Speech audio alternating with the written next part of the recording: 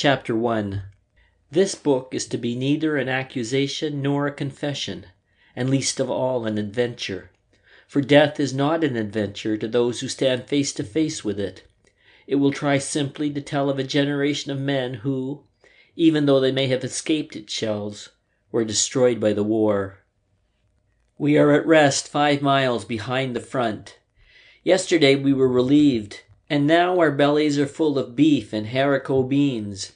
We are satisfied and at peace. Each man has another mess tin full for the evening, and, what is more, there's a double ration of sausage and bread. That puts a man in fine trim. We have not had such luck as this for a long time. The cook with his carroty head is begging us to eat. He beckons with his ladle to everyone that passes, and spoons him out a great dollop. He does not see how he can empty his stew pot in time for coffee.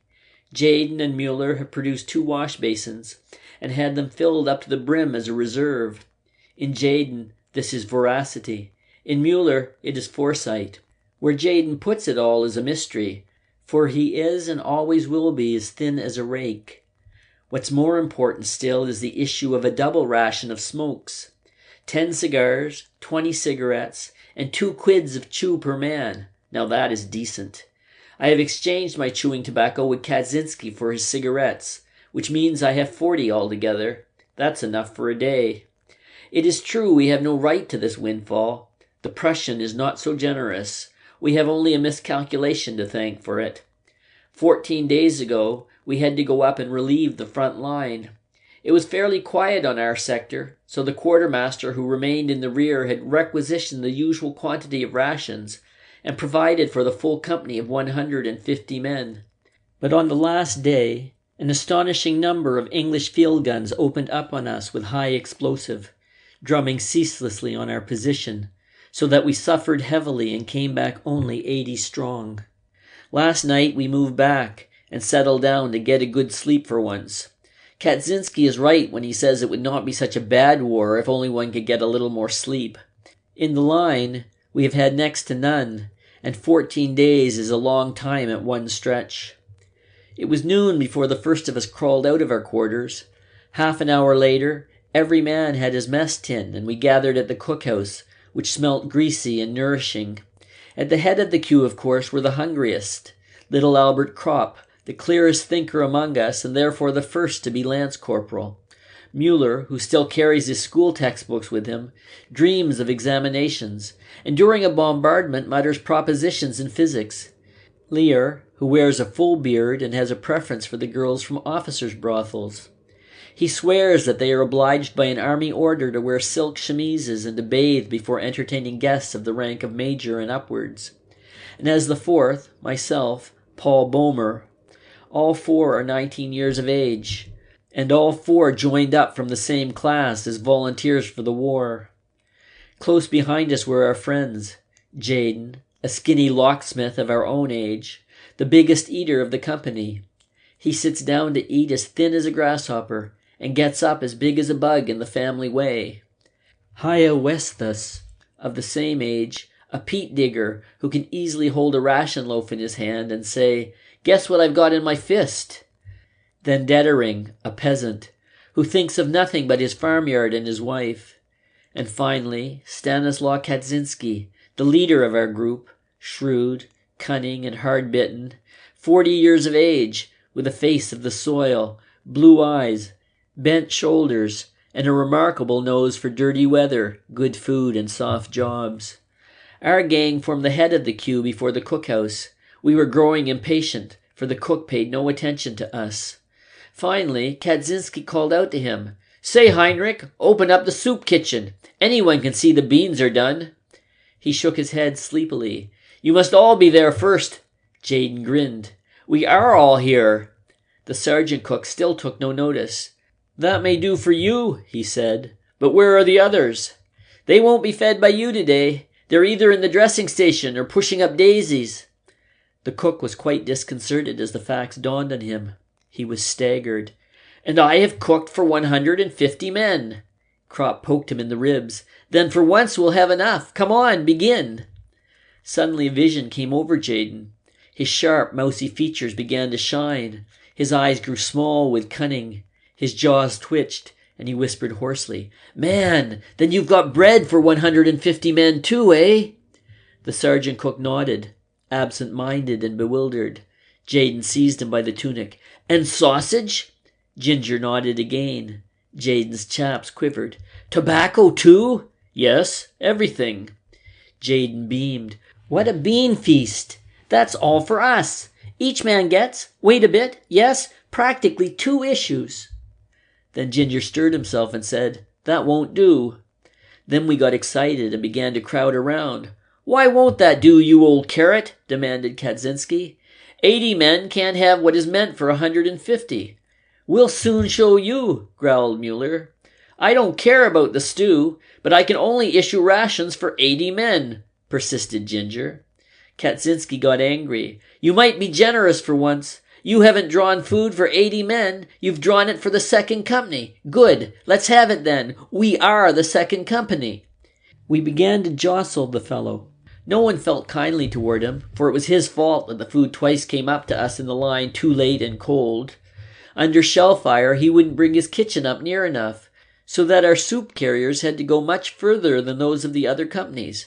Now Bulky of the first company is a much better fellow. He is as fat as a hamster in winter, but he trundles his pots, when it comes to that, right up to the very front line. We were in just the right mood, and there would certainly have been a dust-up if our company commander had not appeared. He informed himself of the dispute, and only remarked, "Yes, we did have heavy losses yesterday." He looked in the Dixie. "The beans look good." Ginger nodded. "Cooked with meat and fat." The lieutenant looked at us. He knew what we were thinking, and he knew many other things too, because he came to the company as a non-com and was promoted from the ranks. He lifted the lid from the Dixie again and sniffed. Then passing on, he said, "Serve out the whole issue. We can do with it. And bring me a plateful too." Ginger looked sheepish as Jayden danced round him. "It doesn't cost you anything. One would think the quartermaster's store belonged to him. And now get on with it, you old blubber sticker, and don't you miscount either." "You be hanged," spat out Ginger. When things get beyond him, he throws up the sponge altogether. He just goes to pieces. And, as if to show that all things were now the same to him, of his own free will he shared out 1/2 pound of synthetic honey, equally among us. Today is wonderfully good. The mail has come, and almost every man has a couple of letters and papers. We stroll over to the meadow behind the billets. Crop has the round lid of a margarine tub under his arm. On the right side of the meadow, a large common latrine has been built, a well-planned and durable construction, but that is for recruits who as yet have not learned how to make the most of whatever comes their way. We look for something better. Scattered about everywhere there are separate individual boxes for the same purpose. They are square, neat boxes with wooden sides all round, and have unimpeachably satisfactory seats. On the sides are hand grips, enabling one to shift them about. We move 3 together in a ring and sit down comfortably. For 2 hours, we have been here without getting up. I well remember how embarrassed we were as recruits in barracks when we had to use the general latrine. There were no doors, and 20 men sat side by side, as in a railway carriage, so that they could be reviewed all at one glance, for soldiers must always be under supervision. Since then, we have learned better than to be shy about such trifling immodesties. In time, things far worse than that came easy to us. Here in the open air, though, the business is entirely a pleasure. I no longer understand why we should always have shied at it before. It is, in fact, just as natural as eating and drinking. We did not properly appreciate these boxes when we first enlisted. They were new to us and did not fill such an important role. But now, they have long been a matter of course. The soldier is on friendlier terms than other men with his stomach and intestines. 3/4 of his vocabulary is derived from these regions, and they give an intimate flavor to expressions of his greatest joy, as well as of his deepest indignation. It is impossible to express oneself in any other way, so clearly and pithily. Our families and our teachers will be shocked when we go home, but here it is the universal language. Enforced publicity has in our eyes restored the character of complete innocence to all these things. More than that, they are so much a matter of course that their comfortable performance is fully as much enjoyed as the playing of a safe top running flush.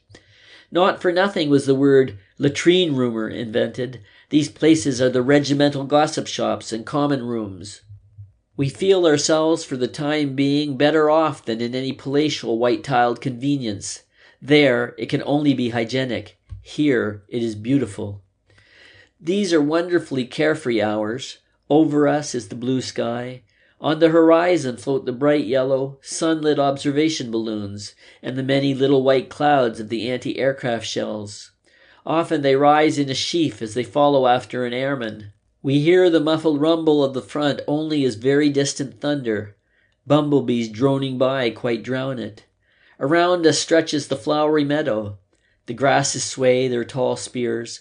The white butterflies flutter around and float on the soft warm wind of the late summer. We read letters and newspapers and smoke. We take off our caps and lay them down beside us. The wind plays with our hair. It plays with our words and thoughts. The 3 boxes stand in the midst of the glowing red field poppies. We set the lid of the margarine tub on our knees, and so have a good table for a game of scat. Crop has the cards with them. After every throw-in, the loser pays into the pool. One could sit like this forever. The notes of an accordion float across from the billets. Often we lay aside the cards and look about us. One of us will say, "Well, boys," or "It was a near thing that time." And for a moment we fall silent. There is in each of us a feeling of constraint. We are all sensible of it. It needs no words to communicate it. It might easily have happened that we should not be sitting here on our boxes today. It came damn near to that. And so everything is new and brave. Red poppies and good food. Cigarettes and summer breeze. Crop asks, "Anyone seen Kemerick lately?" "He's up at St. Joseph's," I tell him. Mueller explains that he has a flesh wound in his thigh. A good blighty. We decide to go and see him this afternoon. Crop pulls out a letter. "Cantorek sends you all his best wishes." We laugh. Mueller throws his cigarette away and says, "I wish he was here." Cantorek had been our schoolmaster, an active little man in a grey tailcoat, with a face like a shrew mouse. He was about the same size as Corporal Himmelstoss, the terror of Klosterberg. It is very queer that the unhappiness of the world is so often brought on by small men. They are so much more energetic and uncompromising than the big fellows. I have always taken good care to keep out of sections with small company commanders. They are mostly confounded little martinets. During drill time, Cantorek gave us long lectures, until the whole of our class went under his shepherding to the district commandant and volunteered. I can see him now, as he used to glare at us through his spectacles and say in a moving voice, "Won't you join up, comrades?" These teachers always carry their feelings ready in their waistcoat pockets, and fetch them out at any hour of the day, but we didn't think of that then. There was indeed one of us who hesitated and did not want to fall into line. That was Joseph Beam, a plump, homely fellow, but he did allow himself to be persuaded, otherwise he would have been ostracized, and perhaps more of us thought as he did, but no one could very well stand out, because at that time even one's parents were ready with the word coward. No one had the vaguest idea what we were in for. The wisest were just the poor and simple people. They knew the war to be a misfortune, whereas people who were better off were beside themselves with joy, though they should have been much better able to judge what the consequences would be. Kaczynski said that was a result of their upbringing. It made them stupid, and what Kat said he had thought about. Strange to say, Beam was one of the first to fall. He got hit in the eye during an attack, and we left him lying for dead. We couldn't bring him with us, because we had to come back helter-skelter. In the afternoon, suddenly we heard him call, and saw him outside creeping towards us. He had only been knocked unconscious. Because he could not see and was mad with pain, he failed to keep under cover, and so was shot down before anyone could go and fetch him in. Naturally, we couldn't blame Cantorek for this. Where would the world be if one brought every man to book? There were thousands of Cantoreks, all of whom were convinced that there was only one way of doing well, and that way theirs. and that is why they let us down so badly. For us lads of 18, they ought to have been mediators and guides to the world of maturity, the world of work, of duty, of culture, of progress, to the future. We often made fun of them and played jokes on them, but in our hearts we trusted them. The idea of authority, which they represented, was associated in our minds with a greater insight and a manlier wisdom. But the first death we saw shattered this belief. We had to recognize that our generation was more to be trusted than theirs. They surpassed us only in phrases and in cleverness. The first bombardment showed us our mistake, and under it, the world as they had taught it to us broke in pieces. While they continued to write and talk, we saw the wounded and dying. While they taught that duty to one's country is the greatest thing, we already knew that death throes are stronger. But for all that, we were no mutineers, no deserters, no cowards. They were very free with all these expressions. We loved our country as much as they. We went courageously into every action, but also we distinguished the false from the true. We had suddenly learned to see, and we saw that there was nothing of their world left. We were all at once terribly alone, and alone we must see it through. Before going over to see Kemmerich, we pack up his things. He will need them on the way back. In the dressing station there is great activity. It reeks as ever of carbolic, ether and sweat. Most of us are accustomed to this in the billets, but here it makes one feel faint. We ask for Kemmerich. He lies in a large room and receives us with feeble expressions of joy and helpless agitation. While he was unconscious, someone had stolen his watch. Mueller shakes his head. I always told you that nobody should carry as good a watch as that. Mueller is rather crude and tactless. Otherwise he would hold his tongue. For anybody can see that Kemmerich will never come out of this place again. Whether he finds his watch or not will make no difference. At the most, one will only be able to send it to his people. How goes it, France? asked Kropp. Kemmerich's head sinks. Not so bad, but I have such a damn pain in my foot.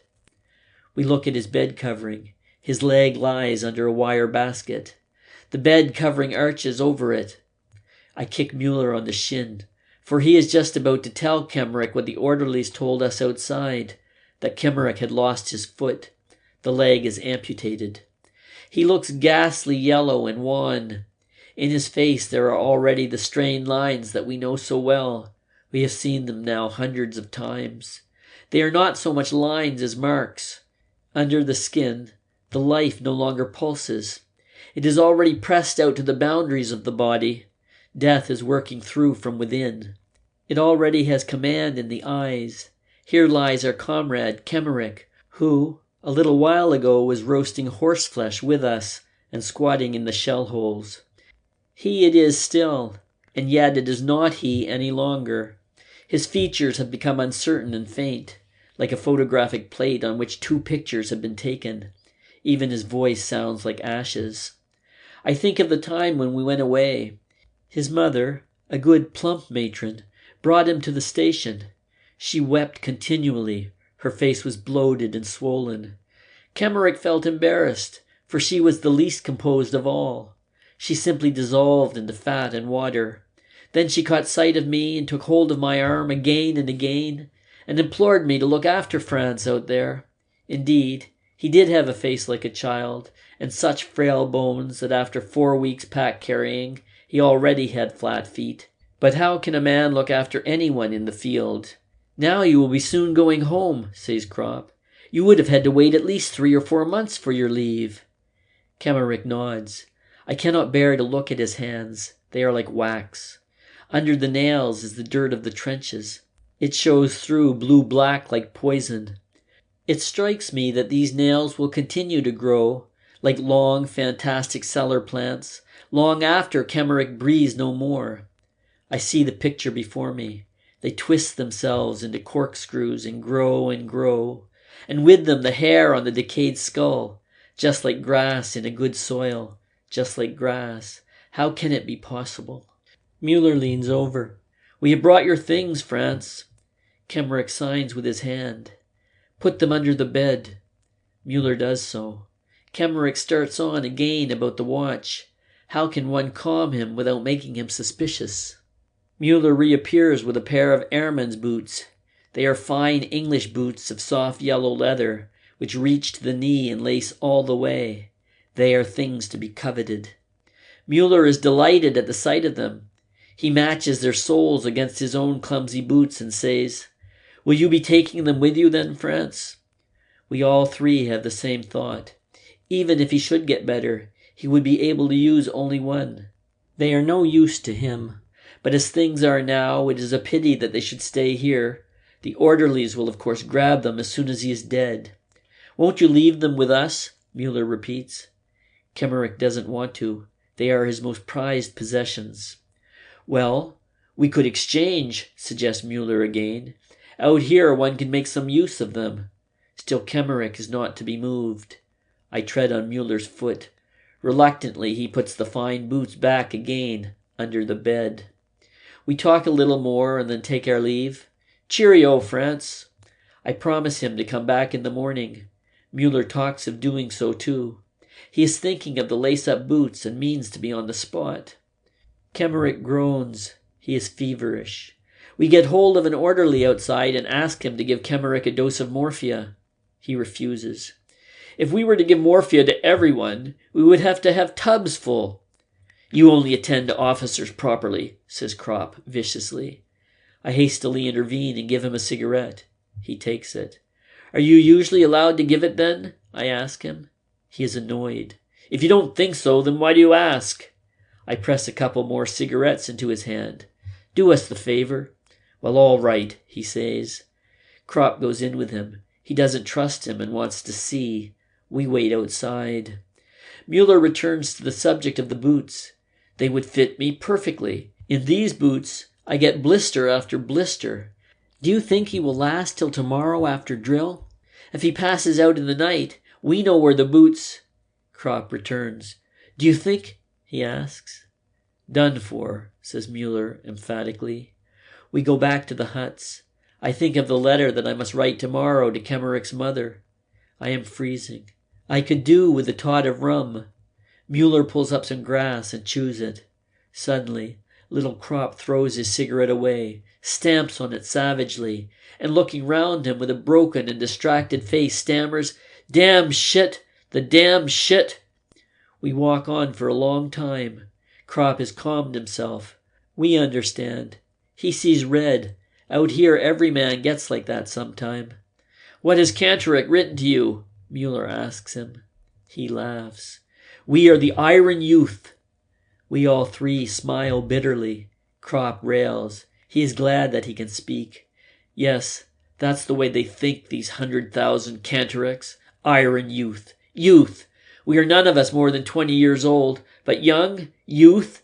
That is long ago. We are old folk. End of Chapter 1.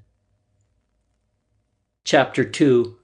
It is strange to think that at home in the drawer of my writing table there lies the beginning of a play called Saul and a bundle of poems.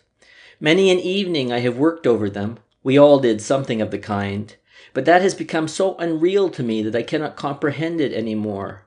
Our early life is cut off from the moment we came here, and that without our lifting a hand. We often try to look back on it and to find an explanation, but never quite succeed. For us young men of 20, everything is extraordinarily vague. For Kropp, Mueller, Lear, and me, for all of us whom Kantorek calls the Iron Youth. All the older men are linked up with their previous life. They have wives, children, occupations, and interests. They have a background which is so strong that the war cannot obliterate it. We young men of 20, however, have only our parents, and some perhaps a girl. That is not much, for at our age the influence of parents is at its weakest, and girls have not yet got a hold over us. Besides this, there was little else. Some enthusiasm, a few hobbies, and our school. Beyond this our life did not extend, and of this nothing remains. Kantorek would say that we stood on the threshold of life, and so it would seem. We had as yet taken no root. The war swept us away. For the others, the older men, It is but an interruption. They are able to think beyond it. We, however, have been gripped by it, and do not know what the end may be. We know only that in some strange and melancholy way we have become a wasteland. All the same, we are not often sad. Though Müller would be delighted to have Kemmerich's boots, he is really quite as sympathetic as another who could not bear to think of such a thing for grief. He merely sees things clearly. Were Kemmerich able to make any use of the boots, then Müller would rather go barefoot over barbed wire than scheme how to get hold of them. But as it is, the boots are quite inappropriate to Kemmerich's circumstances, whereas Müller can make good use of them. Kemmerich will die. It is immaterial who gets them. Why, then, should Müller not succeed to them? He has more right than a hospital orderly. When Kemmerich is dead, it will be too late. Therefore Müller is already on the watch. We have lost all sense of other considerations, because they are artificial. Only the facts are real and important for us, and good boots are scarce. Once it was different. When we went to the district commandant to enlist, we were a class of 20 young men, many of whom proudly shaved for the first time before going to the barracks. We had no definite plans for our future. Our thoughts of a career and occupation were as yet of too unpractical a character to furnish any scheme of life. We were still crammed full of vague ideas which gave to life, and to the war also, an ideal and almost romantic character. We were trained in the army for 10 weeks, and in this time more profoundly influenced than by 10 years at school. We learned that a bright button is weightier than 4 volumes of Schopenhauer.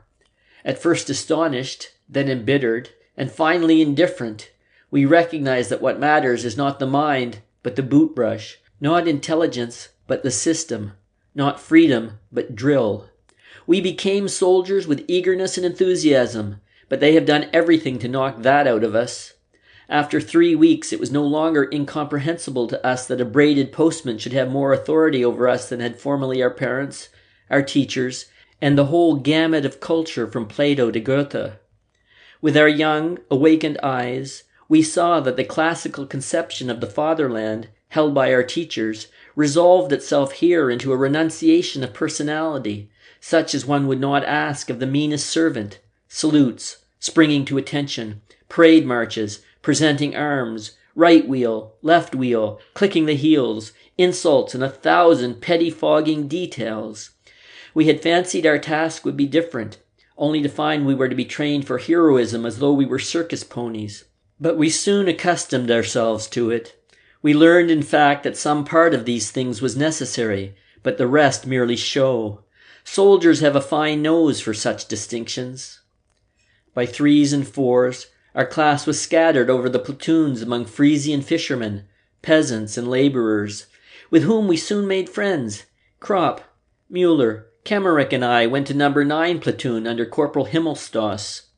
He had the reputation of being the strictest disciplinarian in the camp, and was proud of it. He was a small, undersized fellow with a foxy, waxed mustache, who had seen 12 years' service and was in civil life a postman. He had a special dislike for Kropp, Jayden, Westhus, and me, because he sensed a quiet defiance. I have remade his bed 14 times in one morning. Each time he had some fault to find, and pulled it to pieces. I have kneaded a pair of prehistoric boots that were as hard as iron for 20 hours, with intervals, of course, until they became as soft as butter, and not even Himmelstoss can find anything more to do to them. Under his orders, I have scrubbed out the corporal's mess with a toothbrush. Kropp and I were given the job of clearing the barrack square of snow with a hand broom and a dustpan, and we would have gone on till we were frozen had not a lieutenant accidentally appeared who sent us off and hauled Himmelstoss over the coals. But the only result of this was to make Himmelstoss hate us more. For 6 weeks consecutively, I did guard every Sunday and was hut orderly for the same length of time. With full pack and rifle, I have had to practice on a soft, wet, newly plowed field, the prepare to advance, advance, and the lie down, until I was one lump of mud and finally collapsed. 4 hours later, I had to report to Himmelstoss with my clothes scrubbed clean, my hands chafed and bleeding. Together with Kropp, Westhus, and Jayden, I have stood at attention in a hard frost without gloves for a quarter of an hour at a stretch, while Himmelstas watched for the slightest movement of our bare fingers on the steel barrel of the rifle. I have run 8 times from the top floor of the barracks down to the courtyard in my shirt at 2 o'clock in the morning, because my drawers projected 3 inches beyond the edge of the stool on which one had to stack all one's things. Alongside me ran the corporal, Himmelstas, and trod on my bare toes. At bayonet practice, I had constantly to fight with Himmelstas, I with a heavy iron weapon, whilst he had a handy wooden one with which he easily struck my arms till they were black and blue. Once indeed I became so infuriated that I ran at him blindly and gave him a mighty jab in the stomach and knocked him down. When he reported me, the company commander laughed at him and told him he ought to keep his eyes open. He understood Himmelstas and apparently was not displeased at his discomfiture. I became a past master on the parallel bars and strove to surpass my instructor at physical jerks. We have trembled at the mere sound of his voice, but this runaway post-horse never got the better of us. One Sunday, as Kropp and I were lugging a latrine bucket on a pole across the barrack yard, Himmelstas came by, all polished up and spry for going out. He planted himself in front of us and asked how we liked the job.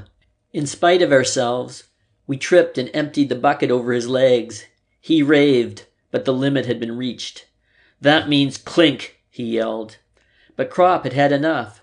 "There'll be an inquiry first," he said, "and then we'll unload." "Mind how you speak to a non-commissioned officer," bawled Himmelstas. "Have you lost your senses? You wait till you're spoken to. What will you do anyway?" "Show you up, Corporal," said Kropp, his thumbs in line with the seams of his trousers. Himmelstas saw what we meant and went off without saying a word. But before he disappeared, he growled, "You'll drink this." But it was the end of his authority. He tried it on us once more in the ploughed field with his "Prepare to advance, advance," and "Lie down."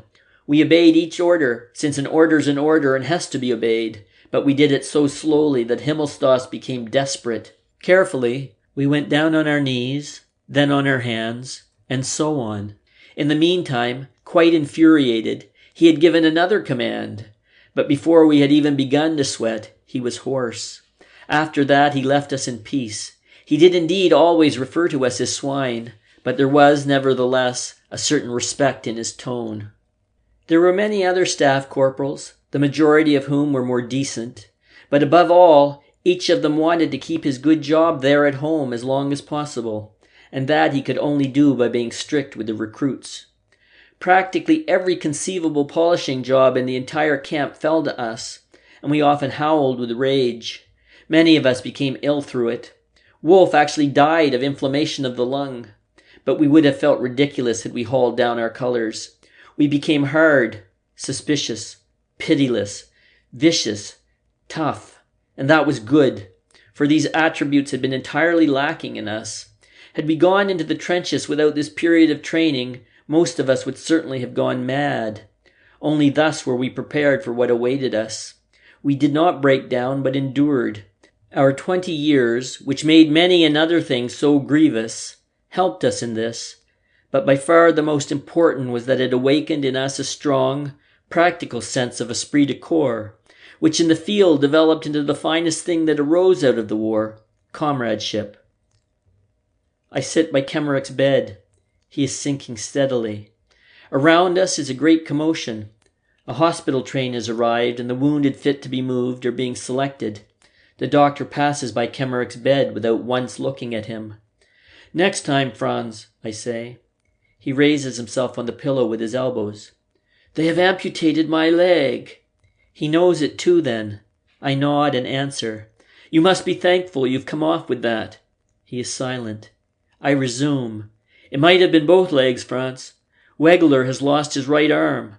That's much worse. Besides, you will be going home." He looks at me. "Do you think so?" "Of course." "Do you think so?" he repeats. "Sure, Franz, once you've got over the operation." He beckons me to bend down. I stoop over him and he whispers, "I don't think so." "Don't talk rubbish, Franz. In a couple of days you'll see for yourself. What is it anyway? An amputated leg. Here they patch up far worse things than that." He lifts one hand. "Look here, though. These fingers. That's the result of the operation. Just eat decently and you'll soon be well again. Do they look after you properly?" He points to a dish that is still half full. I get excited. "Franz, you must eat. Eating is the main thing. That looks good, too." He turns away. After a pause, he says slowly, "I wanted to become a head forester once." "So you may still," I assure him. "There are splendid artificial limbs now. You'd hardly know there was anything missing. They are fixed onto the muscles. You can move the fingers and work and even write with an artificial hand. And besides, they will always be making new improvements." For a while he lies still. Then he says, "You can take my lace-up boots with you, for Müller." I nod and wonder what to say to encourage him. His lips have fallen away. His mouth has become larger. His teeth stick out and look as though they were made of chalk. The flesh melts. The forehead bulges more prominently. The cheekbones protrude. The skeleton is working itself through. The eyes are already sunken in.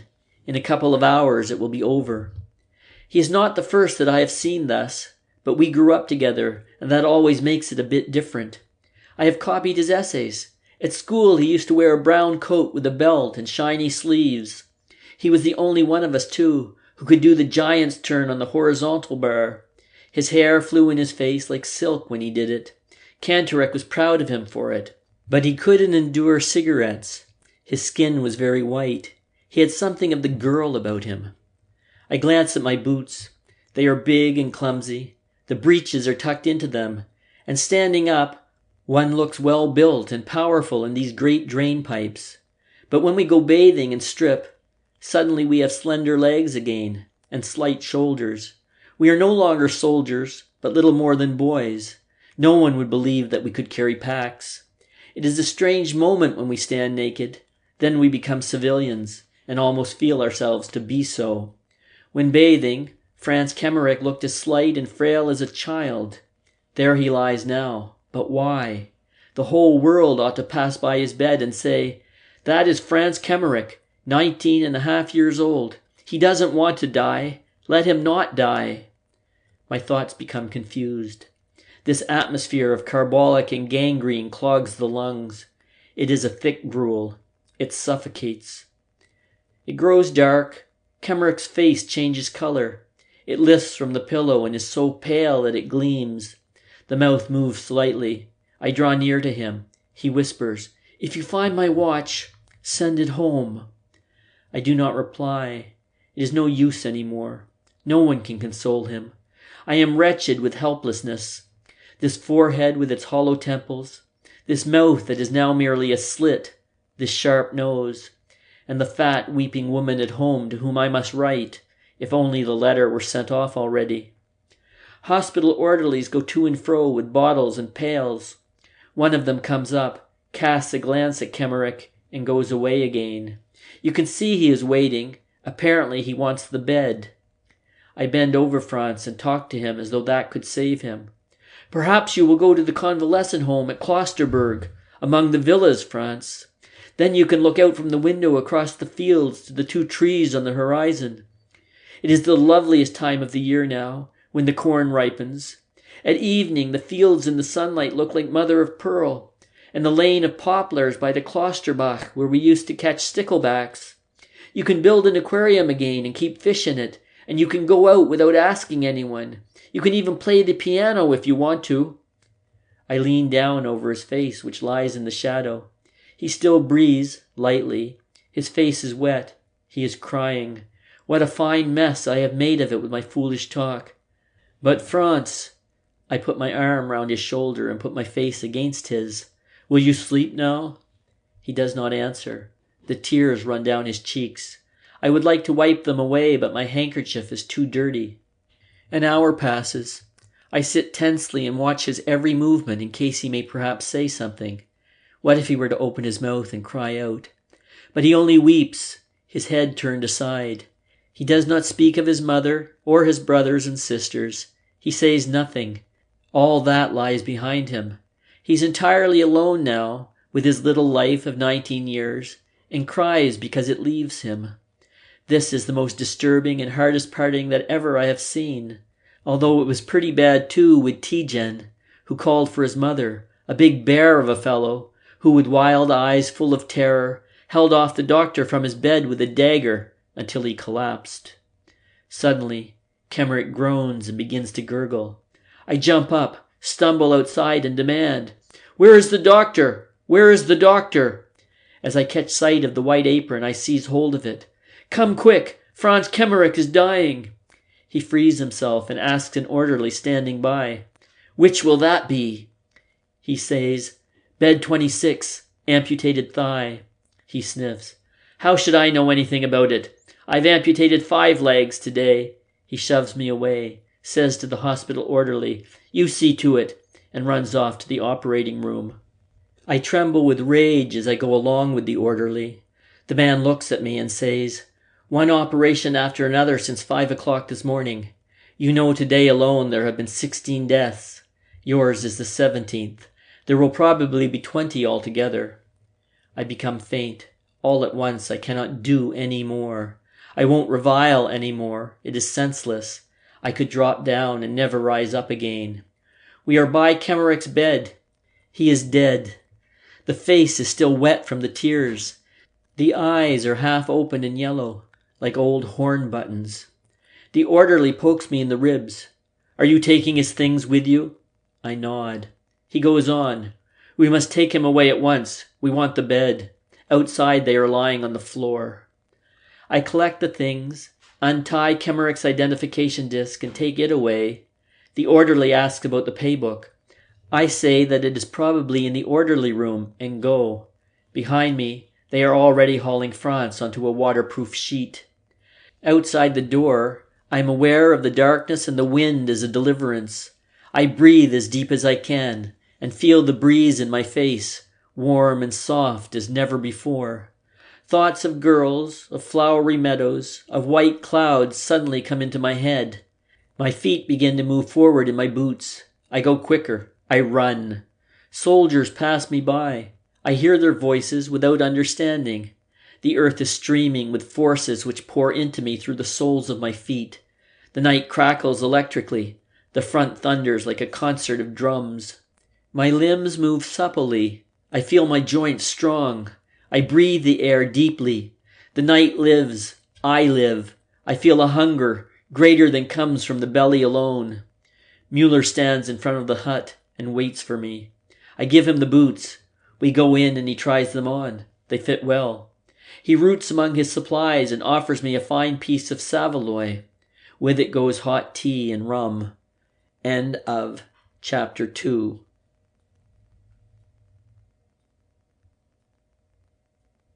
Chapter 3. Reinforcements have arrived. The vacancies have been filled and the sacks of straw are already laid out in the huts. Some of them are old hands, but there are 25 men of a later draft from the base. They are about 2 years younger than us.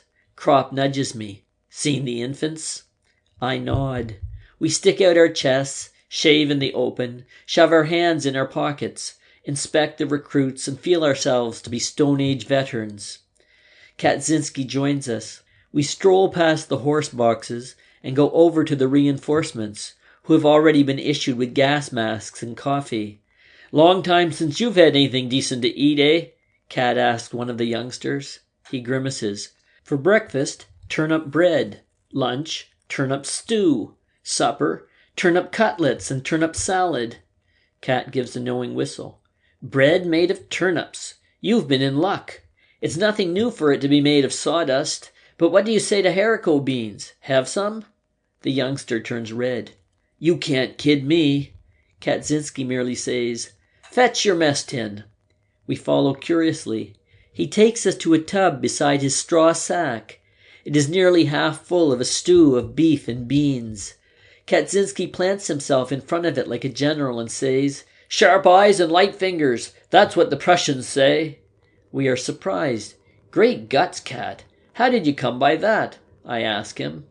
"Ginger was glad I took it. I gave him 3 pieces of parachute silk for it. Cold beans taste fine, too."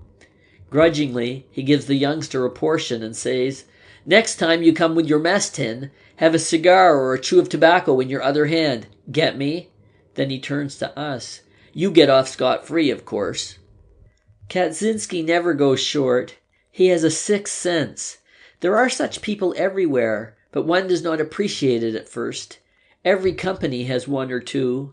Kaczynski is the smartest I know. By trade he is a cobbler, I believe, but that hasn't anything to do with it.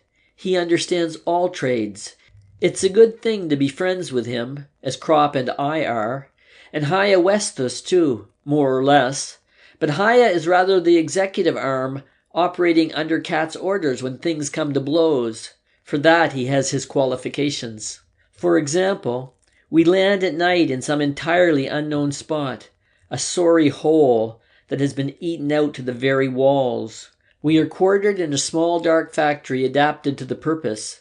There are beds in it, or rather bunks, a couple of wooden beams over which wire netting is stretched. Wire netting is hard, and there's nothing to put on it. Our waterproof sheets are too thin. We use our blankets to cover ourselves. Kat looks at the place and then says to Haya Westus, "Come with me." They go off to explore. Half an hour later they are back again with arms full of straw. Kat has found a horse box with straw in it. Now we might sleep if we weren't so terribly hungry. Kropp asks an artilleryman who has been some time in this neighborhood, "Is there a canteen anywhere abouts?" "Is there a what?" he laughs. "There's nothing to be had here. You won't find so much as a crust of bread here." "Aren't there any inhabitants here at all, then?" He spits. "Yes, a couple, but they mostly loaf round the cookhouse and beg." "That's a bad business. Then we'll have to pull in our belts and wait till the rations come up in the morning." But I see Kat has put on his cap. "Where to, Kat?" I ask. "Just to explore the place a bit." He strolls off. The artilleryman grins scornfully. "Let him explore, but don't be too hopeful about it." Disappointed, we lie down and consider whether we couldn't have a go at the iron rations. But it's too risky, so we try to get a wink of sleep. Kropp divides a cigarette and hands me half. Jaden gives an account of his national dish, broad beans and bacon. He despises it when not flavored with bog myrtle, and, for God's sake, let it all be cooked together, not the potatoes, the beans, and the bacon separately. Someone growls that he will pound Jaden into bog myrtle if he doesn't shut up. Then all becomes quiet in the big room, only the candles flickering from the necks of a couple of bottles, and the artilleryman spitting every now and then. We stir a bit as the door opens and Kat appears. I think I must be dreaming. He has 2 loaves of bread under his arm and a blood-stained sandbag full of horseflesh in his hand. The artilleryman's pipe drops from his mouth. He feels the bread. "Real bread, by God! And still hot, too!" Kat gives no explanation. He has the bread. The rest doesn't matter. I'm sure that if he were planted down in the middle of the desert, in half an hour he would have gathered together a supper of roast meat, dates, and wine. "Cut some wood," he says curtly to Haya. Then he hauls out a frying pan from under his coat, and a handful of salt as well as a lump of fat from his pocket. He has thought of everything. Haya makes a fire on the floor. It lights up the empty room of the factory. We climb out of bed. The artilleryman hesitates. He wonders whether to praise Kat, and so perhaps gain a little for himself. But Kaczynski doesn't even see him. He might as well be thin air. He goes off cursing. Kat knows the way to roast horseflesh so that it's tender. It shouldn't be put straight into the pan. That makes it tough. It should be boiled first in a little water. With our knives, we squat round in a circle and fill our bellies. That is Kat. If, for but 1 hour in a year, something eatable were to be had in some one place only, within that hour, as if moved by a vision, he would put on his cap, go out and walk directly there, as though following a compass, and find it. He finds everything. If it is cold, a small stove and wood, hay and straw, a table and chairs, but above all, food. It is uncanny. One would think he conjured it out of the air. His masterpiece was 4 boxes of lobsters. Admittedly, we would rather have had a good beefsteak. We have settled ourselves on the sunny side of the hut. There is a smell of tar, of summer, and of sweaty feet. Kat sits beside me. He wants to talk. Today we have been practicing saluting because Jaden failed to salute a major. Cat can't get it out of his head. You see, we are losing the war because we can salute too well, he says. Crop stalks up, with his breeches rolled up and his feet bare. He lays out his washed socks to dry on the grass. Cat turns his eyes to heaven, lets off a mighty fart, and says apologetically, "Every little bean must be heard as well as seen." The two begin to argue. At the same time, they lay a bottle of beer on the result of an air fight that's going on above us. Kaczynski won't budge from the opinion, which is an old front hog he rhymes. "Give 'em all the same grub and all the same pay, and the war would be over and done in a day."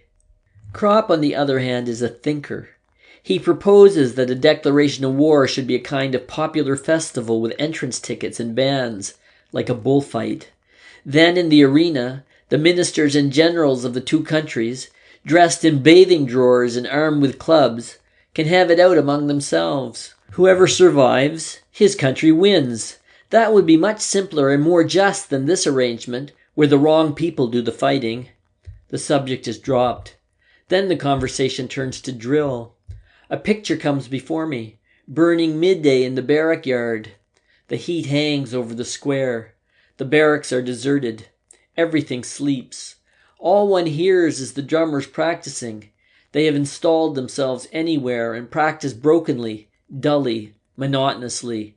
What a concord! Midday heat, barrack square, and drummers beating. The windows of the barracks are empty and dark. From some of them, trousers are hanging to dry. The rooms are cool, and one looks toward them longingly. Oh, dark, musty platoon huts, with the iron bedsteads, the checkered bedding, the lockers and the stools. Even you can become the object of desire. Out here you have a faint resemblance to home. Your room's full of the smell of stale food, sleep, smoke, and clothes. Kaczynski paints it all in lively colors. What would we not give to be able to go back to it? But we must not pursue that line of thought any further. Those early morning hours of instruction. What are the parts of the 98 rifle? The midday hours of physical training. Pianist forward! By the right, quick march! Report to the cookhouse for potato peeling! We indulge in reminiscences. Crop laughs suddenly and says, "Change at Luna." That was our corporal's favorite game. Luna is a railway junction. In order that our fellows going on leave shouldn't get lost there, Himmelstoss used to practice the change in the barrack room. We had to learn that at Luna, to reach the branch line, we must pass through a subway. The beds represented the subway, and each man stood at attention on the left side of his bed. Then came the command, "Change at Luna!" And like lightning, everyone scrambled under the bed to the opposite side. We practiced this for a whole hour.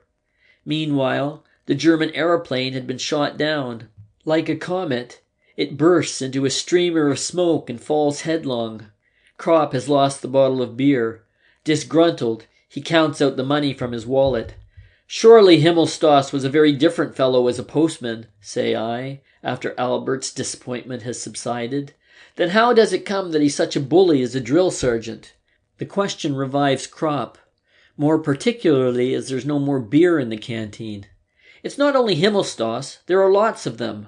As sure as they get a stripe or a star, they become different men, just as though they'd swallowed concrete." "That's the uniform," I suggest. "Roughly speaking it is," says Cat, and prepares for a long speech. "But the root of the matter lies elsewhere. For instance, if you train a dog to eat potatoes and then afterwards put a piece of meat in front of him, he'll snap at it. It's his nature. And if you give a man a little bit of authority, he behaves just the same way. He snaps at it too. The things are precisely the same. In himself, man is essentially a beast, only he butters it over like a slice of bread, with a little decorum. The army is based on that. One man must always have power over the other. The mischief is merely that each one has much too much power. A non-com can torment a private, a lieutenant a non-com, a captain a lieutenant, until he goes mad. And because they know they can, they all soon acquire the habit, more or less. Take a simple case. We are marching back from the parade ground, dog-tired. Then comes the order to sing. We are glad enough to be able to trail arms, but we sing spiritlessly. At once the company is turned about and has to do another hour's drill as punishment. On the march back, the order to sing is given again, and once more we start. Now what's the use of all that? It's simply that the company commander's head has been turned by having so much power, and nobody blames him. On the contrary, he is praised for being strict. That, of course, is only a trifling instance, but it holds also in very different affairs. Now I ask you, let a man be whatever you like in peacetime. What occupation is there in which he can behave like that without getting a crack on the nose? He can only do that in the army. It goes to the heads of them all, you see, and the more insignificant a man has been in civil life, the worse it takes him. They say, of course, there must be discipline, ventures Crop, meditatively. True, growls Cat, they always do, and it may be so. Still, it oughtn't to become an abuse. But you try to explain that to a blacksmith or a laborer or a workman. You try to make that clear to a simple Tommy, and that's what most of them are here. All he understands is that he has been properly trained so that when he comes up to the front, he thinks he knows exactly what he should do in every circumstances and what not. It's simply amazing, I tell you, that the ordinary soldier survives so long up here in the front line. Simply amazing. No one protests. Everyone knows that drill ceases only in the front line and begins again a few miles behind, with all the absurdities of saluting and parade. It is an iron law that the soldier must be employed under every circumstance. Here Jaden comes up with a flushed face. He is so excited that he stutters. Beaming with satisfaction, he stammers out, "Himmelstoss is on his way. He's coming to the front." Jaden has a special grudge against Himmelstoss because of the way he educated him in the barracks. Jaden wets his bed. He does it at night in his sleep. Himmelstoss maintained that it was sheer laziness and invented a method worthy of himself for curing Jaden. He hunted up another pissabed named Kindervater from a neighboring hut and quartered him with Jaden. In the huts there were the usual bunks, one above the other in pairs, with mattresses of wire netting. Himmelstoss put these two so that one occupied the upper and the other the lower bunk. The man underneath was of course disgusted. The next night they were changed over and the lower one put on top so that he could retaliate. That was Himmelstoss's system of self-education. The idea was low, but not ill-conceived. Unfortunately, it accomplished nothing, because the first assumption was wrong. It was not laziness in either of them. Anyone who looked at their sallow skin could see that. The matter ended in one of them always sleeping on the floor, where he frequently caught cold. Meanwhile, Haya sits down beside us. He winks at me and rubs his paws thoughtfully. We once spent the finest day of our army life together, the day before we left for the front. We had been allotted to one of the recently formed regiments, but were first to be sent back for equipment to the garrison, not to the reinforcement depot, of course, but to another barracks. We were due to leave next morning early. In the evening we prepared ourselves to square accounts with Himmelstoss. We had sworn for weeks past to do this. Crop had even gone so far as to propose entering the postal service in peacetime, in order to be Himmelstoss's superior when he became a postman again. He reveled in the thought of how he would grind him. It was this that made it impossible for him to crush us altogether. We always reckoned that later, at the end of the war, we would have our revenge on him. In the meantime, we decided to give him a good hiding. What could he do to us anyhow if he didn't recognize us, and we left early the next morning? We knew which pub he used to visit every evening. Returning to the barracks, he had to go along a dark, uninhabited road. There we waited for him behind a pile of stones. I had a bed cover with me. We trembled with suspense, hoping he would be alone. At last we heard his footstep, which we recognized easily, so often had we heard it in the mornings as the door flew open and he bawled, "Get up!" "Alone?" whispered Crop. "Alone." I slipped round the pile of stones with Jaden. Himmelstoss seemed a little elevated. He was singing. His belt buckle gleamed. He came on unsuspectingly.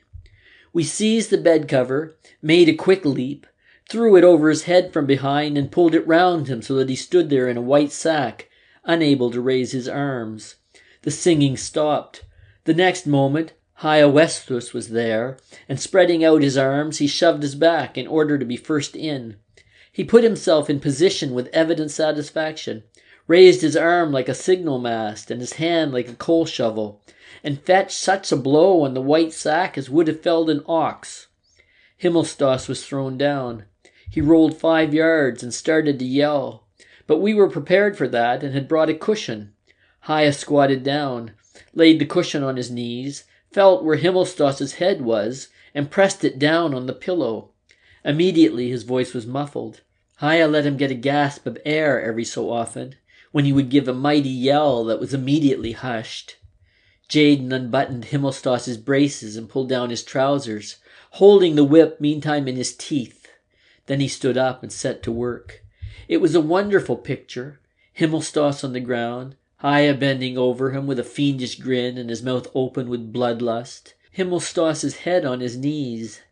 Then the convulsed, striped drawers, the knock-knees, executing at every blow most original movements in the lowered breeches, and towering over them like a woodcutter, the indefatigable Jaden. In the end, we had to drag him away to get our turn. Finally, Haya stood Himmelstas on his feet again, and gave one last personal remonstrance. As he stretched out his right arm preparatory to giving him a box on the ear, he looked as if he were going to reach down a star. Himmelstas staggered. Haya stood him up again, made ready, and fetched him a second well-aimed beauty with the left hand. Himmelstas yelled and fell down on all fours, cursing. His striped postman's backside gleamed in the moonlight. We disappeared at full speed. Haya looked round once again and said wrathfully, satisfied and rather mysteriously, "Revenge is black pudding." Himmelstas ought to have been pleased. His saying that we should each educate one another had borne fruit for himself. We had become successful students of his method. He never discovered whom he had to thank for the business. At any rate, he scored a bed cover out of it, for when we returned a few hours later to look for it, it was no longer to be found. That evening's work made us more or less content to leave next morning, and an old buffer was pleased to describe us as young heroes. End of Chapter 3.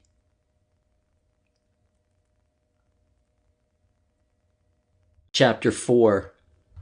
We have to go up on wiring fatigue. The motor lorries roll up after dark. We climb in. It is a warm evening, and the twilight seems like a canopy under whose shelter we feel drawn together. Even the stingy Jaden gives me a cigarette, and then a light. We stand jammed in together, shoulder to shoulder. There is no room to sit, but we do not expect that. Mueller is in a good mood for once. He is wearing his new boots. The engines drone, the lorries bump and rattle. The roads are worn and full of holes. We dare not show a light, so we lurch along and are often almost pitched out. That does not worry us, however. It can happen if it likes. A broken arm is better than a hole in the guts, and many a man would be thankful enough for such a chance of finding his way home again. Beside us stream the munition columns in long files. They are making the pace. They overtake us going forward. We joke with them and they answer back. A wall becomes visible. It belongs to a house which lies on the side of the road. I suddenly prick up my ears. Am I deceived? Again I hear distinctly the cackle of geese. A glance at Kaczynski, a glance from him to me. We understand one another. "Kat, I hear some aspirants for the frying pan over there." He nods. "It will be attended to when we come back. I have their number." Of course Kat has their number. He knows all about every leg of goose within a radius of 15 miles. The lorries arrive at the artillery lines. The gun emplacements are camouflaged with bushes against aerial observation, and look like a kind of military feast of the tabernacles. These branches might seem gay and cheerful were not cannon embowered there. The air becomes acrid with the smoke of the guns and the fog. The fumes of powder taste bitter on the tongue. The roar of the guns makes our lorry stagger. The reverberation rolls raging away to the rear. Everything quakes. Our faces change imperceptibly. We are not indeed in the front line, but only in the reserves. Yet in every face can be read, "This is the front." Now we are within its embrace. It is not fear. Men who have been up as often as we have become thick-skinned. Only the young recruits are agitated. Cat explains to them, "That was a 12-inch. You hear the explosion first, and afterwards comes the sound of the gun." But the hollow sound of the firing does not reach us. It is swallowed up in the general murmur of the front. Cat listens. "There'll be a bombardment tonight." We all listen. The front is restless. "The Tommies are firing already," says Crop. The shelling can be heard distinctly. It is the English batteries to the right of our section. They are beginning an hour too soon. According to us, they start punctually at 10 o'clock. "What's got them?" says Mueller. "Their clocks must be fast." "There'll be a bombardment, I tell you. I can feel it in my bones." Cat shrugs his shoulders. 3 shells land beside us. The burst of flame shoots across the fog. The fragments howl and drone. We shiver and are glad to think that we shall be back in the huts early in the morning. Our faces are neither paler nor more flushed than usual. They are not more tense nor more flabby, and yet they are changed. We feel that in our blood a contact has shot home. That is no figure of speech, it is fact. It is the front, the consciousness of the front, that makes this contact. The moment that the first shells whistle over and the air is rent with the explosions, there is suddenly in our veins, in our hands, in our eyes, a tense waiting, a watching, a heightened alertness, a strange sharpening of the senses.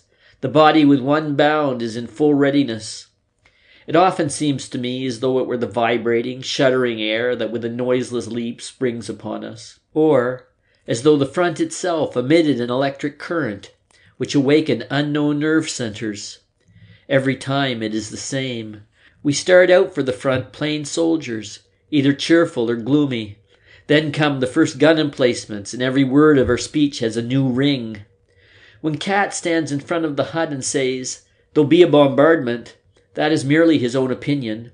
But if he says it here, then the sentence has the sharpness of a bayonet in the moonlight. It cuts clean through the thought. It thrusts nearer and speaks to this unknown thing that is awakened in us, a dark meaning. There'll be a bombardment. Perhaps it is our inner and most secret life that shivers and falls on guard. To me, the front is a mysterious whirlpool.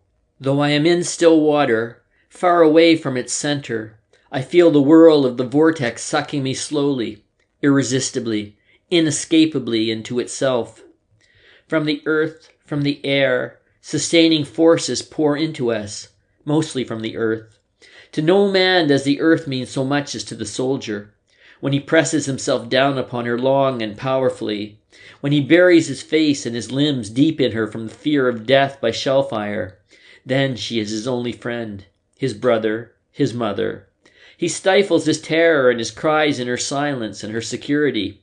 She shelters him and gives him a new lease of 10 seconds of life, receives him again and often forever. Earth, earth, earth.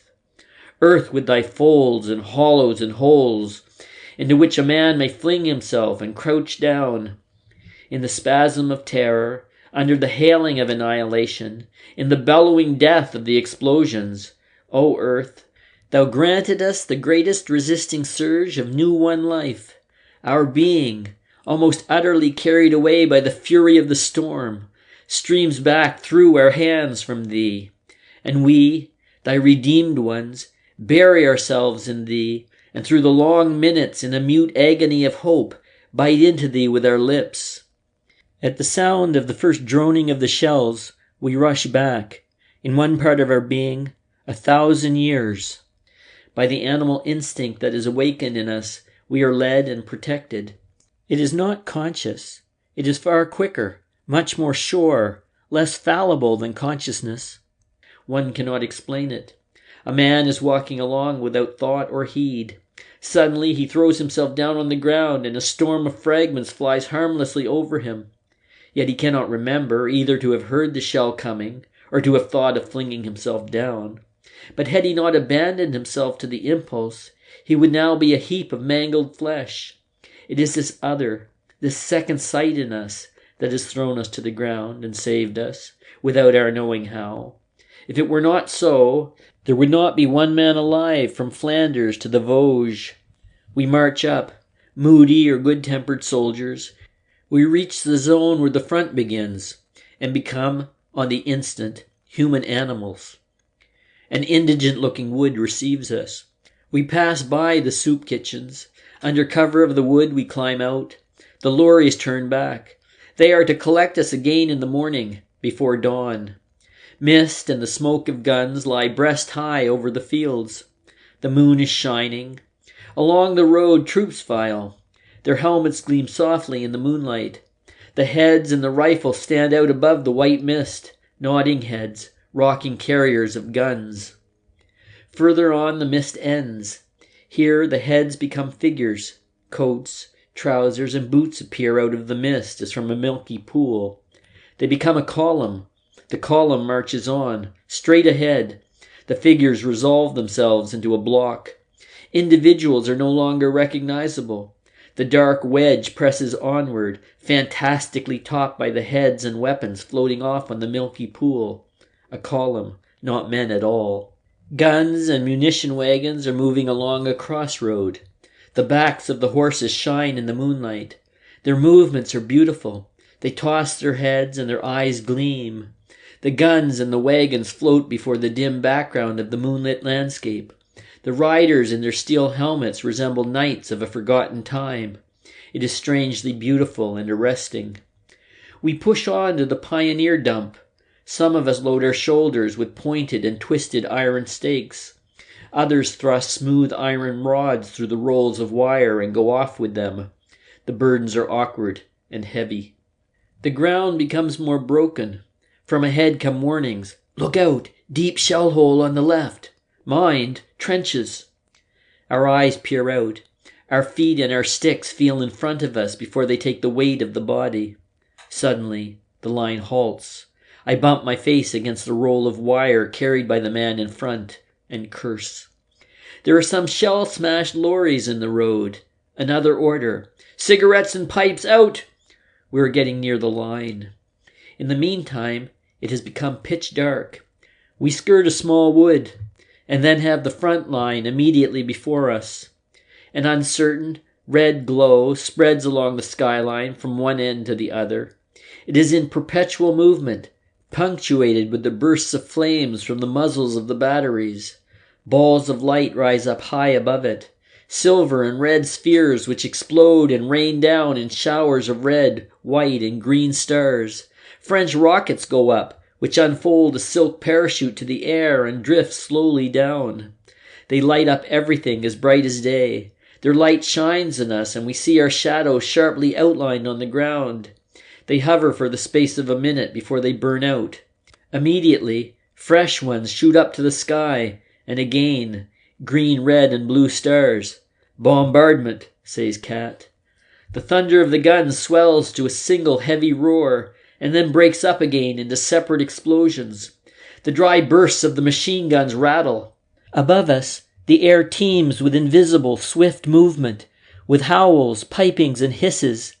They are the smaller shells, and amongst them, booming through the night like an organ, go the great coal boxes and the heavies. They have a hoarse, distant bellow like a rutting stag, and make their way high above the howl and whistle of the smaller shells. It reminds me of flocks of wild geese when I hear them. Last autumn, the wild geese flew day after day across the path of the shells. The searchlights begin to sweep the dark sky.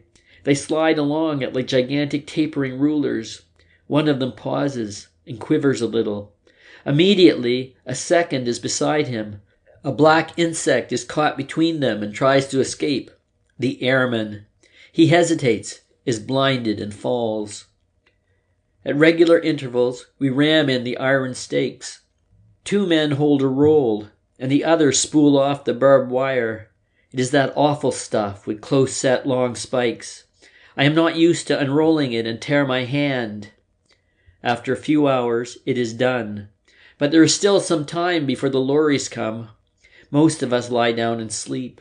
I try also, but it has turned too chilly. Near to the sea, one is constantly waked by the cold. Once I fall asleep, then waking suddenly with a start, I do not know where I am. I see the stars, I see the rockets, and for a moment have the impression that I have fallen asleep at a garden fete. I don't know whether it is morning or evening. I lie in the pale cradle of the twilight and listen for soft words which will come, soft and near. Am I crying? I put my hand to my eyes. It is so fantastic. Am I a child? Smooth skin. It lasts only a second. Then I recognize the silhouette of Kaczynski, the old veteran. He sits quietly and smokes his pipe. A covered pipe, of course. When he sees I am awake, he says, "That gave you a fright. It was only a nose cap. It landed in the bushes over there." I sit up. I feel myself strangely alone. It's good Cat is there. He gazes thoughtfully at the front and says, "Mighty fine fireworks if they weren't so dangerous." One lands behind us. 2 recruits jump up, terrified. A couple of minutes later, another comes over, nearer this time. Cat knocks out his pipe. It makes a glow. Then it begins in earnest. We crawl away as well as we can in our haste. The next lands fair among us. 2 fellows cry out. Green rockets shoot up on the skyline. Barrage. The mud flies high. Fragments whiz past. The crack of the guns is heard long after the roar of the explosions. Beside us lies a fair-headed recruit, in utter terror. He has buried his face in his hands. His helmet has fallen off. I fish hold of it and try to put it back on his head. He looks up, pushes the helmet off, and like a child creeps under my arm, his head close to my breast. The little shoulders heave, shoulders just like Kemmerich's. I let him be. So that the helmet should be of some use, I stick it on his behind, not for a jest, but out of consideration, since that is his highest part. And though there is plenty of meat there, a shot in it can be damn painful. Besides, a man has to lie a whole month on his belly in the hospital, and afterwards he would be almost sure to have a limp. It's got someone pretty badly. Cries are heard between the explosions. At last it grows quiet. The fire has lifted over us and is now dropping on the reserves. We risk a look. Red rockets shoot up to the sky. Apparently, there's an attack coming. Where we are at is still quiet. I sit up and shake the recruit by the shoulder. "All over, kid. It's all right this time." He looks round him dazedly. "You'll get used to it soon," I tell him. He sees his helmet and puts it on. Gradually he comes to. Then suddenly he turns fiery red and looks confused. Cautiously, he reaches his hand to his behind and looks at me dismally. I understand at once. Gun-shy. That wasn't the reason I had stuck his helmet over it. "That's no disgrace," I reassure him. "Many's the man before you had his pants full after the first bombardment. Go behind that bush there and throw your underpants away. Get along." He goes off. Things become quieter, but the cries do not cease. "What's up, Albert?" I ask.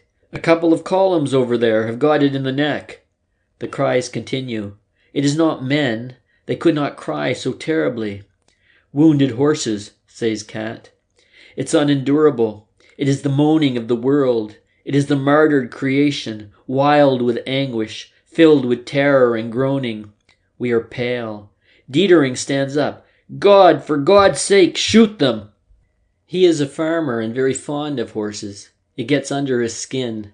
Then, as if deliberately, the fire dies down again. The screaming of the beast becomes louder. One can no longer distinguish whence in this now quiet, silvery landscape it comes. Ghostly, invisible, it is everywhere. Between heaven and earth it rolls on immeasurably. Dietering raves and yells out, "Shoot them! Shoot them, can't you? Damn you again!" "They must look after the men first," says Cat quietly. We stand up and try to see where it is. If we could only see the animals, we should be able to endure it better. Mueller has a pair of glasses. We see a dark group, bearers with stretchers, and larger black clumps moving about. Those are the wounded horses. But not all of them. Some gallop away in the distance, fall down, and then run on further. The belly of one is ripped open. The guts trail out. He becomes tangled in them and falls. Then he stands up again. Dietering raises his gun and aims. Cat hits it up in the air. Are you mad? Dietering trembles and throws his rifle on the ground. We sit down and hold our ears, but this appalling noise, these groans and screams penetrate. They penetrate everywhere. We can bear almost anything, but now the sweat breaks out on us. We must get up and run, no matter where, but where these cries can no longer be heard. And it is not men, only horses. From the dark group, stretchers move off again. Then single shots crack out. The black heap is convulsed and becomes thinner, at last. But still it is not the end. The men cannot overtake the wounded beasts, which fly in their pain, their wide open mouths full of anguish. One of the men goes down on his knee. A shot. One horse drops. Another. The last one props himself on his forelegs and drags himself round in a circle, like a merry-go-round. Squatting, it drags round in circles on its stiffened forelegs. Apparently its back is broken. The soldier runs up and shoots it. Slowly, humbly, it sinks to the ground. We take our hands from our ears. The cries are silenced. Only a long-drawn, dying sigh still hangs on the air. Then again, only the rockets, the singing of the shells and the stars, and they shine out wonderfully. Dietering walks up and down, cursing. Like to know what harm they've done. He returns to it once again. His voice is agitated. It sounds almost dignified as he says, I tell you it is the vilest baseness to use horses in the war. We go back. It is time we return to the lorries. The sky has become a bit brighter. 3 o'clock in the morning. The breeze is fresh and cool. The pale hour makes our faces look grey. We trudge onward in single file through the trenches and shell holes, and come again to the zone of mist. Katzinski is restive. That's a bad sign. What's up, Kat? Says Krop. I wish I were back home. Home. He means the huts. It won't last much longer, Kat. He is nervous. I don't know. We come to the communication trench and then to the open fields. The little wood reappears. We know every foot of ground here. There's the cemetery with the mounds and the black crosses. That moment, it breaks out behind us, swells, roars and thunders. We duck down. A cloud of flame shoots up 100 yards ahead of us. The next minute, under a second explosion, part of the wood rises slowly in the air. 3 or 4 trees sail up and then crash to pieces. The shells begin to hiss like safety valves. Heavy fire. Take cover, yells somebody. Cover! The fields are flat. The wood is too distant and dangerous. The only cover is the graveyard and the mounds. We stumble across in the dark, and as though spirited away, every man lies glued behind a mound. Not a moment too soon. The dark goes mad. It heaves and raves. Darkness is blacker than the night rush on us with giant strides, over us and away. The flames of the explosions light up the graveyard. There is no escape anywhere. By the light of the shells, I try to get a view of the fields. They are a surging sea. Daggers of flame from the explosions leap up like fountains. It is impossible for anyone to break through it. The wood vanishes. It is pounded, crushed, torn to pieces. We must stay here in the graveyard. The earth bursts before us. It rains clods. I feel a smack. My sleeve is torn away by a splinter. I shut my fist. No pain. Still, that does not reassure me. Wounds don't hurt till afterwards. I feel the arm all over. It is grazed but sound. Now a crack on the skull. I begin to lose consciousness. Like lightning, the thought comes to me. Don't faint. Sink down in the black broth and immediately come up to the top again. A splinter slashes into my helmet, but has traveled so far that it does not go through. I wipe the mud out of my eyes. A hole is torn up in front of me. Shells hardly ever land in the same hole twice. I'll get into it. With one bound, I fling myself down and lie on the earth as flat as a fish. There it whistles again. Quickly, I crouch together, claw for cover, feel something on the left. Shove in beside it. It gives way. I groan. The earth leaps. The blast thunders in my ears. I creep under the yielding thing, cover myself with it, draw it over me. It is wood, cloth, cover, miserable cover against the whizzing splinters. I open my eyes. My fingers grasp a sleeve, an arm. A wounded man? I yell to him. No answer. A dead man. My hand gropes further, splinters of wood. Now I remember again that we are lying in the graveyard. But the shelling is stronger than everything. It wipes out the sensibilities. I merely crawl still deeper into the coffin. It should protect me, and especially as death himself lies in it too. Before me gapes the shell hole. I grasp it with my eyes as with fists. With one leap I must be in it. There, I get a smack in the face. A hand clamps onto my shoulder. Has the dead man waked up? The hand shakes me. I turn my head. In the second of light, I stare into the face of Kaczynski.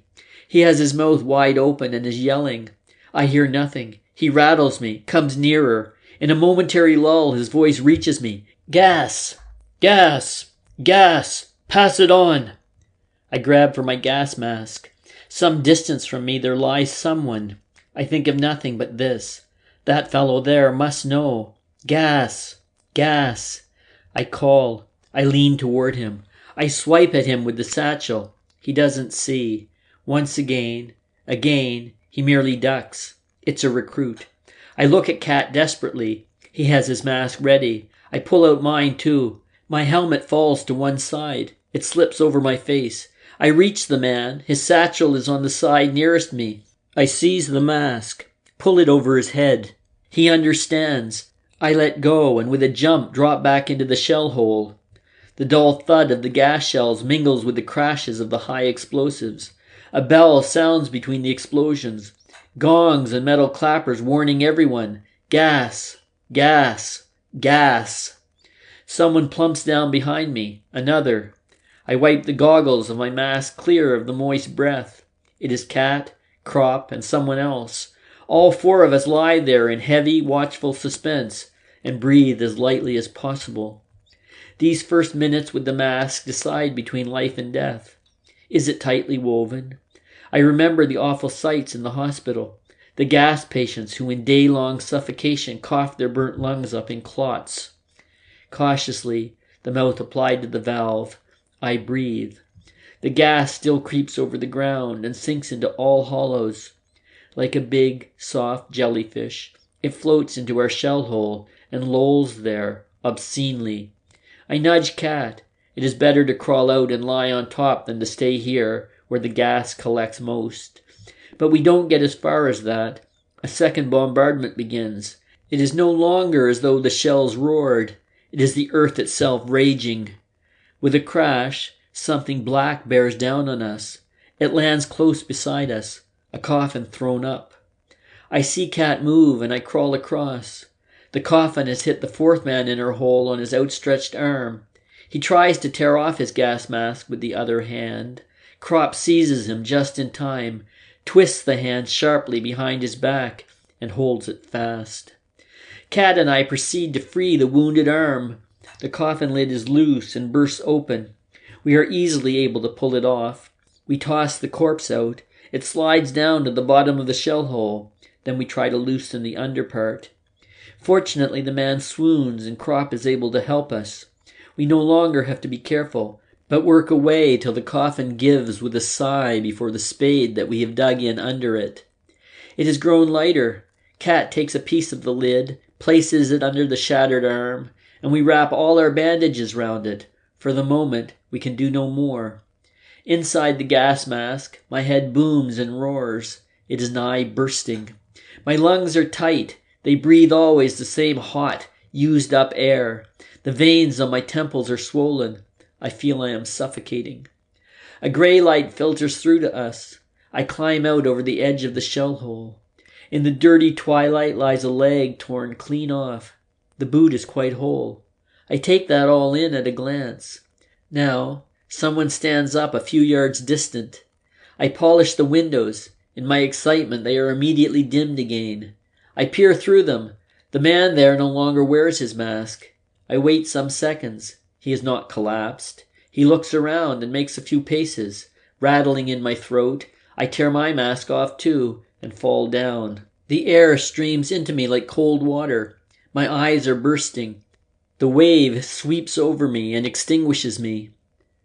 The shelling has ceased. I drag myself to the crater and tell the others. They take off their masks. We lift up the wounded man, one taking his splintered arm, and so we stumble off, hastily. The graveyard is a mass of wreckage.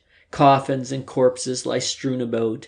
They have been killed once again, but each of them that was flung up saved one of us. The hedge is destroyed. The rails of the light railway are torn up and rise stiffly in the air in great arches. Someone lies in front of us. We stop. Kropp goes on alone with the wounded man. The man on the ground is a recruit. His hip is covered with blood. He is so exhausted that I feel for my water bottle where I have rum and tea. Cat restrains my hand and stoops over him. "Where's it got you, comrade?"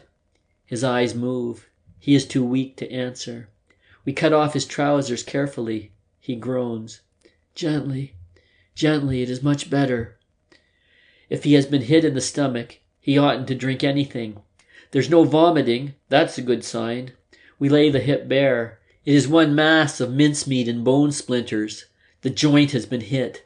This lad won't walk any more. I wet his temples with a moistened finger and give him a swig. His eyes move again. We see now that the right arm is bleeding as well. Cat spreads out 2 wads of dressing as wide as possible so they will cover the wound. I look for something to bind loosely round it. We have nothing more. So I slit up the wounded man's trouser leg still further in order to use a piece of his underpants as a bandage, but he is wearing none. I now look at him closely. He is the fair-headed boy of a little while ago. In the meantime, Cat has taken a bandage from a dead man's pocket, and we carefully bind the wound. I say to the youngster, who looks at us fixedly, "We're going for a stretcher now." Then he opens his mouth and whispers, "Stay here." "We'll be back again soon," says Cat. "We are only going to get a stretcher for you." We don't know if he understands. He whimpers like a child and plucks at us. "Don't go away." Cat looks around and whispers, "Shouldn't we just take a revolver and put an end to it?" The youngster will hardly survive the carrying, and at most he will only last a few days. What he has gone through so far is nothing to what he's in for till he dies. Now he is numb and feels nothing. In an hour he will become one screaming bundle of intolerable pain. Every day that he can live will be a howling torture. And to whom does it matter whether he has them or not? I nod. Yes, Cat, we ought to put him out of his misery. He stands still a moment. He has made up his mind. We look round, but we are no longer alone. A little group is gathering. From the shell holes and trenches appear heads. We get a stretcher. Cat shakes his head. Such a kid. He repeats it. Young innocents. Our losses are less than was to be expected. 5 killed and 8 wounded.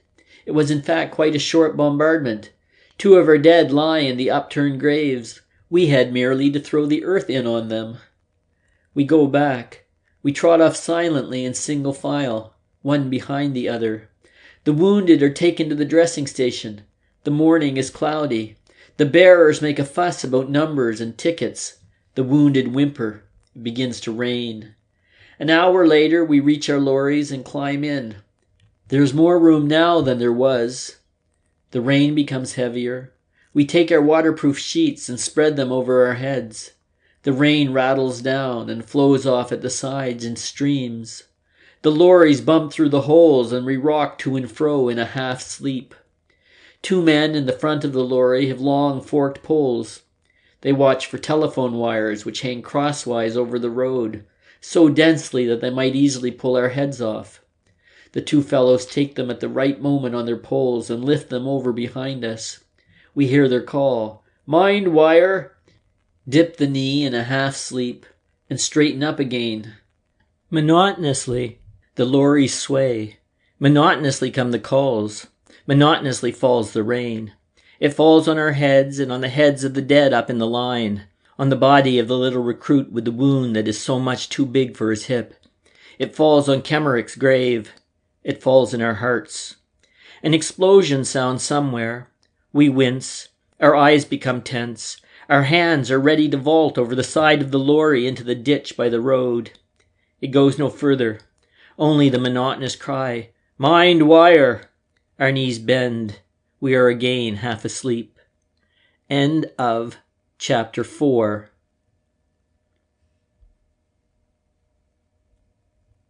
Chapter 5. Killing each separate louse is a tedious business when a man has hundreds.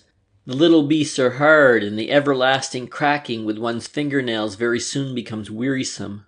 So Jaden has rigged up the lid of a boot polish tin with a piece of wire over the lighted stump of a candle. The lice are simply thrown into this little pan. Crack, and they're done for. We sit around with our shirts on our knees, our bodies naked to the warm air and our hands at work. Haya has a particularly fine brand of louse. They have a red cross on their heads. He suggests that he brought them back with him from the hospital at Thurhout, where they attended personally on a surgeon general. He says he means to use the fat that slowly accumulates in the tin lid for polishing his boots, and roars with laughter for half an hour at his own joke. But he hasn't much success today. We are too preoccupied with another affair. The rumor has materialized. Himmelstos has come. He appeared yesterday. We've already heard the well-known voice. He seems to have overdone it with a couple of young recruits on the ploughed field at home. And unknown to him, the son of the local magistrate was watching. That cooked his goose. He will meet some surprises here. Jaden has been meditating for hours what to say to him. Haya gazes thoughtfully at his great paws and winks at me. The thrashing was the high watermark of his life. He tells me he often dreams of it. Kropp and Mueller are amusing themselves. From somewhere or other, probably the Pioneer cookhouse, Kropp has begged for himself a mess tin full of beans. Mueller squints hungrily into it, but checks himself and says, "Albert, what would you do if it were suddenly peacetime again?"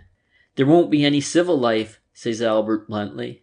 "Well, but if," persists Mueller, "what would you do?" "Clear out of this," growls Kropp. "Of course, and then what?" "Get drunk," says Albert. "Don't talk rot. I mean seriously." "So do I," says Kropp. "What else should a man do?" Cat becomes interested. He levies tribute on Kropp's tin of beans, swallows some, then considers for a while and says, "You might get drunk first, of course, but then you take the next train for home and mother. Peacetime, man." "Albert." He fumbles in his oilcloth pocketbook for a photograph and suddenly shows it all round. "My old people." Then he puts it back and swears, "Damn lousy war." "It's all very well for you to talk," I tell him. "You've a wife and children." "True," he nods, "and I have to see to it that they've something to eat." We laugh.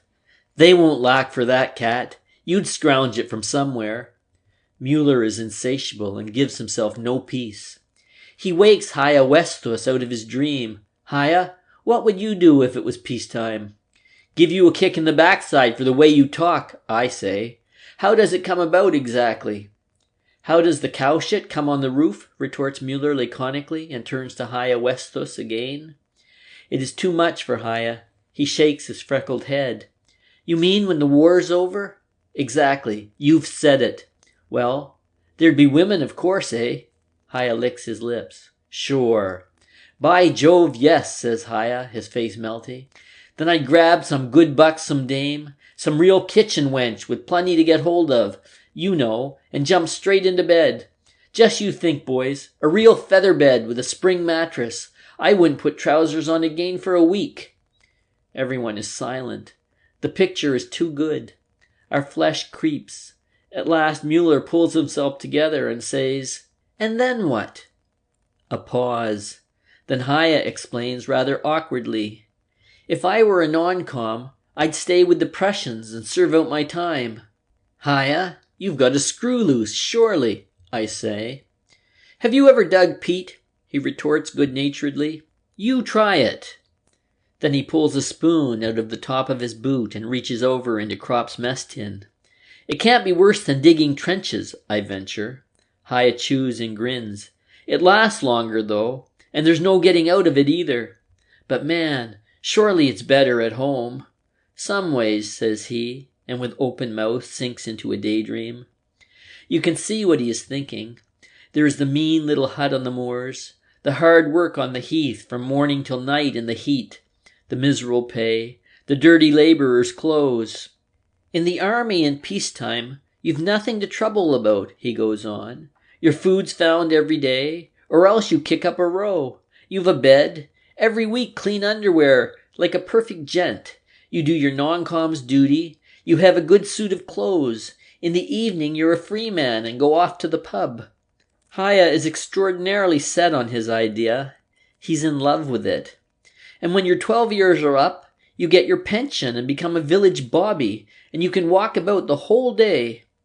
He's already sweating on it. "And just you think how you'd be treated. Here a dram, there a pint. Everybody wants to be well in with a bobby." "You'll never be a non-com though, Haya," interrupts Cat. Haya looks at him sadly and is silent. His thoughts still linger over the clear evenings in autumn, the Sundays in the heather, the village bells, the afternoons and evenings with the servant girls, the fried bacon and barley, the carefree evening hours in the alehouse. He can't part with all these dreams so abruptly. He merely growls, "What silly questions you do ask." He pulls his shirt over his head and buttons up his tunic. "What would you do, Jaden?" asks Crop. Jaden thinks only of one thing: see to it that Himmelstas doesn't get past me. Apparently, he would like most to have him in a cage and sail into him with a club every morning. To Crop he says warmly, "If I were in your place, I'd see to it that I became a lieutenant. Then you could grind him till the water in his backside boils." "And you, Dietering?" asks Mueller like an inquisitor. He's a born schoolmaster with all his questions. Dietering is sparing with his words, but on this subject he speaks. He looks at the sky and says only one sentence: "I would go straight on with the harvesting." Then he gets up and walks off. He is worried. His wife has to look after the farm. They've already taken away 2 of his horses. Every day he reads the papers that come to see whether it is raining in his little corner of Oldenburg. They haven't brought the hay in yet. At this moment, Himmelstas appears. He comes straight up to our group. Jaden's face turns red. He stretches his length on the grass and shuts his eyes in embarrassment. Himmelstas is a little hesitant. His gait becomes slower. Then he marches up to us. No one makes any motion to stand up. Crop looks up at him with interest. He continues to stand in front of us and wait. As no one says anything, he launches a "Well?" A couple of seconds go by. Apparently Himmelstas doesn't quite know what to do. He would like most to set us all on the run again, but he seems to have learned already that the front line isn't a parade ground. He tries it on, though, and by addressing himself to one instead of to all of us, hopes to get some response. Crop is nearest, so he favors him. "Well, you here too?" But Albert's no friend of his.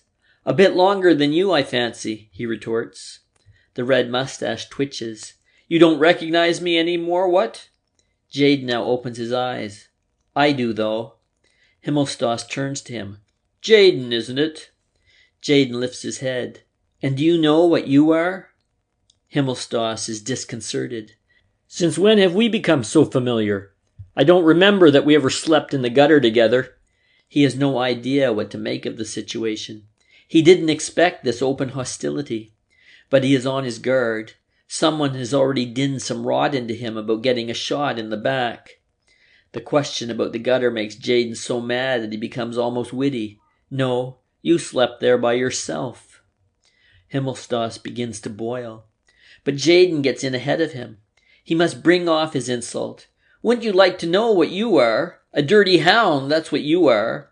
I've been wanting to tell you that for a long time." The satisfaction of months shines in his dull pig's eyes as he spits out, "Dirty hound." Himmelstas lets fly too now.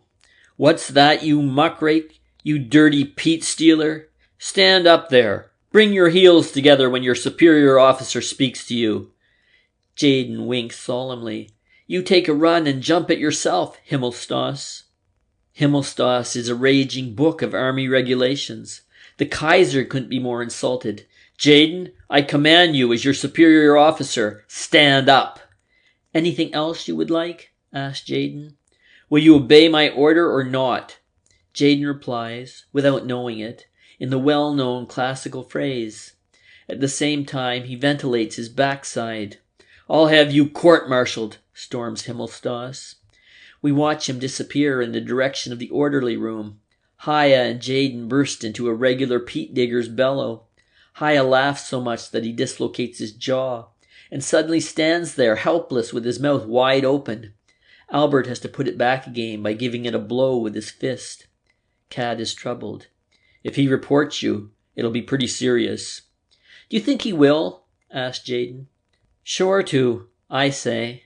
The least you'll get will be 5 days close arrest, says Cat. That doesn't worry Jaden. 5 days clink or 5 days rest. And if they send you to the fortress, urges the thoroughgoing Mueller, well, for the time being, the war will be over so far as I am concerned. Jaden is a cheerful soul. There aren't any worries for him. He goes off with Haya and Lear so they won't find him in the first flush of the excitement. Mueller hasn't finished yet. He tackles Krop again. Albert, if you were really at home now, what would you do? Krop is contented now and more accommodating. How many of us were there in the class exactly? We count up. Out of 20, 7 are dead, 4 wounded, 1 in a madhouse. That makes 12 privates. 3 of them are lieutenants, says Mueller. Do you think they would still let Cantorek sit on them? We guess not. We wouldn't let ourselves be sat on for that matter. What do you mean by the threefold theme in William Tell, says Krop reminiscently, and roars with laughter. What was the purpose of the Poetic League of Göttingen? Asked Mueller suddenly and earnestly. How many children had Charles the Bald? I interrupt gently. You'll never make anything of your life, Bäumer, croaks Mueller. When was the Battle of Zana? Krop wants to know. You lack the studious mind, Krop. Sit down. 3-. I wink. What offices did Lycurgus consider the most important for the state? Asked Mueller, pretending to take off his pince-nez. Does it go, we Germans fear God and none else in the whole world? Or we the Germans fear God and... I submit. How many inhabitants has Melbourne? Asked Mueller. How do you expect to succeed in life if you don't know that? I asked Albert hotly, which he caps with, what is meant by cohesion? We remember mighty little of all that rubbish. Anyway, it has never been the slightest use to us. At school, nobody taught us how to light a cigarette in a storm of rain, nor how a fire could be made with wet wood, nor that it is best to stick a bayonet in the belly, because there it doesn't get jammed as it does in the ribs. Mueller says thoughtfully, what's the use? We'll have to go back and sit on the forms again. I consider that out of the question. We might take a special exam. That needs preparation, and if you do get through, what then? A student's life isn't any better. If you have no money, you have to work like the devil. It's a bit better, but it's rot all the same. Everything they teach you. Krop supports me. How can a man take all that stuff seriously when he's once been out here? Still, you must have an occupation of some sort, insists Mueller, as though he were Cantorek himself. Albert cleans his nails with a knife. We are surprised at this delicacy, but it is merely pensiveness. He puts the knife away and continues. That's just it. Cad and Dietering and Haya will go back to their jobs because they had them already. Himmelstoss too. But we never had any. How will we ever get used to one after this? Here. He makes a gesture toward the front. We'll want a private income, and then we'll be able to live by ourselves in a wood, I say, but at once feel ashamed of this absurd idea. But what will really happen when we go back? Wonders Mueller, and even he is troubled. Krop gives a shrug. I don't know. Let's get back first, and then we'll find out. We are all utterly at a loss. What could we do? I ask. I don't want to do anything, replies Crop wearily. You'll be dead one day, so what does it matter? I don't think we'll ever go back. When I think about it, Albert, I say after a while, rolling over on my back, when I hear the word peacetime, it goes to my head.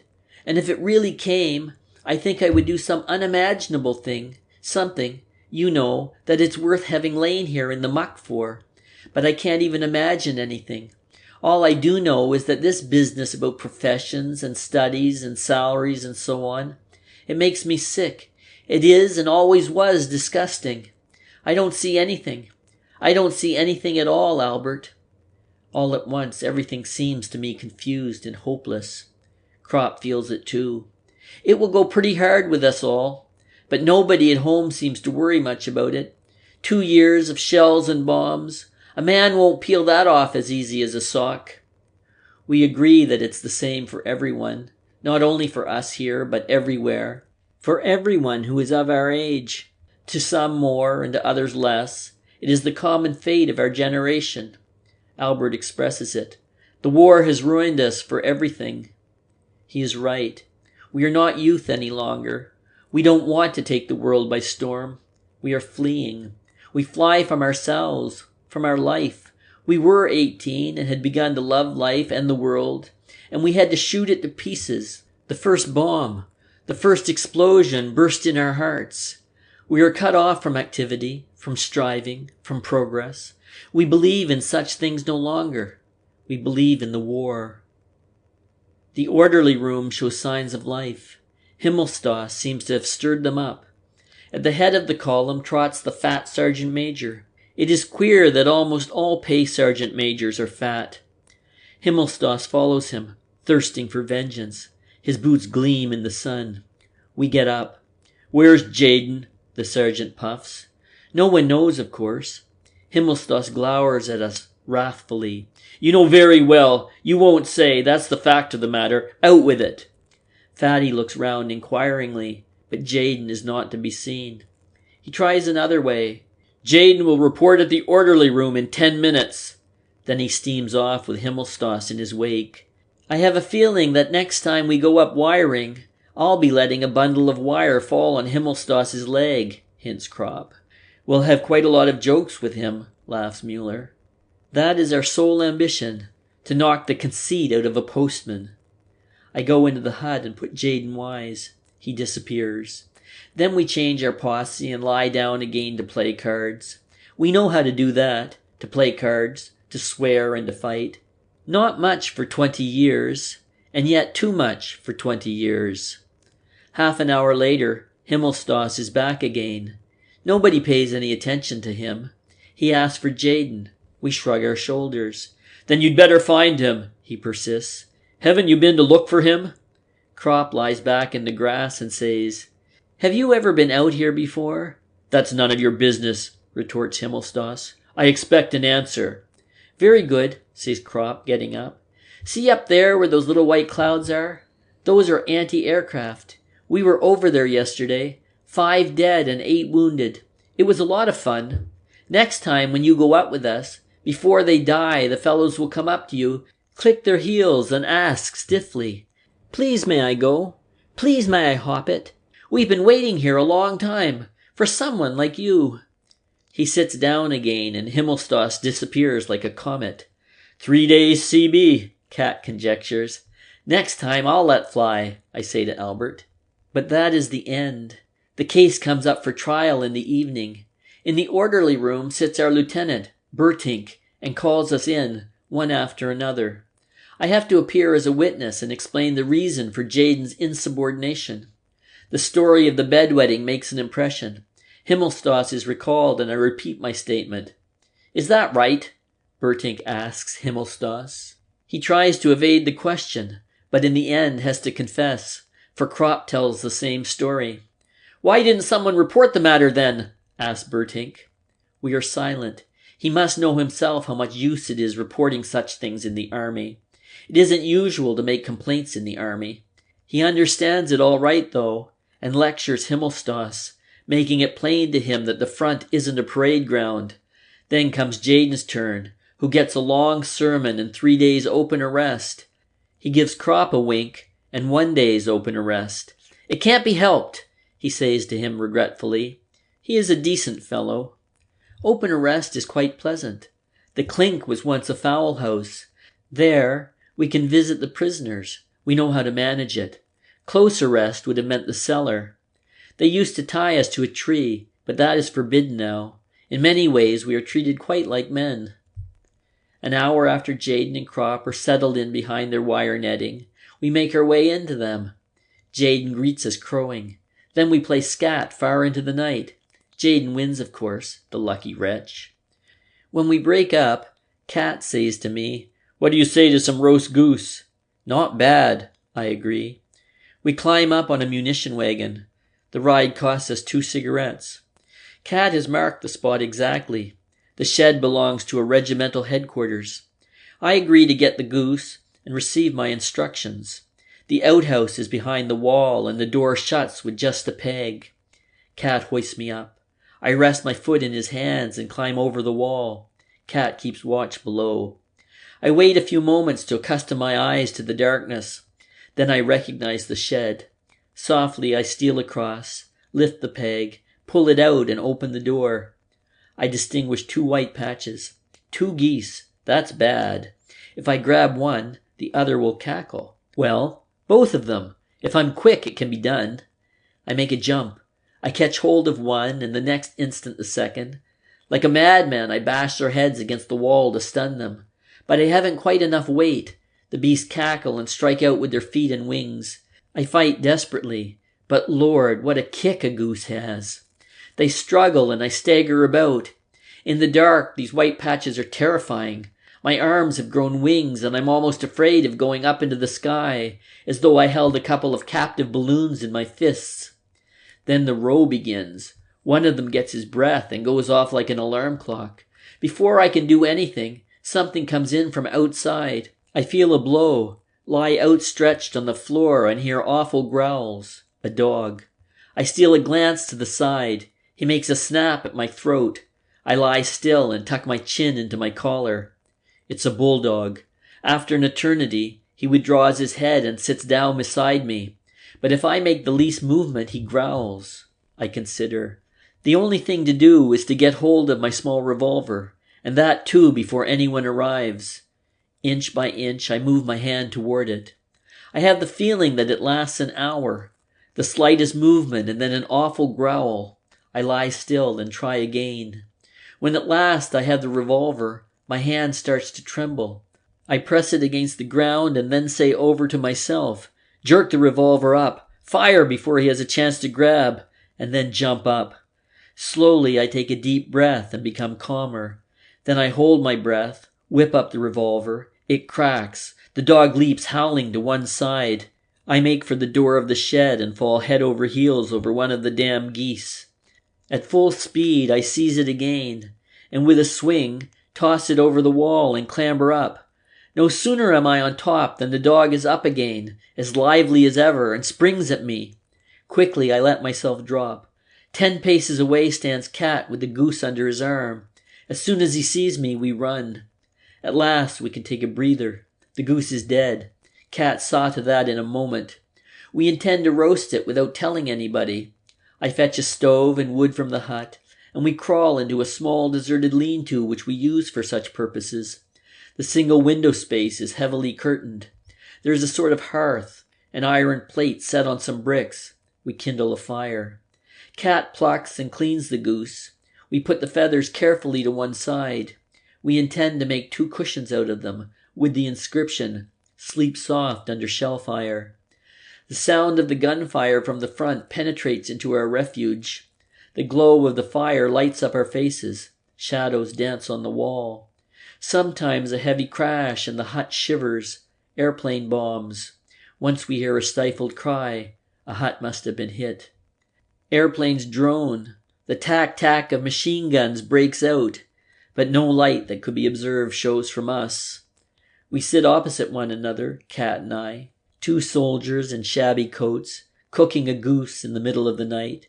We don't talk much, But I believe we have a more complete communion with one another than even lovers have. We are two men, two minute sparks of life. Outside is the night and the circle of death. We sit on the edge of it, crouching in danger. The grease drips from our hands. In our hearts we are close to one another, and the hour is like the room, flecked over with the lights and shadows of our feelings, cast by a quiet fire. What does he know of me, or I of him? Formerly we should not have had a single thought in common. Now we sit with a goose between us and feel in unison, and are so intimate that we do not even speak. It takes a long time to roast a goose, even when it is young and fat. So we take turns. One bastes it while the other lies down and sleeps. A grand smell gradually fills the hut. The noises without increase in volume, pass into my dream, and yet linger in my memory. In a half-sleep I watch Cat dip and raise the ladle. I love him, his shoulders, his angular stooping figure, and at the same time I see behind him woods and stars, and a clear voice utters words that bring me peace.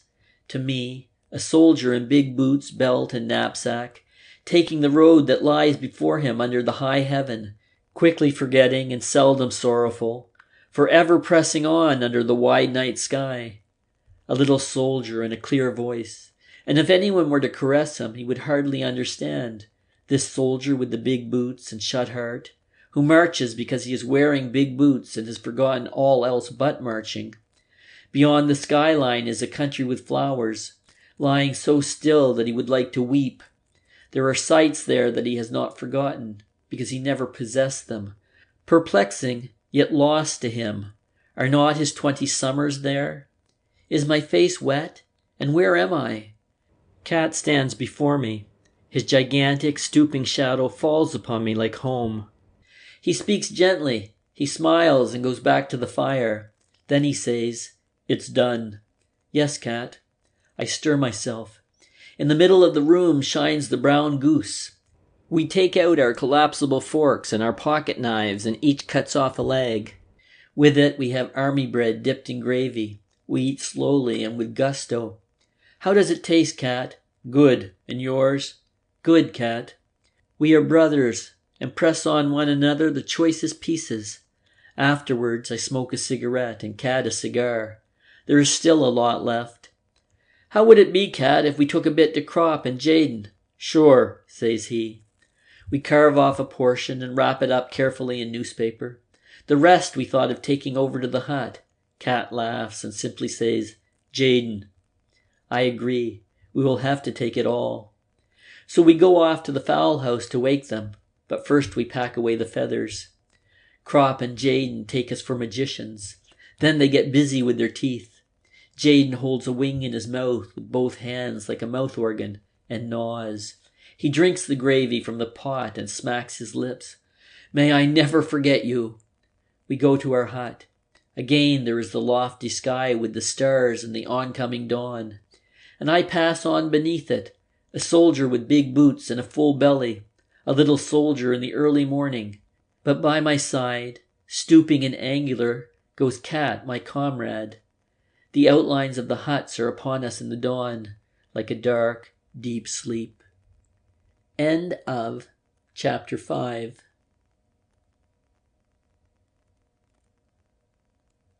Chapter 6. There are rumors of an offensive. We go up to the front 2 days earlier than usual. On the way we pass a shelled schoolhouse. Stacked up against its longer side is a high double wall of yellow, unpolished, brand-new coffins. They still smell of fir and pine and the forest. There are at least 100. "That's a good preparation for the offensive," says Mueller, astonished. "They're for us," growls Dietering. "Don't talk rot," says Cat to him angrily. "You'll be thankful if you get so much as a coffin," grins Jaden. "They'll slip you a waterproof sheet for your old Aunt Sally of a carcass." The others jest too. Unpleasant jests. But what else can a man do? The coffins are really for us. The organization surpasses itself in that kind of thing. Ahead of us everything is simmering. The first night we try to get our bearings. When it is fairly quiet, We can hear the transports behind the enemy lines, rolling ceaselessly until dawn. Cat says they do not go back, but are bringing up troops. Troops, munitions, and shells. The English artillery has been strengthened. That we can detect at once. There are at least 4 more batteries of 25s to the right of the farm, and behind the poplars they have put in trench mortars. Besides these, they have brought up a number of those little French beasts with instantaneous fuses. We are in low spirits. After we have been in the dugouts 2 hours, our own shells begin to fall in the trench. This is the 3rd time in 4 weeks. If it were simply a mistaken aim, no one would say anything. But the truth is that the barrels are worn out. The shots are often so uncertain that they land within our own lines. Tonight, 2 of our men were wounded by them. The front is a cage in which we must await fearfully whatever may happen.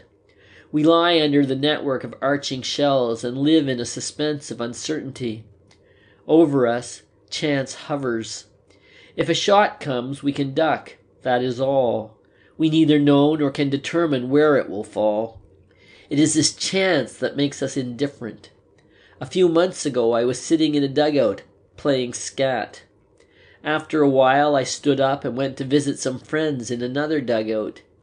On my return, nothing more was to be seen of the first one.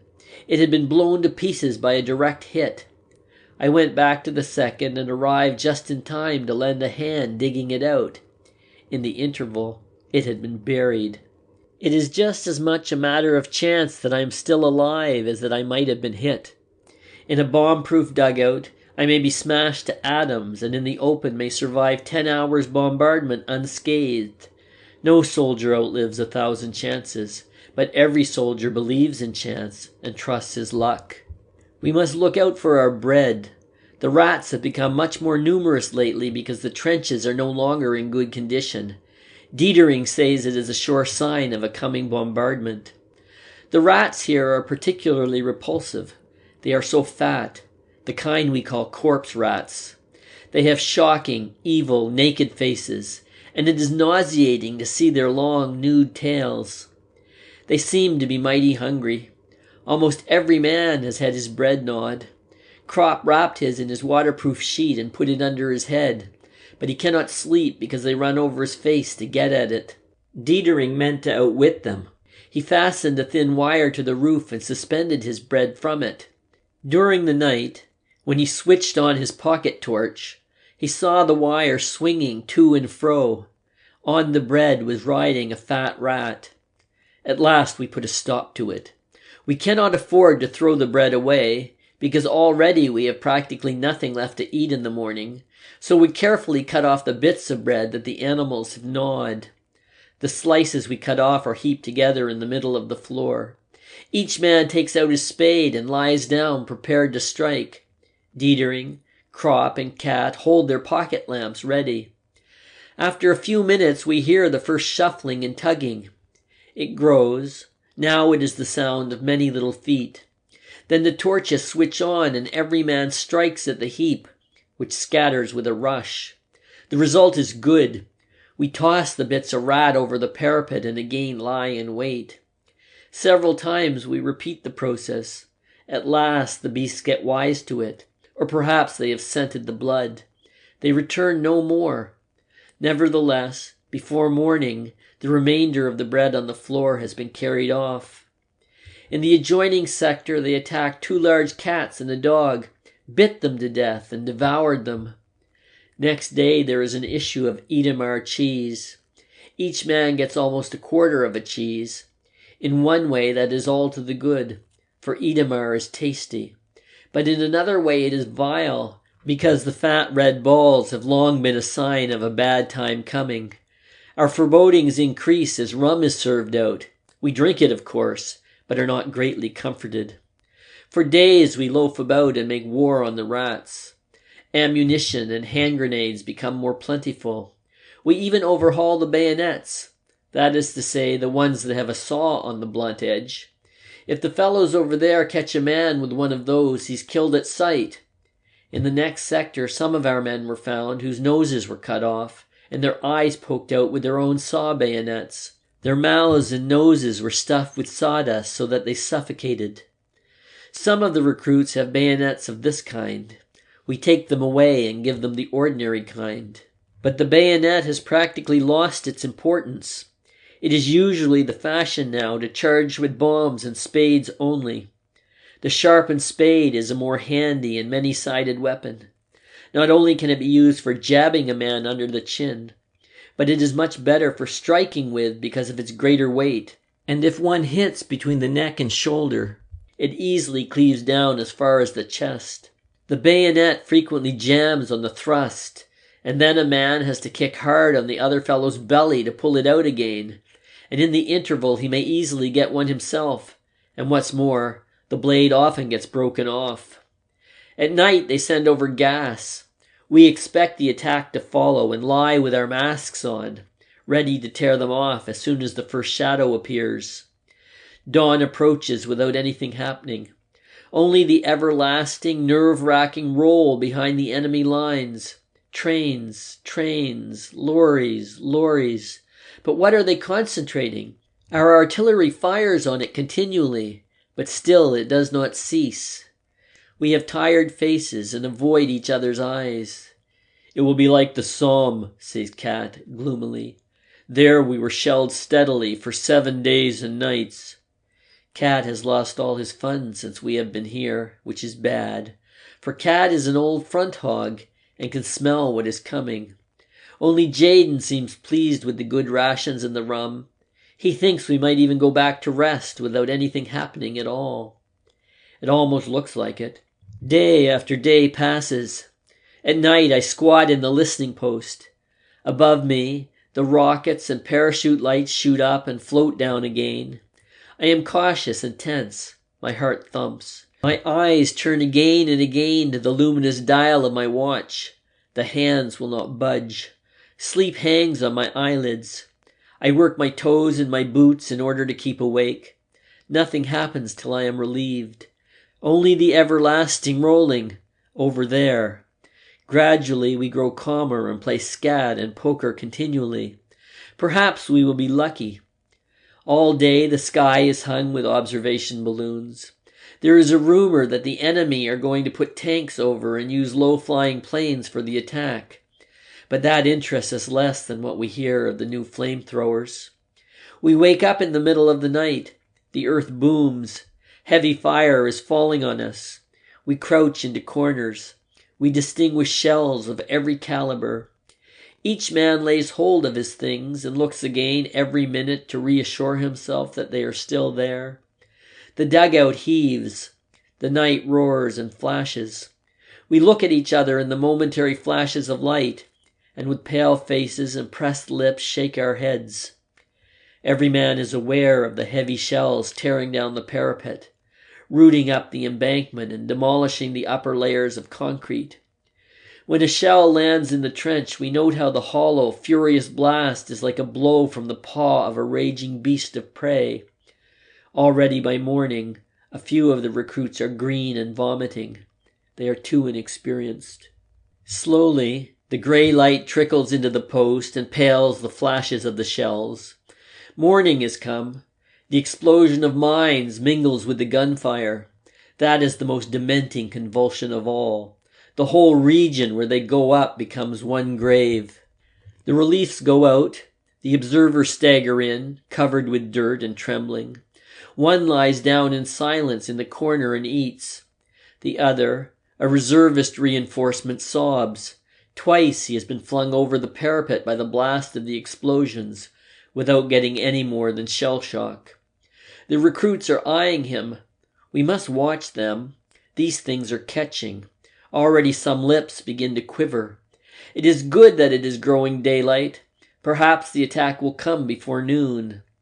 The bombardment does not diminish. It is falling in the rear too. As far as one can see, it spouts fountains of mud and iron. A wide belt is being raked. The attack does not come, but the bombardment continues. Slowly we become mute. Hardly a man speaks. We cannot make ourselves understood. Our trench is almost gone. At many places it is only 18 inches high. It is broken by holes and craters and mountains of earth. A shell lands square in front of our post. At once it is dark. We are buried and must dig ourselves out. After an hour, the entrance is clear again, and we are calmer because we have had something to do. Our company commander scrambles in and reports that 2 dugouts are gone. The recruits calm themselves when they see him. He says that an attempt will be made to bring up food this evening. That sounds reassuring. No one had thought of it except Jaden. Now the outside world seems to draw a little nearer. If food can be brought up, think the recruits, then it can't really be so bad. We do not disabuse them. We know that food is as important as ammunition, and only for that reason must be brought up. But it miscarries. A second party goes out, and it also turns back. Finally, Cat tries, and even he reappears without accomplishing anything. No one gets through. Not even a fly is small enough to get through such a barrage. We pull in our belts tighter and chew every mouthful 3 times as long. Still the food does not last out. We are damnably hungry. I take out a scrap of bread, eat the white, and put the crust back in my knapsack. From time to time I nibble at it. The night is unbearable. We cannot sleep, but stare ahead of us and doze. Jaden regrets that we wasted the gnawed pieces of bread on the rats. We would gladly have them again to eat now. We are short of water too, but not seriously yet. Towards morning, while it is still dark, there is some excitement. Through the entrance rushes in a swarm of fleeing rats that try to storm the walls. Torches light up the confusion. Everyone yells and curses and slaughters. The madness and despair of many hours unloads itself in this outburst. Faces are distorted. Arms strike out. The beasts scream. We just stop in time to avoid attacking one another. The onslaught has exhausted us. We lie down to wait again. It is a marvel that our post has had no casualties so far. It is one of the few deep dugouts. A corporal creeps in. He has a loaf of bread with him. 3 people have had the luck to get through during the night and bring some provisions. They say the bombardment extends undiminished as far as the artillery lines. It is a mystery where the enemy gets all his shells. We wait and wait. By midday, what I expected happens. One of the recruits has a fit. I have been watching him for a long time, grinding his teeth and opening and shutting his fists. These hunted, protruding eyes, we know them too well. During the last few hours, he has had merely the appearance of calm. He had collapsed like a rotten tree. Now he stands up, stealthily creeps across the floor, hesitates a moment, and then glides towards the door. I intercept him and say, "Where are you going?" "I'll be back in a minute," says he, and tries to push past me. "Wait a bit. The shelling will stop soon." He listens, and for a moment his eye becomes clear. Then again he has the glowering eyes of a mad dog. He is silent. He shoves me aside. "1 minute, lad," I say. Cat notices. Just as the recruit shakes me off, Cat jumps in and we hold him. Then he begins to rave. "Leave me alone! Let me go out! I will go out!" He won't listen to anything and hits out. His mouth is wet and pours out words, half-choked, meaningless words. It is a case of claustrophobia. He feels as though he is suffocating here and wants to get out at any price. If we let him go, he would run about everywhere, regardless of cover. He is not the first. Though he raves and his eyes roll, it can't be helped. We have to give him a hiding to bring him to his senses. We do it quickly and mercilessly, and at last he sits down quietly. The others have turned pale. Let's hope it deters them. This bombardment is too much for the poor devils. They have been sent straight from a recruiting depot into a barrage that is enough to turn an old soldier's hair gray. After this affair, the sticky, close atmosphere works more than ever on our nerves. We sit as if in our graves, waiting only to be closed in. Suddenly it howls and flashes terrifically. The dugout cracks in all its joints under a direct hit. Fortunately, only a light one that the concrete blocks are able to withstand. It rings metallically. The walls reel. Rifles, helmets, earth, mud, and dust fly everywhere. Sulfur fumes pour in. If we were in one of those light dugouts that they have been building lately instead of this deep one, not one of us would now be alive. But the effect is bad enough, even so. The recruit starts to rave again, and 2 others follow suit. One jumps up and rushes out. We have trouble with the other 2. I start after the one who escapes and wonder whether to shoot him in the leg. Then it shrieks again. I fling myself down, and when I stand up, the wall of the trench is plastered with smoking splinters, lumps of flesh, and bits of uniform. I scramble back. The first recruit seems actually to have gone insane. He butts his head against the wall like a goat. We must try tonight to take him to the rear. Meanwhile, we bind him, but in such a way that in case of attack he can be released at once. Cat suggests a game of scat. It is easier when a man has something to do, but it is no use. We listen for every explosion that comes close, miscount the tricks, and fail to follow suit. We have to give it up. We sit as though in a hissing boiler that is being belabored from without on all sides. Night again. We're deadened by the strain, a deadly tension that scrapes along one's spine like a gapped knife. Our legs refuse to move. Our hands tremble. Our bodies are a thin skin stretched painfully over repressed madness, over an almost irresistible, bursting roar. We have neither flesh nor muscles any longer. We dare not look at one another for fear of some incalculable thing. So we shut our teeth. It will end. It will end. Perhaps we will come through. Suddenly the nearer explosions cease. The shelling continues, but it is lifted and falls behind us. Our trench is free. We seize the hand grenades, pitch them out in front of the dugout, and jump after them. The bombardment has stopped, and a heavy barrage now falls behind us. The attack has come. No one would believe that in this howling waste there could still be men. But steel helmets now appear on all sides out of the trench, and 50 yards from us a machine gun is already in position and barking. The wire entanglements are torn to pieces, yet they offer some obstacle. We see the storm troops coming. Our artillery opens fire. Machine guns rattle. Rifles crack. The charge works its way across. Haya and Krop begin with the hand grenades. They throw as fast as they can. Others pass them. The handles with the strings already pulled. Haya throws 75 yards. Krop 60. It has been measured. The distance is important. The enemy, as they run, cannot do much before they are within 40 yards. We recognize the distorted faces, the smooth helmets. They are French. They have already suffered heavily when they reach the remnants of the barbed wire entanglements. A whole line has gone down before our machine guns. Then we have a lot of stoppages, and they come nearer. I see one of them, his face upturned, fall into a wire cradle. His body collapses. His hands remain suspended as though he were praying. Then his body drops clean away, and only his hands, with the stumps of his arms shot off, now hang in the wire.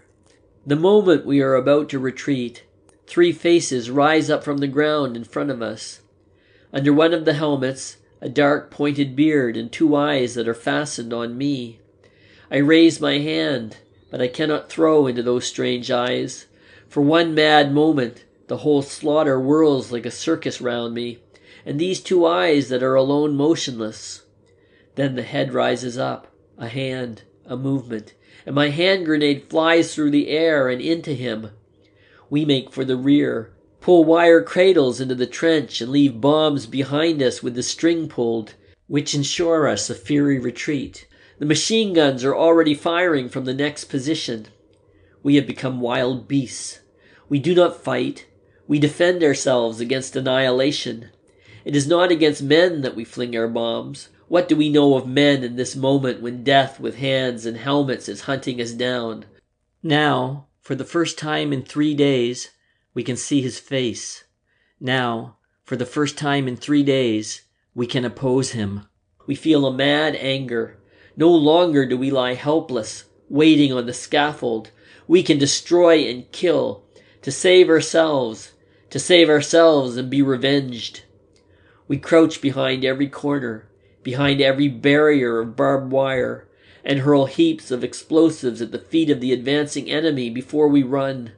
The blast of the hand grenades impinges powerfully on our arms and legs.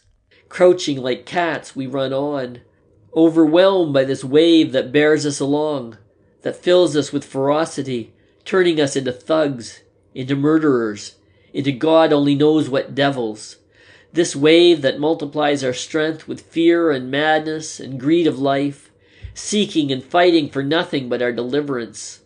If your own father came over with them, you would not hesitate to fling a bomb into him. The forward trenches have been abandoned. Are they still trenches? They are blown to pieces, annihilated. There are only broken bits of trenches, holes linked by tracks, nests of craters. That is all. But the enemy's casualties increase. They did not count on so much resistance. It is nearly noon. The sun blazes hotly. The sweat stings in our eyes. We wipe it off on our sleeves and often blood with it. At last we reach a trench that is in somewhat better condition. It is manned and ready for the counterattack. It receives us. Our guns open up in full blast and cut off the enemy attack. The lines behind us stop. They can advance no further. The attack is crushed by our artillery. We watch. The fire lifts 100 yards and we break forward. Beside me, a lance corporal has his head torn off. He runs a few steps more while the blood spouts from his neck like a fountain. It does not come quite to hand fighting. They are driven back. We arrive once again at our shattered trench and pass on beyond it. Oh, this turning back again. We reach the shelter of the reserves and yearn to creep in and disappear. But instead, we must turn round and plunge again into the horror. If we were not automata at that moment, we would continue lying there, exhausted and without will. But we are swept forward again, powerless, madly savage and raging. We will kill, for they are still our mortal enemies. Their rifles and bombs are aimed against us, and if we don't destroy them, they will destroy us. The brown earth, the torn, blasted earth, with a greasy shine under the sun's rays. The earth is the background of this restless, gloomy world of automatons. Our gasping is the scratching of a quill. Our lips are dry. Our heads are debauched with stupor. Thus we stagger forward, and into our pierced and shattered souls bores the torturing image of the brown earth with the greasy sun, and the convulsed and dead soldiers who lie there. It can't be helped, who cry and clutch at our legs as we spring away over them. We have lost all feeling for one another. We can hardly control ourselves when our hunted glance lights on the form of some other man. We are insensible, dead men, who through some trick, some dreadful magic, are still able to run and to kill. A young Frenchman lags behind. He is overtaken. He puts up his hands. In one he still holds his revolver. Does he mean to shoot or to give himself up? A blow from a spade cleaves through his face. A second sees it and tries to run further. A bayonet jabs into his back. He leaps in the air, his arms thrown wide, his mouth wide open, yelling. He staggers. In his back the bayonet quivers. A third throws away his rifle, cowers down with his hands before his eyes. He is left behind with a few other prisoners to carry off the wounded. Suddenly, in the pursuit, we reach the enemy line. We are so close on the heels of our retreating enemies that we reach it almost at the same time as they. In this way we suffer few casualties. A machine gun barks, but is silenced with a bomb. Nevertheless, the couple of seconds has sufficed to give us 5 stomach wounds. With the butt of his rifle, Cat smashes to pulp the face of one of the unwounded machine gunners. We bayonet the others before they have time to get out their bombs. Then thirstily we drink the water they have for cooling the gun. Everywhere Wire cutters are snapping. Planks are thrown across the entanglements. We jump through the narrow entrances into the trenches. Haya strikes his spade into the neck of a gigantic Frenchman and throws the first hand grenade. We duck behind a breastwork for a few seconds. Then the whole section of trench before us is empty. The next throw whizzes obliquely over the corner and clears a passage. As we run past, we toss handfuls down into the dugouts. The earth shudders. It crashes. Dully and stifled, we stumble over slippery lumps of flesh, over yielding bodies. I fall into an open belly on which lies a clean new officer's cap. The fight ceases. We lose touch with the enemy. We cannot stay here long, but must retire under cover of our artillery to our own position. No sooner do we know this than we dive into the nearest dugouts, and with the utmost haste seize on whatever provisions we can see, especially the tins of corned beef and butter, before we clear out. We get back pretty well. There has been no further attack by the enemy. We lie for an hour panting and resting before anyone speaks. We are so completely played out that in spite of our great hunger, we do not think of the provisions. Then gradually, we become something like men again. The corned beef over there is famous along the whole front. Occasionally, it has been the chief reason for a flying raid on our part, for our nourishment is generally very bad. We have a constant hunger. We bagged 5 tins altogether. The fellows over there are well looked after. It seems a luxury to us with our hunger pangs, our turnip jam, and meat so scarce that we simply grab at it. Haya has scored a thin loaf of white French bread and stuck it in behind his belt like a spade. It is a bit bloody at one corner, but that can be cut off. It is a good thing we have something decent to eat at last. We still have a use for all our strength. Enough to eat is just as valuable as a good dugout. It can save our lives. That is the reason we are so greedy for it. Jaden has captured 2 water bottles full of cognac. We pass them round. The evening benediction begins. Night comes. Out of the craters rise the mists. It looks as though the holes were full of ghostly secrets. The white vapor creeps painfully round before it ventures to steal away over the edge. Then long streaks stretch from crater to crater. It is chilly. I am on sentry and stare into the darkness. My strength is exhausted as always after an attack, and so it is hard for me to be alone with my thoughts. They are not properly thoughts. They are memories which in my weakness turn homeward and strangely move me. The parachute lights shoot upwards, and I see a picture, a summer evening. I am in the cathedral cloister and look at the tall rose trees that bloom in the middle of the little cloister garden where the monks lay buried. Around the walls are the stone carvings of the Stations of the Cross. No one is there. A great quietness rules in this blossoming quadrangle. The sun lies warm on the heavy grey stones.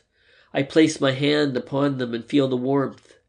At the right-hand corner, the green cathedral spire ascends into the pale blue sky of the evening. Between the glowing columns of the cloister is the cool darkness that only churches have, and I stand there and wonder whether, when I am 20, I shall have experienced the bewildering emotions of love. The image is alarmingly near. It touches me before it dissolves in the light of the next star shell. I lay hold of my rifle to see that it is in trim. The barrel is wet. I take it in my hand and rub off the moisture with my fingers. Between the meadows behind our town there stands a line of old poplars by a stream. They were visible from a great distance, and although they grew on one bank only, we called them the Poplar Avenue. Even as children we had a great love for them. They drew us vaguely thither. We played truant the whole day by them and listened to their rustling. We sat beneath them on the bank of the stream and let our feet hang over in the bright, swift waters. The pure fragrance of the water and the melody of the wind in the poplars held our fancies. We loved them dearly, and the image of those days still makes my heart pause in its beating. It is strange that all the memories that come have these 2 qualities. They are always completely calm. That is predominant in them. And even if they are not really calm, They become so. They are soundless apparitions that speak to me, with looks and gestures, silently, without any word. And it is the alarm of their silence that forces me to lay hold of my sleeve and my rifle, lest I should abandon myself to the liberation and allurement in which my body would dilate and gently pass away into the still forces that lie behind these things. They are quiet in this way, because quietness is so unattainable for us now. At the front, there is no quietness, and the curse of the front reaches so far that we never pass beyond it. Even in the remote depots and rest areas, the droning and the muffled noise of shelling is always in our ears. We are never so far off that it is no more to be heard, but these last few days it has been unbearable. Their stillness is the reason why these memories of former times do not awaken desire so much as sorrow, a strange, inapprehensible melancholy. Once we had such desires, but they return not. They are past. They belong to another world that is gone from us. In the barracks they called forth a rebellious, wild craving for their return. For then they were still bound to us. We belonged to them and they to us, even though we were already absent from them. They appeared in the soldiers' songs which we sang as we marched between the glow of the dawn and the black silhouettes of the forest to drill on the moor. They were a powerful remembrance that was in us and came from us. But here in the trenches they are completely lost to us. They arise no more. We are dead, and they stand remote on the horizon. They are an apparition, a mysterious reflection drawing us home, that we fear and love without hope. They are strong, and our desire is strong, but they are unattainable, and we know it. And even if these scenes of our youth were given back to us, we would hardly know what to do. The tender, secret influence that passed from them into us could not arise again. We long to be in them and to move in them. We long to remember and to love them and to be stirred by the sight of them. But it would be like gazing at the photograph of a dead comrade. Those are his features. It is his face, and the days we spent together take on a mournful life in the memory. But the man himself it is not. We could never again, as the same beings, take part in those scenes.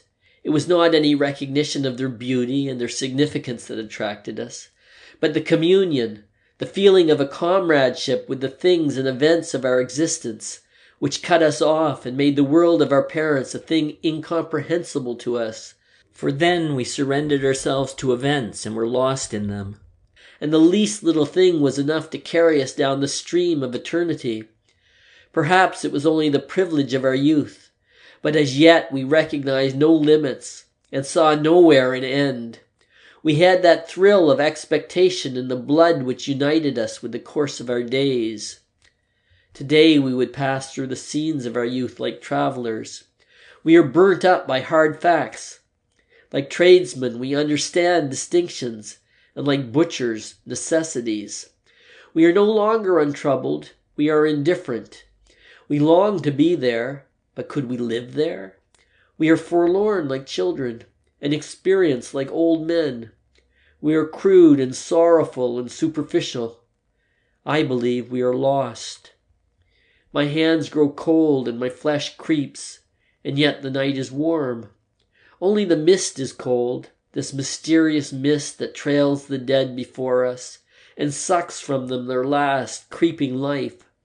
By morning, they will be pale and green and their blood congealed and black. Still, the parachute rockets shoot up and cast their pitiless light over the stony landscape, which is full of craters and frozen lights like a moon. The blood beneath my skin brings fear and restlessness into my thoughts. They become feeble and tremble. They desire warmth and life. They cannot endure without sympathy and communion. They are disordered before the naked picture of despair. I hear the rattle of the mess tins and immediately feel a strong desire for warm food. It would do me good and comfort me. Painfully, I force myself to wait until I am relieved. Then I go into the dugout and find a mug of barley. It is cooked and fat and tastes good. I eat it slowly. I remain quiet, though the others are in a better mood, for the shelling has died down. The days go by and the incredible hours follow one another as a matter of course. Attacks alternate with counterattacks, and slowly the dead pile up in the field of craters between the trenches. We are able to bring in most of the wounded that do not lie too far off, but many have long to wait, and we listen to them dying. For one of them we searched 2 days in vain. He must be lying on his belly and unable to turn over. Otherwise it is hard to understand why we cannot find him. For it is only when a man has his mouth close to the ground that it is impossible to gauge the direction of his cry. He must have been badly hit, one of those nasty wounds, neither so severe that they exhaust the body at once and a man dreams on in a half-swoon, nor so light that a man endures the pain in the hope of becoming well again. Cat thinks he has either a broken pelvis or a shot through the spine. His chest cannot have been injured, otherwise he would not have such strength to cry out, and if it were any other kind of wound, it would be possible to see him moving. He grows gradually hoarser. The voice sounds so desperate that it prevails everywhere. The first night, some of our fellows go out 3 times to look for him. But when they think they have located him and crawl across, next time they hear the voice, it seems to come from somewhere else altogether. We search in vain until dawn. We scrutinize the field all day with glasses, but discover nothing. On the second day the calls are fainter. That will be because his lips and mouth have become dry. Our company commander has promised special leave with 3 days extra to anyone who finds him. That is a powerful inducement. But we would do all that is possible without that, for his cry is terrible. Cat and Crop even go out in the afternoon, and Albert gets the lobe of his ear shot off in consequence. It is to no purpose. They come back without him. It is easy to understand when he cries. At first he called only for help. The second night he must have some delirium. He talks with his wife and his children. We often detect the name Elise. Today he merely weeps. By evening the voice dwindles to a croaking, but it persists still through the whole night. We hear it so distinctly because the wind blows toward our line. In the morning, when we suppose he must already have long gone to his rest, there comes across to us one last gurgling rattle. The days are hot and the dead lie unburied. We cannot fetch them all in. If we did, we should not know what to do with them. The shells will bury them. Many have their bellies swollen up like balloons. They hiss, belch, and make movements. The gases in them make noises. The sky is blue and without clouds. In the evening it grows sultry and the heat rises from the earth. When the wind blows toward us, it brings the smell of blood, which is heavy and sweet. This deadly exhalation from the shell holes seems to be a mixture of chloroform and putrefaction, and fills us with nausea and retching. The nights become quiet, and the hunt for copper-driving bands and the silken parachutes of the French star shells begins. Why the driving bands are so desirable no one knows exactly. The collectors merely assert that they are valuable. Some have collected so many that they will stoop under the weight of them when we go back. But Haya at least gives a reason. He intends to give them to his girl to supplement her garters. At this, the Frisians explode with mirth. They slap their knees. By Jove, though, he's a wit, Haya is. He's got brains. Jane especially can hardly contain himself. He takes the largest of the rings in his hand, and every now and then puts his leg through it to show how much slack there is. Haya, man, she must have legs like legs. His thoughts mount somewhat higher. And a behind, too. She must have like an elephant. He cannot get over it. I wish I could play hot hand with her once. My hat. Haya beams, proud that his girl should receive so much appreciation. She's a nice bit, he says with self-satisfaction. The parachutes are turned to more practical uses. According to the size of the bust, 3 or perhaps 4 will make a blouse. Crop and I use them as handkerchiefs. The others send them home. If the women could see at what risk these bits of rag are often obtained, they would be horrified. Kat surprises Jaden, endeavoring with perfect equanimity to knock the driving band off a dud. If anyone else had tried it, the thing would have exploded, but Jaden always has his luck with him. One morning, 2 butterflies play in front of our trench. They are brimstone butterflies with red spots on their yellow wings. What can they be looking for here? There's not a plant nor a flower for miles. They settle on the teeth of a skull. The birds, too, are just as carefree. They have long since accustomed themselves to the war. Every morning, larks ascend from no man's land. A year ago, we watched them nesting. The young ones grew up, too. We have a spell from the rats in the trench. They are in no man's land. We know what for. They grow fat. When we see one, we have a crack at it. At night, we hear again the rolling behind the enemy lines. All day, we have only the normal shelling, so that we are able to repair the trenches. There is always plenty of amusement. The airmen see to that. There are countless fights for us to watch every day. Battle planes don't trouble us, but the observation planes we hate like the plague. They put the artillery on to us. A couple of minutes after they appear, shrapnel and high explosives begin to drop on us. We lose 11 men in one day that way, and 5 of them stretcher bearers. 2 are so smashed that Jaden remarks you could scrape them off the wall of the trench with a spoon and bury them in a mess tin. Another has the lower part of his body and his legs torn off. Dead, his chest leans against the side of the trench. His face is lemon yellow. In his beard still burns a cigarette. It glows until it dies out on his lips. We put the dead in a large shell hole. So far there are 3 layers, one on top of the other. Suddenly, the shelling begins to pound again. Soon, we are sitting up once more with the rigid tenseness of blank anticipation. Attack, counterattack, charge, repulse. These are words, but what things they signify. We have lost a good many men, mostly recruits. Reinforcements have again been sent up to our sector. It is one of the new regiments, composed of young fellows called up during the last year. They have had hardly any training and are sent into the field with only a theoretical knowledge. They do know what a hand grenade is, it is true, but they have very little idea of cover, and what is most important of all, have no eye for it. A fold in the ground has to be quite 18 inches high before they can see it. Although we need reinforcement, the recruits give us almost more trouble than they are worth. They are helpless in this grim fighting area. They fall like flies. The present method of fighting from posts demands knowledge and experience. A man must have a feeling for the contours of the ground, an ear for the sound and character of the shells, must be able to decide beforehand where they will drop, how they will burst, and how to shelter from them. The young recruits, of course, know none of these things. They get killed simply because they can hardly tell shrapnel from high explosive.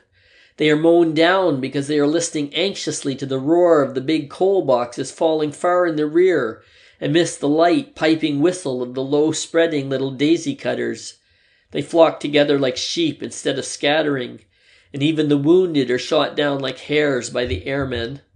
Their pale, turn-up faces, their pitiful, clenched hands, the miserable courage of these poor devils, the desperate charges and attacks made by these poor, brave devils, who are so terrified that they dare not cry out loudly, but with battered chests and torn bellies and arms and legs, only whisper softly for their mothers and cease as soon as one looks at them. Their sharp, downy, dead faces have the awful expressionlessness of dead children. It brings a lump into the throat to see how they go over and run and fall. A man would like to spank them. They are so stupid. And to take them by the arm and lead them away from here where they have no business to be. They wear gray coats and trousers and boots, but for most of them, the uniform is far too big. It hangs on their limbs. Their shoulders are too narrow, their bodies too slight. No uniform was ever made to these childish measurements. Between 5 and 10 recruits fall to every old hand. A surprise gas attack carries off a lot of them. They have not yet learned what to do. We found one dugout full of them, with blue heads and black lips. Some of them in a shell hole took their masks off too soon. They did not know that the gas lies longest in the hollows. When they saw others on top without masks, they pulled theirs off too, and swallowed enough to scorch their lungs. Their condition is hopeless. They choke to death with hemorrhages and suffocation. In one part of the trench, I suddenly run into Himmelstoss. We dive into the same dugout.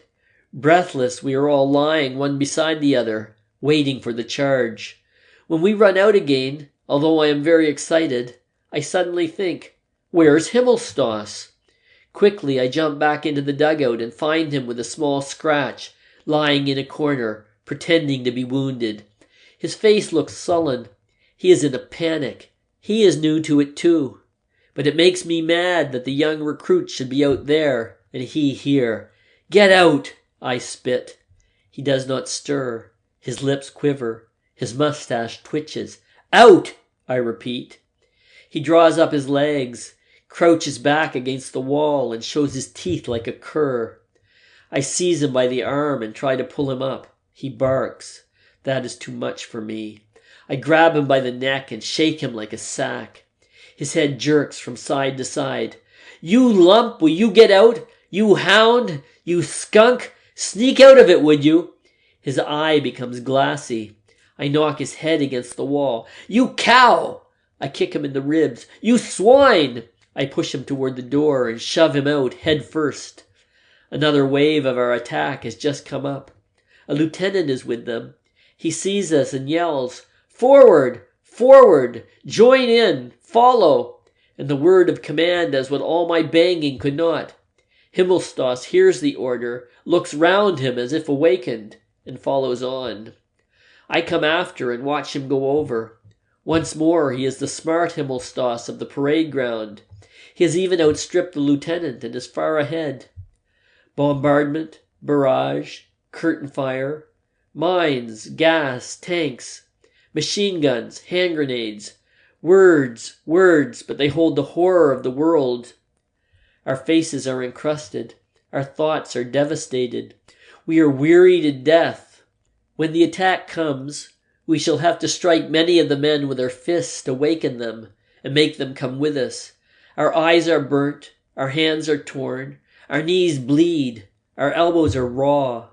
How long has it been? Weeks? Months? Years? Only days. We see time pass in the colorless faces of the dying. We cram food into us. We run. We throw. We shoot. We kill. We lie about.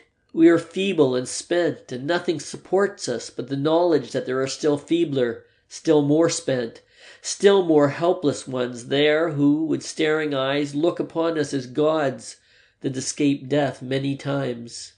In the few hours of rest, we teach them. There, see that waggle top? That's a mortar coming. Keep down. It will go clean over. But if it comes this way, then run for it. You can run from a mortar. We sharpen their ears to the malicious, hardly audible buzz of the smaller shells that are not so easily distinguished. They must pick them out from the general din by their insect-like hum.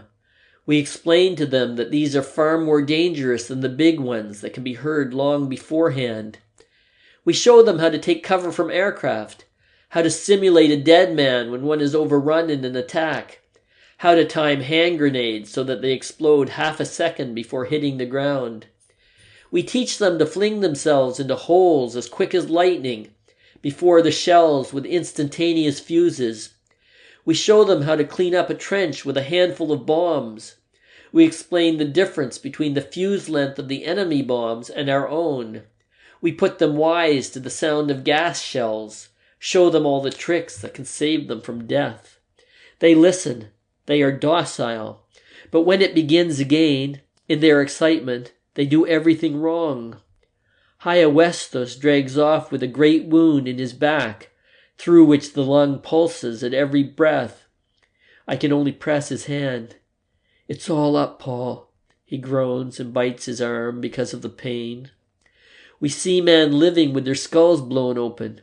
We see soldiers run with their 2 feet cut off. They stagger on their splintered stumps into the next shell hole. A lance corporal crawls 1.5 miles on his hands, dragging his smashed knee after him. Another goes to the dressing station, and over his clasped hands bulge his intestines. We see men without mouths, without jaws, without faces. We find one man who has held the artery of his arm in his teeth for 2 hours in order not to bleed to death. The sun goes down, night comes, the shells whine. Life is at an end. Still, the little piece of convulsed earth in which we lie is held. We have yielded no more than a few 100 yards of it as a prize to the enemy, but in every yard there lies a dead man. We have been relieved. The wheels roll beneath us. We stand dully, and when the call, "Mind wire," comes, we bend our knees. It was summer when we came up. The trees were still green. Now it is autumn, and the night is gray and wet. The lorries stop.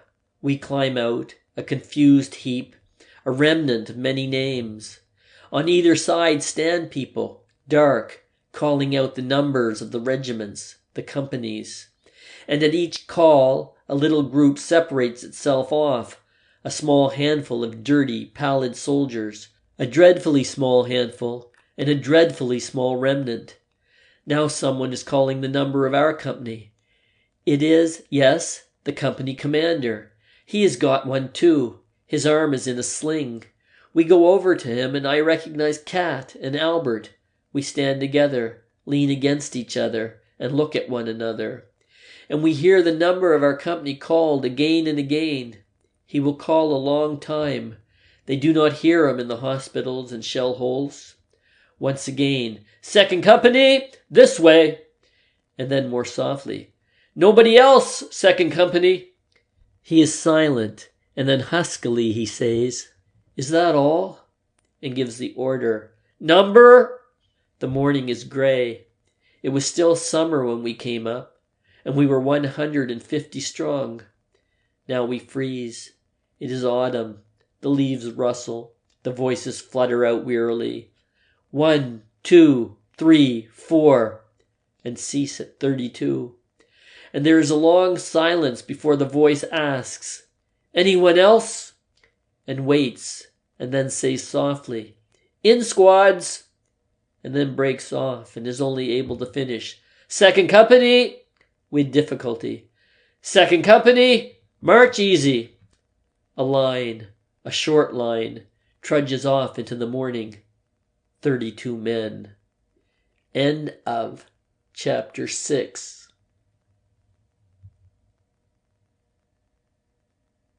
Chapter 7. They have taken us further back than usual to a field depot, so that we can be reorganized. Our company needs more than 100 reinforcements. In the meantime, when we are off duty, we loaf around. After a couple of days, Himmelstoss comes up to us. He has had the bounce knocked out of him since he has been in the trenches, and wants to get on good terms with us. I am willing enough, because I saw how he brought Haya Westus in when he was hit in the back. Besides, he's decent enough to treat us at the canteen when we are out of funds. Only Jaden is still reserved and suspicious. But he is won over too, when Himmelstoss tells us that he is taking the place of the sergeant cook who has gone on leave. As a proof, he produces on the spot 2 pounds of sugar for us and a ½ pound of butter, specially for Jaden. He even sees to it that we are detailed the next 2 or 3 days to the cookhouse for potato and turnip peeling. The grub he gives us there is real officer's fare.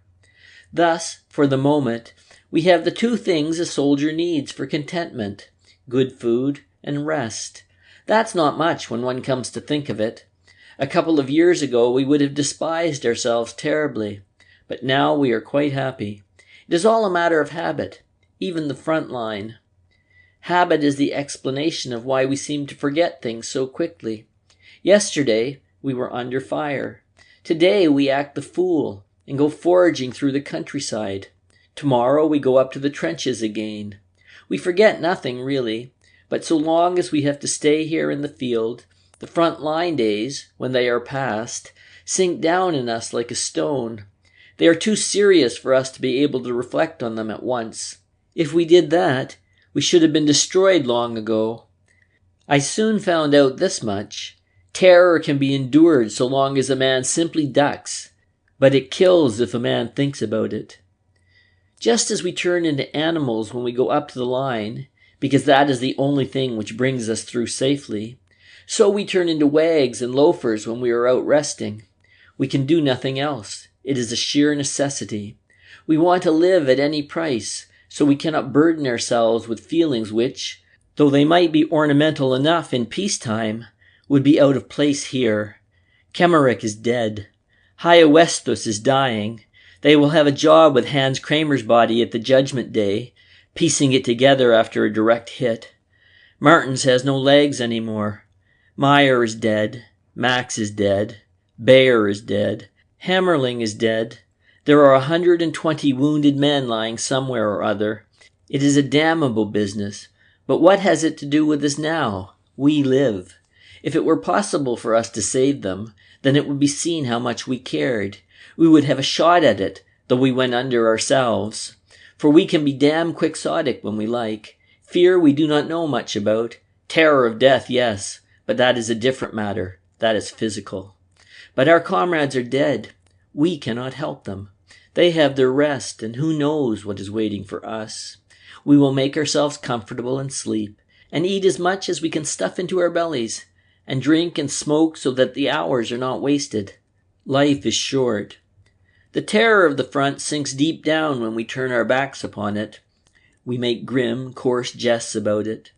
When a man dies, then we say he had nipped off his turd, and so we speak of everything. That keeps us from going mad. As long as we take it that way, we maintain our own resistance. But we do not forget. It's all rot that they put in the war news about the good humor of the troops, how they are arranging dances almost before they are out of the front line. We don't act like that because we are in good humor. We are in good humor because otherwise we should go to pieces. If it were not so, we could not hold out much longer. Our humor becomes much more bitter every month. And this I know, all these things that now, while we are still in the war, sink down in us like a stone, after the war shall waken again, and then shall begin the disentanglement of life and death. The days, the weeks, the years out here shall come back again, and our dead comrades shall then stand up again and march with us. Our heads shall be clear. We shall have a purpose, and so we shall march, our dead comrades beside us, the years at the front behind us. Against whom? Against whom? Some time ago there was an army theater in these parts. Colored posters of the performances are still sticking on a hoarding. With wide eyes, Kropp and I stand in front of it. We can hardly credit that such things still exist. A girl in a light summer dress, with a red patent leather belt about her hips. She is standing with one hand on a railing, and with the other she holds a straw hat. She wears white stockings and white shoes, fine buckle shoes with high heels. Behind her smiles a blue lake with white horses. At the side is a bright bay. She is a lovely girl with a delicate nose, red lips, and slender legs. Wonderfully clean and well cared for. She certainly bathes twice a day and never has any dirt under her nails. At most, perhaps, a bit of sand from the beach. Beside her stands a man in white trousers, a blue jacket and sailor's cap, but he interests us much less. The girl on the poster is a wonder to us. We have quite forgotten that there are such things, and even now we hardly believe our eyes. We have seen nothing like it for years, nothing like it for happiness, beauty, and joy. That is peacetime. That is as it should be. We feel excited. Just look at those thin shoes, though. She couldn't march many miles in those, I say, and then begin to feel silly, for it is absurd to stand in front of a picture like this and think of nothing but marching. How old would she be? Kropp asks. About 22 at the most, I hazard. Then she would be older than us. She is not more than 17, let me tell you. It gives us goose flesh. That would be good, Albert. What do you think? He nods. I have some white trousers at home, too. White trousers, say I. But a girl like that. We look askance at one another. There's not much to boast of here. 2 ragged, stained, and dirty uniforms. It is hopeless to compete. So we proceed to tear the young man with the white trousers off the hoarding, taking care not to damage the girl. That is something towards it. We could go and get deloused anyway, Crop then suggests. I am not very enthusiastic, because it doesn't do one's clothes any good, and a man is lousy again inside 2 hours. But when we have considered the picture once more, I declare myself willing. I even go further. We might see if we could get a clean shirt as well. Socks might be better, says Albert, not without reason. Yes, socks too, perhaps. Let's go and explore a bit. Then Lear and Jaden stroll up. They look at the poster, and immediately the conversation becomes smutty. Lear was the first of our class to have intercourse, and he gave stirring details of it. After his fashion, he enjoys himself over the picture, and Jaden supports him, nobly. It does not distress us exactly. Who isn't smutty is no soldier. It merely does not suit us at the moment, so we edge away and march off to the delousing station with the same feeling, as if it were a swell gentleman's outfitters. The houses in which we are billeted lie near the canal. On the other side of the canal there are ponds, flanked with poplars. On the other side of the canal there are women too. The houses on our side have been abandoned. On the other side, though, one occasionally sees inhabitants. In the evening we go swimming. 3 women come strolling along the bank. They walk slowly and don't look away, although we have no bathing suits. Lear calls out to them. They laugh and stop to watch us. We fling remarks at them in broken French, anything that comes into our heads, hastily and all jumbled together, anything to detain them. They are not specially wonderful pieces, but then where are such to be had about here? There is one slim little brunette. Her teeth gleam when she laughs. She has quick movements. Her dress swings loosely about her legs. Although the water is cold, we are very jovial and do our best to interest them so they will stay. We try to make jokes, and they answer with things we cannot understand. We laugh and beckon. Jaden is more crafty. He runs into the house, gets a loaf of army bread, and holds it up. That produces a great effect. They nod and beckon us to come over. But we don't dare to do that. It is forbidden to cross to the opposite bank. There are sentries on all the bridges. It's impossible without a pass.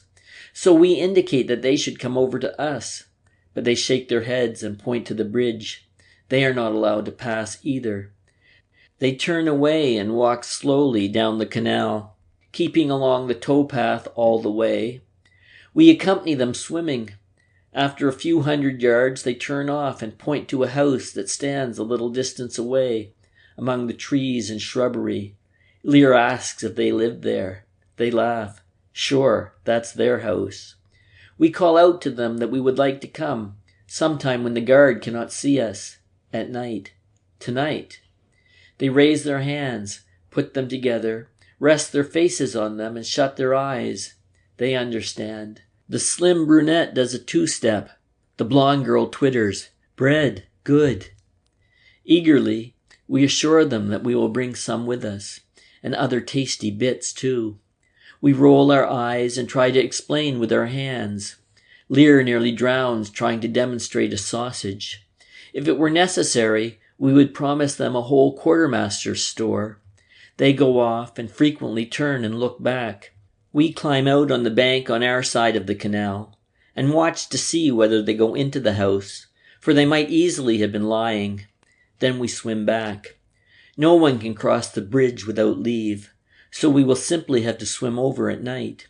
We are full of excitement. We cannot last out without a drink. So we go to the canteen, where there is beer and a kind of punch. We drink punch and tell one another lying tales of our experiences. Each man gladly believes the other man's story, only waiting impatiently till he can cap it with a taller one. Our hands are fidgety. We smoke countless cigarettes until Crop says, "We might as well take them a couple of cigarettes too." So we put some inside our caps to keep them. The sky turns apple green. There are 4 of us, but only 3 can go. We must shake off Jaden, so ply him with rum and punch until he rocks. As it turns dark, we go to our billets, Jaden in the center.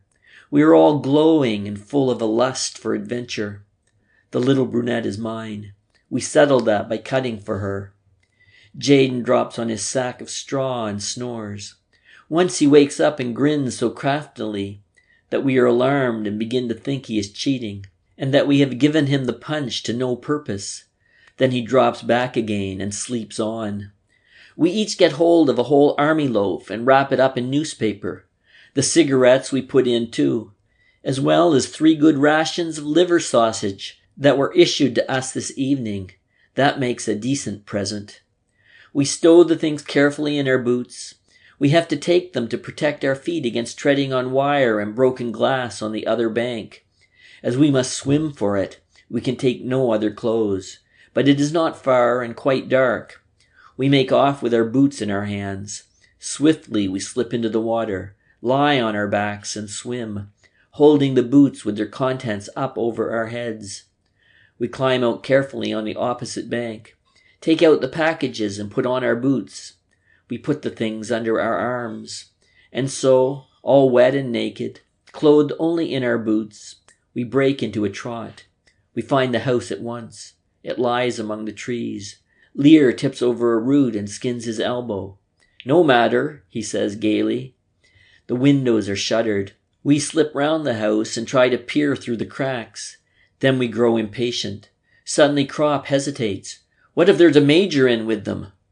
"Then we just clear off," grins Lear. "He can try to read our regimental numbers here," and smacks his behind. The door of the courtyard stands open. Our boots make a great clatter. The house door opens, a chink of light shines through, and a woman cries out in a scared voice, "Shh, shh, comrade." "Bon ami," we say, and show our packages protestingly. The other 2 are now on the scene. The door opens wide and the light floods over us. They recognize us, and all 3 burst into laughter at our appearance. They rock and sway in the doorway. They laugh so much. How supple their movements are. Un moment. They disappear and throw us bits of clothing, which we gladly wrap round ourselves. Then we venture in. A small lamp burns in the room, which is warm and smells a little of perfume. We unwrap our parcels and hand them over to the women. Their eyes shine. It is obvious that they are hungry. Then we all become rather embarrassed. Lear makes the gestures of eating, and then they come to life again, and bring out plates and knives and fall to on the food. And they hold up every slice of liver sausage and admire it before they eat it, and we sit proudly by. They overwhelm us with their chatter. We understand very little of it, but we listen and the words sound friendly. No doubt we all look very young. The little brunette strokes my hair and says what all the French women say. "La guerre, grand malheur, pauvre garçon." I hold her arm tightly and press my lips into the palm of her hand. Her fingers close round my face. Close above me are her bewildering eyes, the soft brown of her skin, and her red lips. Her mouth speaks words I do not understand, nor do I fully understand her eyes. They seem to say more than we anticipated when we came here. There are other rooms adjoining. In passing, I see Lear. He has made a great hit with the blonde, and he knows it too. But I am lost in remoteness, in weakness, and in a passion to which I yield myself trustingly. My desires are strangely compounded of yearning and misery. I feel giddy. There is nothing here that a man can hold on to. We have left our boots at the door. They have given us slippers instead, and now nothing remains to recall for me the assurance and self-confidence of the soldier. No rifle, no belt, no tunic, no cap. I let myself drop into the unknown, come what may, yet, in spite of all, I feel somewhat afraid. The little brunette contracts her brows when she is thinking, but when she talks they are still, and often the sound does not quite become a word, but suffocates or floats away over me, half finished. An arch, a pathway, a comet. What have I known of it? What do I know of it? The words of this foreign tongue that I hardly understand, they caress me to a quietness in which the room grows dim and dissolves in the half-light, and only the face above me lives and is clear. How various is a face! But an hour ago it was strange, and now it is touched with a tenderness that comes, not from it, but out of the night, the world and the blood. All these things seem to shine in it together. The objects in the room are touched by it and transformed. They become isolated, and I feel almost awed at the sight of my clear skin when the light of the lamp falls upon it and the cool brown hand passes over it. How different all this is from the condition in the soldiers' brothels, to which we are allowed to go, and where we have to wait in long queues. I wish I never thought of them, but desire turns my mind to them involuntarily, and I am afraid, for it might be impossible ever to be free of them again. But then I feel the lips of the little brunette and press myself against them. My eyes close and I let it all fall from me, war and terror and grossness. In order to awaken young and happy, I think of the picture of the girl on the poster, and, for a moment, believe that my life depends on winning her, and if I press ever deeper into the arms that embrace me, perhaps a miracle may happen. So, after a time, we find ourselves reassembled again. Lear is in high spirits. We pull on our boots and take our leave warmly. The night air cools our hot bodies. The rustling poplars loom large in the darkness. The moon floats in the heavens and in the waters of the canal. We do not run. We walk beside one another with long strides. That was worth a ration loaf, says Lear. I cannot trust myself to speak. I am not in the least happy. Then we hear footsteps and dodge behind a shrub. The steps come nearer, close by us. We see a naked soldier in boots, just like ourselves. He has a package under his arm and gallops onward. It is Jaden in full course. He has disappeared already. We laugh. In the morning he will curse us. Unobserved, we arrive again at our sacks of straw. I am called to the orderly room. The company commander gives me a leave pass and a travel pass, and wishes me a good journey. I look to see how much leave I have got. 17 days. 14 days leave and 3 days for traveling. It is not enough, and I ask whether I cannot have 5 days for traveling. Berting points to my pass. There I see that I am not to return to the front immediately. After my leave, I have to report for a course of training to a camp on the moors. The others congratulate me. Kat gives me good advice and tells me I ought to try to get a base job. If you are smart, you'll hang on to it. I would rather not have gone for another 8 days. We are to stay here that much longer, and it is good here. Naturally, I have to stand the others' drinks at the canteen. We are all a little bit drunk. I become gloomy. I will be away for 6 weeks. That is lucky, of course. But what may happen before I get back? Shall I meet all these fellows again? Already Haya is gone. Who will the next be? As we drink, I look at each of them in turn. Albert sits beside me and smokes. He is silent. We have always been together.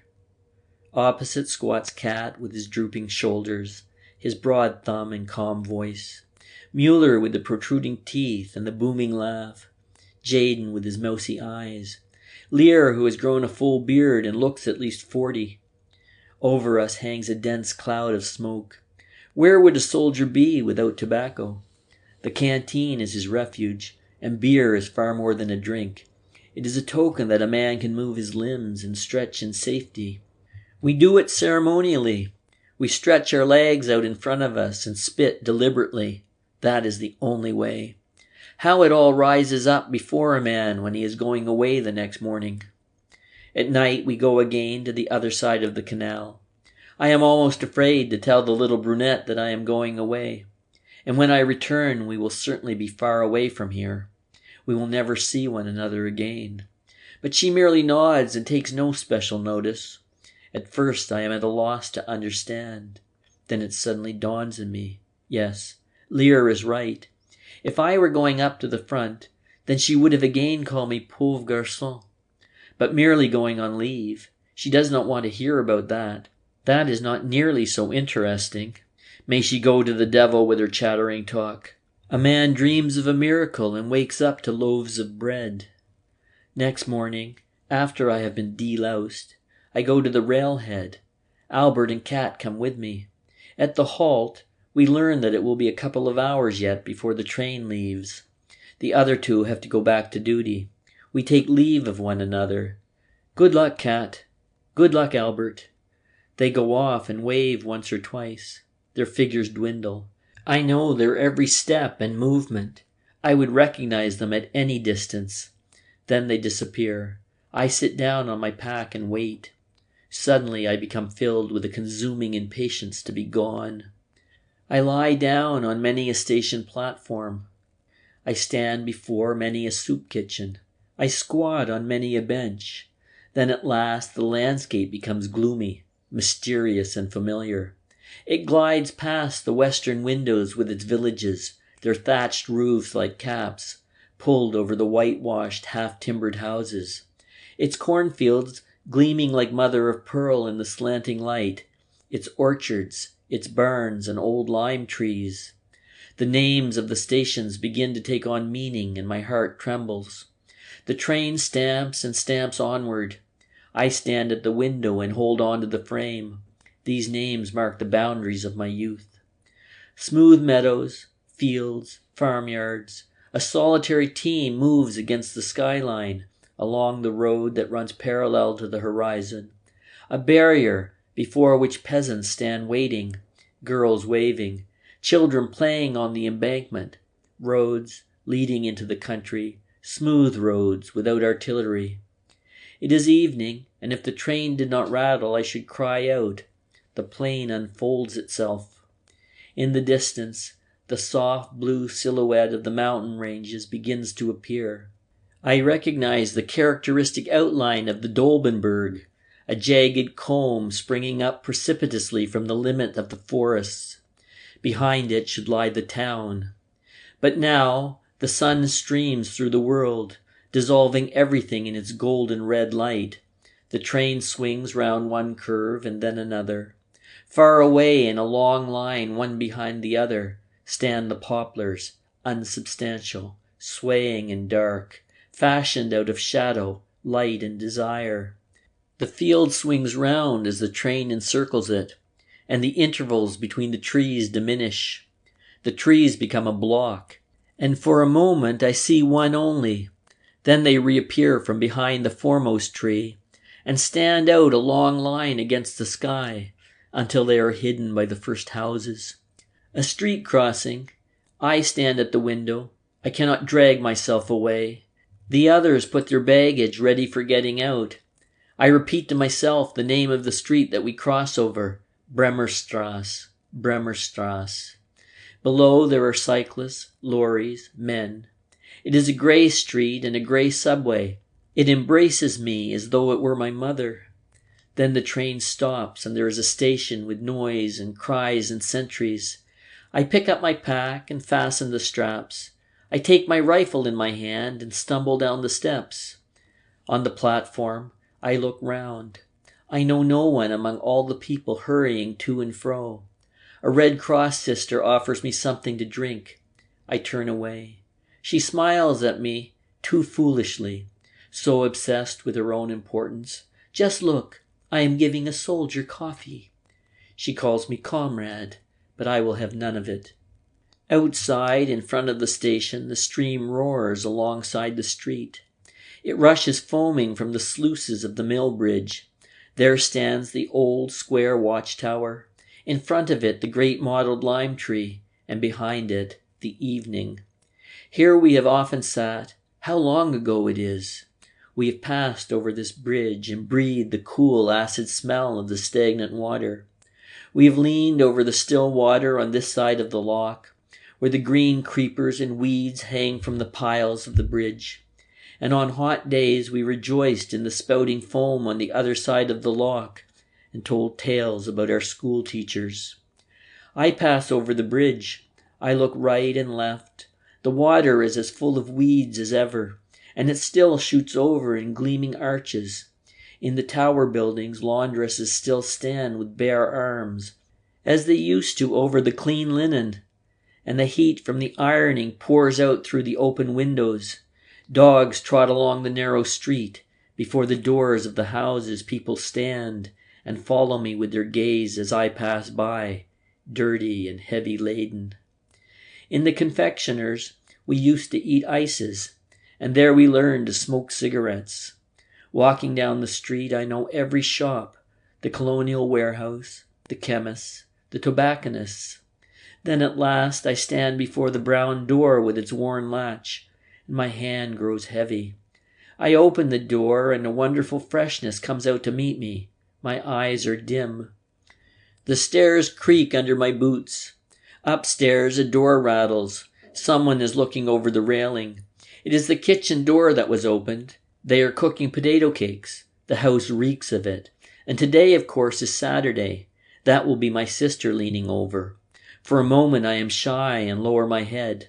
Then I take off my helmet and look up. Yes, it is my eldest sister. "Paul!" she cries. "Paul!" I nod. My pack bumps against the banisters. My rifle is so heavy. She pulls a door open and calls, "Mother! Mother! Paul is here!" I can go no further. "Mother! Mother! Paul is here." I lean against the wall and grip my helmet and rifle. I hold them as tight as I can, but I cannot take another step. The staircase fades before my eyes. I support myself with the butt of my rifle against my feet and clench my teeth fiercely. But I cannot speak a word. My sister's call has made me powerless. I can do nothing. I struggle to make myself laugh, to speak, but no word comes, and so I stand on the steps, miserable, helpless, paralyzed, and against my will, the tears run down my cheeks. My sister comes back and says, "Why? What is the matter?" Then I pull myself together and stagger onto the landing. I lean my rifle in a corner. I set my pack against the wall, place my helmet on it, and fling down my equipment and baggage. Then I say fiercely, "Bring me a handkerchief." She gives me one from the cupboard, and I dry my face. Above me on the wall hangs the glass case with the colored butterflies that once I collected. Now I hear my mother's voice. It comes from the bedroom. "Is she in bed?" I ask my sister. "She is ill," she replies. I go in to her, give her my hand, and say as calmly as I can, "Here I am, Mother." She lies still in the dim light. Then she asks, anxiously, "Are you wounded?" And I feel her searching glance. "No, I have got leave." My mother is very pale. I am afraid to make a light. "Here I lie now," says she, "and cry instead of being glad." "Are you sick, Mother?" I ask.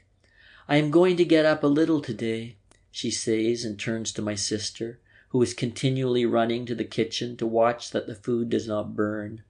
"And put out the jar of preserved whortleberries. You like that, don't you?" she asks me.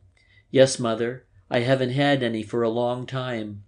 "We might almost have known you were coming," laughs my sister. "There is just your favorite dish, potato cakes, and even whortleberries to go with them too. And it is Saturday," I add. "Sit here beside me," says my mother. She looks at me. Her hands are white and sickly and frail compared with mine. We say very little, and I am thankful that she asks nothing. What ought I to say? Everything I could have wished for has happened. I have come out of it safely and sit here beside her, and in the kitchen stands my sister, making the evening bread and singing. "Dear boy," says my mother softly. We were never very demonstrative in our family. Poor folk who toil and are full of cares are not so. It is not their way to protest what they already know. When my mother says to me, "Dear boy," it means much more than when another uses it. I know well enough that the jar of whortleberries is the only one they have had for months. and that she has kept it for me, and the somewhat stale cakes that she gives me too.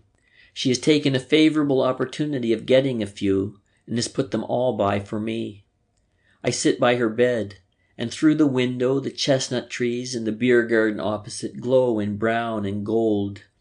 I breathe deeply and say over to myself, "You are at home. You are at home."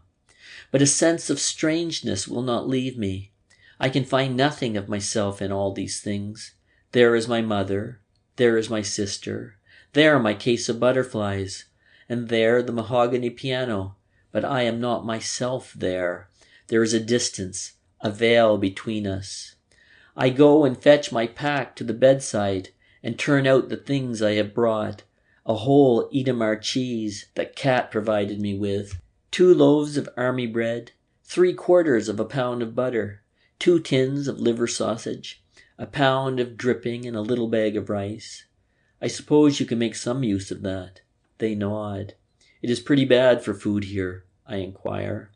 Yes, there's not much. Do you get enough out there? I smile and point to the things I have brought. Not always quite so much as that, of course, but we fare reasonably well. Erna goes out to bring in the food. Suddenly my mother seizes hold of my hand and asks falteringly, "Was it very bad out there, Paul?" Mother, what should I answer to that? You would not understand and never realize it. And you never should realize it. Was it bad, you ask? You, mother? I shake my head and say, "No, mother, not so very. There are always a lot of us together, so it isn't so bad." "Yes, but Heinrich Bredemeyer was here just lately, and he said it was terrible out there now, with the gas and all the rest of it." It is my mother who says that. She says, "with the gas and all the rest of it." She does not know what she is saying. She is merely anxious for me. Should I tell her how we once found 3 enemy trenches with their garrison all stiff as though stricken with apoplexy? Against the parapet, in the dugouts, just where they were, the men stood and lay about with blue faces, dead. "No, mother, that's only talk," I answer. "There's not very much in what Bredemeyer says. You see, for instance, I'm well and fit." Before my mother's tremulous anxiety, I recover my composure. Now I can walk about and talk and answer questions, without fear of having suddenly to lean against the wall because the world turns soft as rubber and my veins become brimstone. My mother wants to get up, so I go for a while to my sister in the kitchen. "What is the matter with her?" I ask. She shrugs her shoulders. "She has been in bed 2 months now, but we did not want to write and tell you. Several doctors have been to see her. One of them said it is probably cancer again." I go to the district commandant to report myself. Slowly I wander through the streets. Occasionally someone speaks to me. I do not delay long, for I have little inclination to talk. On my way back from the barracks, a loud voice calls out to me. Still lost in thought, I turn round and find myself confronted by a major. "Can't you salute?" he blusters. "Sorry, Major," I say in embarrassment. "I didn't notice you." "Don't you know how to speak properly?" he roars. I would like to hit him in the face, but control myself, for my leave depends on it. I click my heels and say, "I did not see you, Herr Major." "Then keep your eyes open," he snorts. "What is your name?" I give it. His fat red face is furious. "What regiment?" I give him full particulars. Even yet he has not had enough. "Where are they?" But I've had more than enough and say, "Between Langmark and Bixkut." "Eh?" he asks, a bit stupefied. I explain to him that I arrived on leave only an hour or 2 since, thinking he would then trot along. But not at all. He gets even more furious. "You think you can bring your frontline manners here, what? Well, we don't stand that sort of thing. Thank God we have discipline here. 20 paces backward, double march," he commands. I am mad with rage, but I cannot say anything to him. He could put me under arrest if he liked, so I double back and then march up to him. 6 paces from him, I spring to a stiff salute and maintain it until I am 6 paces beyond him. He calls me back again and affably gives me to understand that for once he is pleased to put mercy before justice. I pretend to be duly grateful. "Now dismiss," he says. I turn about smartly and march off. That ruins the evening for me. I go back home and throw my uniform into a corner. I ought to have done that before. Then I take out my civilian clothes from the wardrobe and put them on. I feel awkward. The suit is rather tight and short. I have grown in the army. Collar and tie give me some trouble. In the end, my sister ties the bow for me. But how light the suit is! It feels as though I had nothing on but a shirt and underpants. I look at myself in the glass. It is a strange sight. A sunburnt, overgrown candidate for confirmation gazes at me in astonishment. My mother is pleased to see me wearing civilian clothes. It makes me less strange to her. But my father would rather I kept my uniform on so that he could take me to visit his acquaintances, but I refuse. It is pleasant to sit quietly somewhere, in the beer garden, for example, under the chestnuts by the skittle alley. The leaves fall down on the table and on the ground, only a few, the first. A glass of beer stands in front of me. I've learned to drink in the army. The glass is half empty, but there are still a few good swigs ahead of me, and besides, I can always order a second and a third if I wish to. There are no bugles and no bombardments. The children of the house play in the skittle alley, and the dog rests his head against my knee. The sky is blue. Between the leaves of the chestnuts rises the green spire of St. Margaret's Church. This is good. I like it. But I cannot get on with the people. My mother is the only one who asks no questions. Not so my father. He wants me to tell him about the front. He is curious in a way that I find stupid and distressing. I no longer have any real contact with him. There is nothing he likes more than just hearing about it. I realize he does not know that a man cannot talk of such things. I would do it willingly, but it is too dangerous for me to put these things into words. I am afraid they might then become gigantic, and I'd be no longer able to master them. What would become of us if everything that happens out there were quite clear to us? So I confine myself to telling him a few amusing things. But he wants to know whether I have ever had a hand-to-hand fight. I say no, and get up and go out. But that does not mend matters. After I have been startled a couple of times in the street by the screaming of the tramcars, which resemble the shriek of a shell coming straight for one, somebody taps me on the shoulder. It is my German master, and he fastens on me with the usual question. "Well, how are things out there? Terrible, terrible, eh? Yes, it is dreadful, but we must carry on. And after all, you do at least get decent food out there, so I hear. You look well, Paul, and fit. Naturally, it's worse here. Naturally. The best for our soldiers every time. That goes without saying." He drags me along to a table with a lot of others. They welcome me. A headmaster shakes hands with me and says, "So you come from the front? What is the spirit like out there? Excellent, eh? Excellent." I explain that no one would be sorry to be back home. He laughs uproariously. "I can well believe it. But first you have to give the froggies a good hiding. Do you smoke? Here, try one. Waiter, bring a beer as well for our young warrior." Unfortunately, I've accepted the cigar, so I have to remain. And they are all so dripping with goodwill that it is impossible to object. All the same, I feel annoyed and smoke like a chimney, as hard as I can. In order to make at least some show of appreciation, I toss off the beer in one gulp. Immediately, a second is ordered. People know how much they are indebted to the soldiers. They argue about what we ought to annex. The headmaster with the steel watch chain wants to have at least the whole of Belgium, the coal areas of France, and a slice of Russia. He produces reasons why we must have them, and is quite inflexible until at last the others give in to him. Then he begins to expound just whereabouts in France the breakthrough must come, and turns to me. "Now shove ahead a bit out there with your everlasting trench warfare. Smash through the Johnnies, and then there will be peace." I reply that in our opinion, a breakthrough may not be possible. The enemy may have too many reserves. Besides, the war may be rather different from what people think. He dismisses the idea loftily and informs me I know nothing about it. "The details, yes," says he, "but this relates to the whole, and of that you are not able to judge. You see only your little sector, and so cannot have any general survey. You do your duty, you risk your lives. That deserves the highest honor. Every man of you ought to have the Iron Cross. But first of all, the enemy line must be broken through in Flanders, and then rolled up from the top." He blows his nose and wipes his beard. "Completely rolled up they must be, from the top to the bottom, and then to Paris." I would like to know just how he pictures it to himself. And pour the third glass of beer into me. Immediately, he orders another. But I break away. He stuffs a few more cigars into my pocket and sends me off with a friendly slap. "All the best. I hope we will soon hear something worthwhile from you." I imagined leave would be different from this.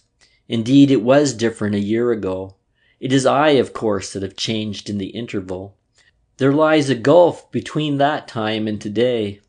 At that time, I still knew nothing about the war. We had only been in quiet sectors. But now I see that I have been crushed without knowing it. I find I do not belong here any more. It is a foreign world. Some of these people ask questions. Some ask no questions, but one can see that they are quite confident they know all about it. They often say so with their air of comprehension, so there is no point in discussing it. They make up a picture of it for themselves. I prefer to be alone, so that no one troubles me, for they all come back to the same thing, how badly it goes and how well it goes. One thinks it is this way, another that, and yet they are always absorbed in the things that go to make up their own existence. Formerly I lived in just the same way myself, but now I feel no contact here any longer. They talk to me too much. They have worries, aims, desires that I cannot comprehend. I often sit with one of them in the little beer garden and try to explain to him that this is really the only thing, just to sit quietly, like this. They understand, of course. They agree. They may even feel it so too, but only with words. Only with words. Yes, that is it. They feel it, but always with only half of themselves. The rest of their being is taken up with other things. They are so divided in themselves that none feels it with his whole essence. I cannot even say myself exactly what I mean.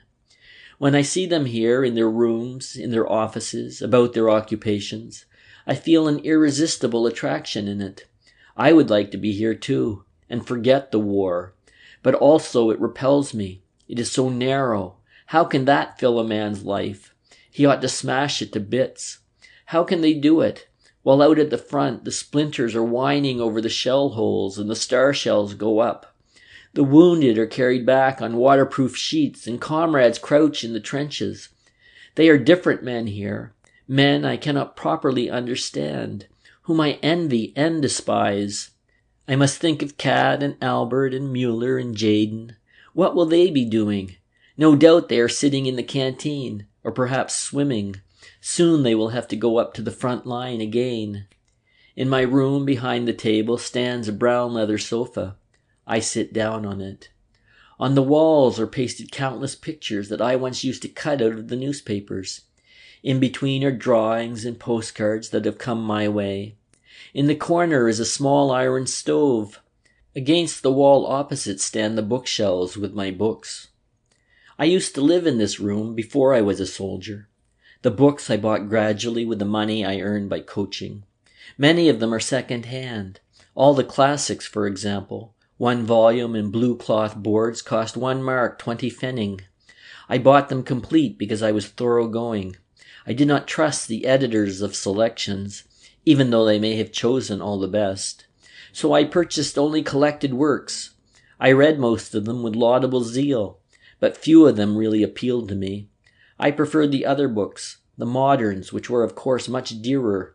A few I came by not quite honestly. I borrowed and did not return them because I did not want to part with them.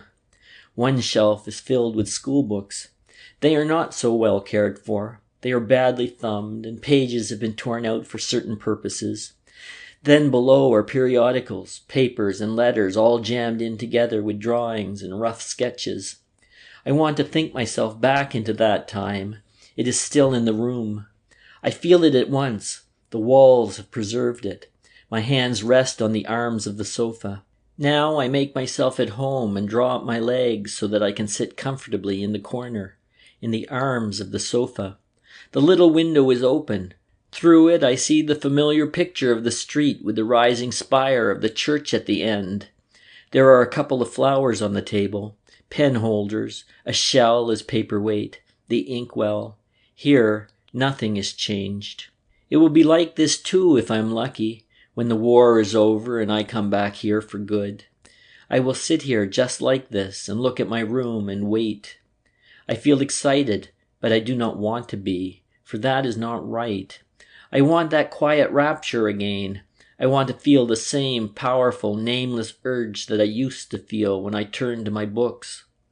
The breath of desire that then arose from the colored backs of the books shall fill me again, melt the heavy, dead lump of lead that lies somewhere in me, and waken again the impatience of the future, the quick joy in the world of thought. It shall bring back again the lost eagerness of my youth. I sit and wait. It occurs to me that I must go and see Kemmerich's mother. I might visit Mittelstadt too. He should be at the barracks. I look out of the window. Beyond the sober picture of the street appears a range of hills, distant and light.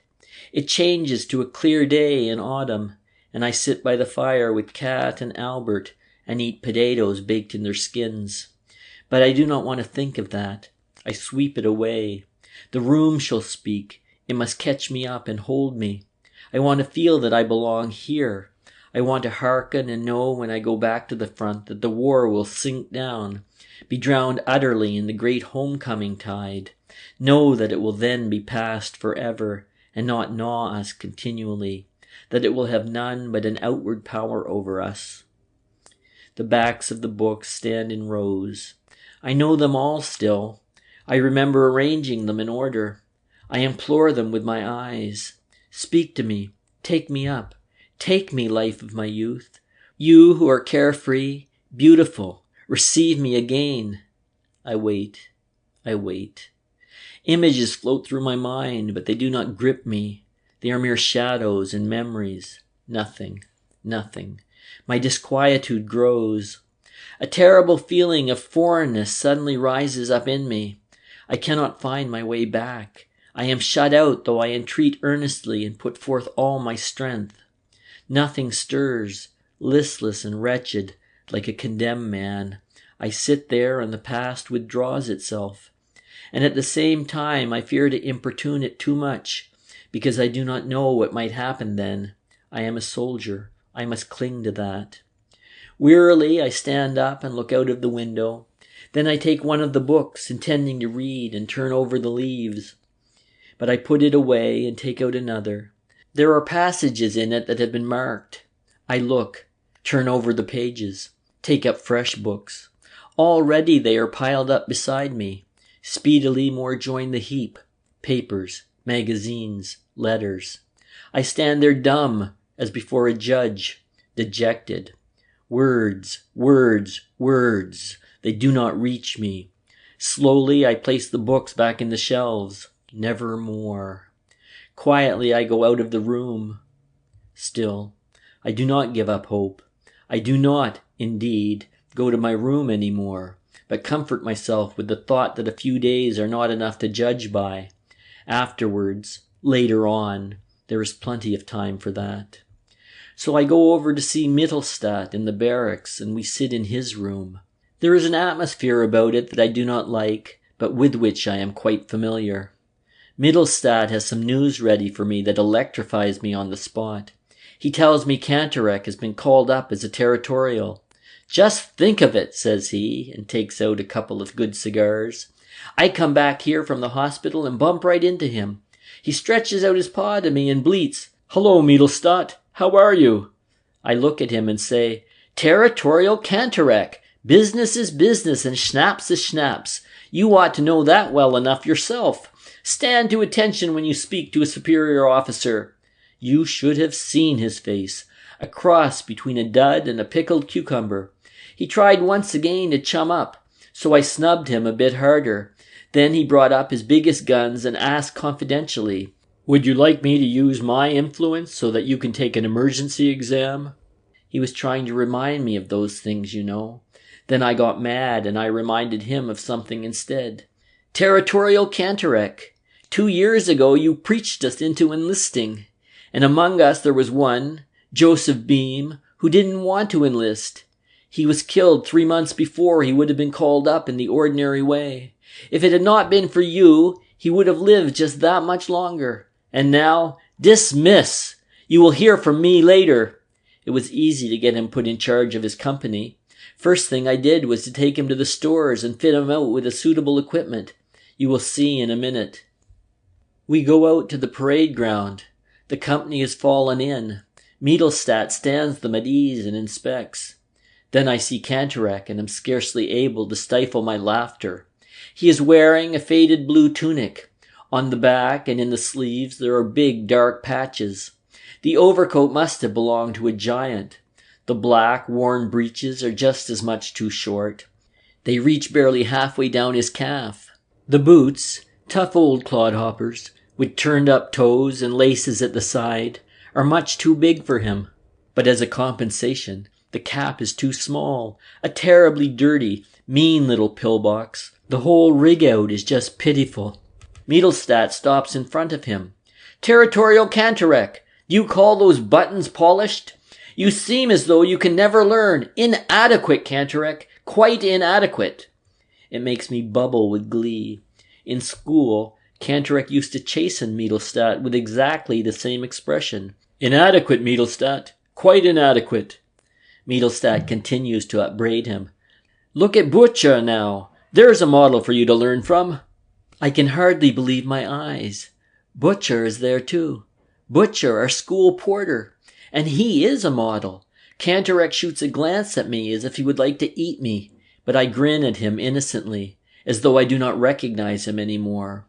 Nothing could look more ludicrous than his forage cap and his uniform, and this is the object before whom we used to stand in anguish, as he sat up there enthroned at his desk, spearing at us with his pencil for our mistakes in those irregular French verbs with which afterwards we made so little headway in France. That is barely 2 years ago. And now here stands Territorial Cantorek, the spell quite broken, with bent knees, arms like pothooks, unpolished buttons, and that ludicrous rig-out, an impossible soldier. I cannot reconcile this with the menacing figure at the schoolmaster's desk. I wonder what I, the old soldier, would do if this skinful of woe ever dared to say to me again, Bäumer, give the imperfect a valet. Then Mittelstadt makes them practice skirmishing, and as a favor appoints Cantorek squad leader. Now in skirmishing, the squad leader has always to keep 20 paces in front of his squad. If the order comes, on the march, about turn, the line of skirmishers simply turns about, but the squad leader, who now finds himself suddenly 20 paces in rear of the line, has to rush up at the double and take his position again 20 paces in front of the squad. That makes altogether 40 paces, double march. But no sooner has he arrived than the order, on the march, about turn, comes again, and he once more has to race at top speed another 40 paces to the other side. In this way, the squad has made merely the turnabout and a couple of paces, while the squad leader dashes backwards and forwards like a fart on a curtain pole. That is one of Himmelstoss's well-worn recipes. Cantorek can hardly expect anything else from Mittelstadt, for he once messed up the latter's chance of promotion, and Mittelstadt would be a big fool not to make the best of such a good opportunity as this, before he goes back to the front again. A man might well die easier after the army has given him just one such stroke of luck. In the meantime, Cantorek is dashing up and down like a wild boar. After a while, Mittelstadt stops the skirmish and begins the very important exercise of creeping. On hands and knees, carrying his gun in regulation fashion, Cantorek shoves his absurd figure over the sand immediately in front of us. He is breathing hard and his panting is music. Mittelstadt encourages Cantorek, the territorial, with quotations from Cantorek, the schoolmaster. Territorial Cantorek, we have the good fortune to live in a great age. We must all humble ourselves and for once put aside bitterness." Cantorek sweats and spits out a dirty piece of wood that has lodged in his teeth. Mittelstadt stoops down and says reproachfully, "And in the trifles never lose sight of the great adventure, territorial Cantorek." It amazes me that Cantorek does not explode with a bang, especially when, during physical exercises, Mittelstadt copies him to perfection, seizing him by the seat of his trousers as he's climbing along the horizontal bar, so that he can just raise his chin above the beam, and then starts to give him good advice. That is exactly what Cantorek used to do to him at school. The extra fatigues are next detailed off. "Cantorek and Butcher, bread fatigue. Take the handcart with you." In a couple of minutes, the two set off together, pushing the barrow. Cantorek in a fury walks with his head down, but the porter is delighted to have scored light duty. The bakehouse is away at the other end of the town, and the two must go there and back through the whole length of it. "They've done that a couple of times already," grins Mittelstadt. "There are still a few people waiting to see them." "Excellent," I say. "But hasn't he reported you yet?" "He did try. Our CO laughed like the deuce when he heard the story. He hasn't any time for schoolmasters. Besides, I'm sweet with his daughter." "He'll mess up the examination for you." "I don't care," says Mittelstadt calmly. "Besides, his complaint came to nothing because I could show that he had hardly anything but light duty." "Couldn't you polish him up a bit?" I ask. "He's too stupid. I couldn't be bothered," answered Mittelstadt contemptuously. What is leave? A pause that only makes everything after it so much worse. Already the sense of parting begins to intrude itself. My mother watches me, silently. I know she counts the days. Every morning she is sad. It is one day less. She has put away my pack. She does not want to be reminded by it. The hours pass quickly if a man broods. I pull myself together and go with my sister to the butcher's to get a pound of bones. That is a great luxury, and people line up early in the morning and stand waiting. Many of them faint. We have no luck. After waiting by turns for 3 hours, the queue disperses. The bones have not lasted out. It is a good thing I get my rations. I bring them to my mother, and in that way we all get something decent to eat. The days grow ever more strained, and my mother's eyes more sorrowful. 4 days left now. I must go and see Kemmerik's mother. I cannot write that down. This quaking, sobbing woman who shakes me and cries out on me, "Why are you living then when he is dead?" Who drowns me in tears and calls out, "What are you there for at all, child, when you—" Who drops into a chair and wails, "Did you see him? Did you see him then? How did he die?" I tell her he was shot through the heart and died instantaneously. She looks at me. She doubts me. "You lie. I know better. I have felt how terribly he died. I have heard his voice at night. I have felt his anguish. Tell the truth. I want to know it. I must know it." "No," I say. "I was beside him. He died at once." She pleads with me gently. "Tell me. You must tell me. I know you want to comfort me. But don't you see? You torment me far more than if you told me the truth. I cannot bear the uncertainty. Tell me how it was, and even though it will be terrible, it will be far better than what I have to think if you don't." I will never tell her. She can make mincemeat out of me first. I console her, but she strikes me as rather stupid all the same. Why doesn't she stop worrying? Kemmerik will stay dead whether she knows about it or not. When a man has seen so many dead, he cannot understand any longer why there should be so much anguish over a single individual. So I say, rather impatiently, "He died immediately. He felt absolutely nothing at all. His face was quite calm." She is silent. Then she says slowly, "Will you swear it?" "Yes." "By everything that is sacred to you?" Good God, what is there that is sacred to me? Such things change pretty quickly with us. "Yes, he died at once." "Are you willing never to come back yourself if it isn't true?" "May I never come back if he wasn't killed instantaneously." I would swear to anything, but she seems to believe me. She moans and weeps steadily. I have to tell her how it happened, so I invent a story, and I almost believe it myself. As I leave, she kisses me and gives me a picture of him. In his recruit's uniform, he leans on a round rustic table with legs made of birch branches. Behind him, a wood is painted on a curtain, and on the table stands a mug of beer. It is the last evening at home. Everyone is silent. I go to bed early. I seize the pillow, press it against myself, and bury my head in it. Who knows if I will ever lie in a feather bed again? Late in the night, my mother comes into my room. She thinks I am asleep, and I pretend to be so. To talk, to stay awake with one another, it is too hard. She sits long into the night, although she is in pain and often writhes. At last I can bear it no longer, and I pretend I have just wakened up. Go and sleep, mother. You will catch cold here. I can sleep enough later, she says. I sit up. I don't go straight back to the front, mother. I have to do 4 weeks at the training camp. I may come over from there one Sunday, perhaps. She is silent. Then she asks gently, Are you very much afraid? No, mother. I would like to tell you to be on your guard against the women out in France.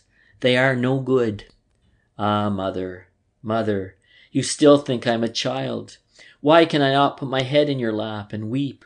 Why have I always to be strong and self-controlled? I would like to weep and be comforted too. Indeed, I am little more than a child. In the wardrobe still hang my short boy's trousers. It is such a little time ago. Why is it over? Where we were, there aren't any women, mother, I say as calmly as I can. And be very careful at the front, Paul. Ah, mother, mother, why do I not take you in my arms and die with you? What poor wretches we are. Yes, mother, I will. I will pray for you every day, Paul. Ah, mother, mother, let us rise up and go out, back through the years, where the burden of all this misery lies on us no more. Back to you and me alone, mother. Perhaps you can get a job that is not so dangerous. Yes, mother, perhaps I can get into the cookhouse. That can easily be done. You do it then, and if the others say anything, that won't worry me, mother. She sighs. Her face is a white gleam in the darkness. Now you must go to sleep, mother. She does not reply. I get up and wrap my cover round her shoulders. She supports herself on my arm. She is in pain. And so I take her to her room. I stay with her a little while. And you must get well again, mother, before I come back. Yes, yes, my child. You ought not to send your things to me, mother. We have plenty to eat out there. You could make much better use of them here. How destitute she lies there in her bed. She that loves me more than all the world. As I am about to leave, she says hastily, I have 2 pairs of underpants for you. They are all wool. They will keep you warm. You must not forget to put them in your pack. Ah, mother, I know what those underpants have cost you in waiting and walking and begging. Ah, mother, mother, how can it be that I must part from you? Who else is there that has any claim on me but you? Here I sit, and there you are lying, and we have so much to say that we could never say it. Good night, mother. Good night, my child. The room is dark. I hear my mother's breathing and the ticking of the clock. Outside the window, the wind blows and the chestnut trees rustle.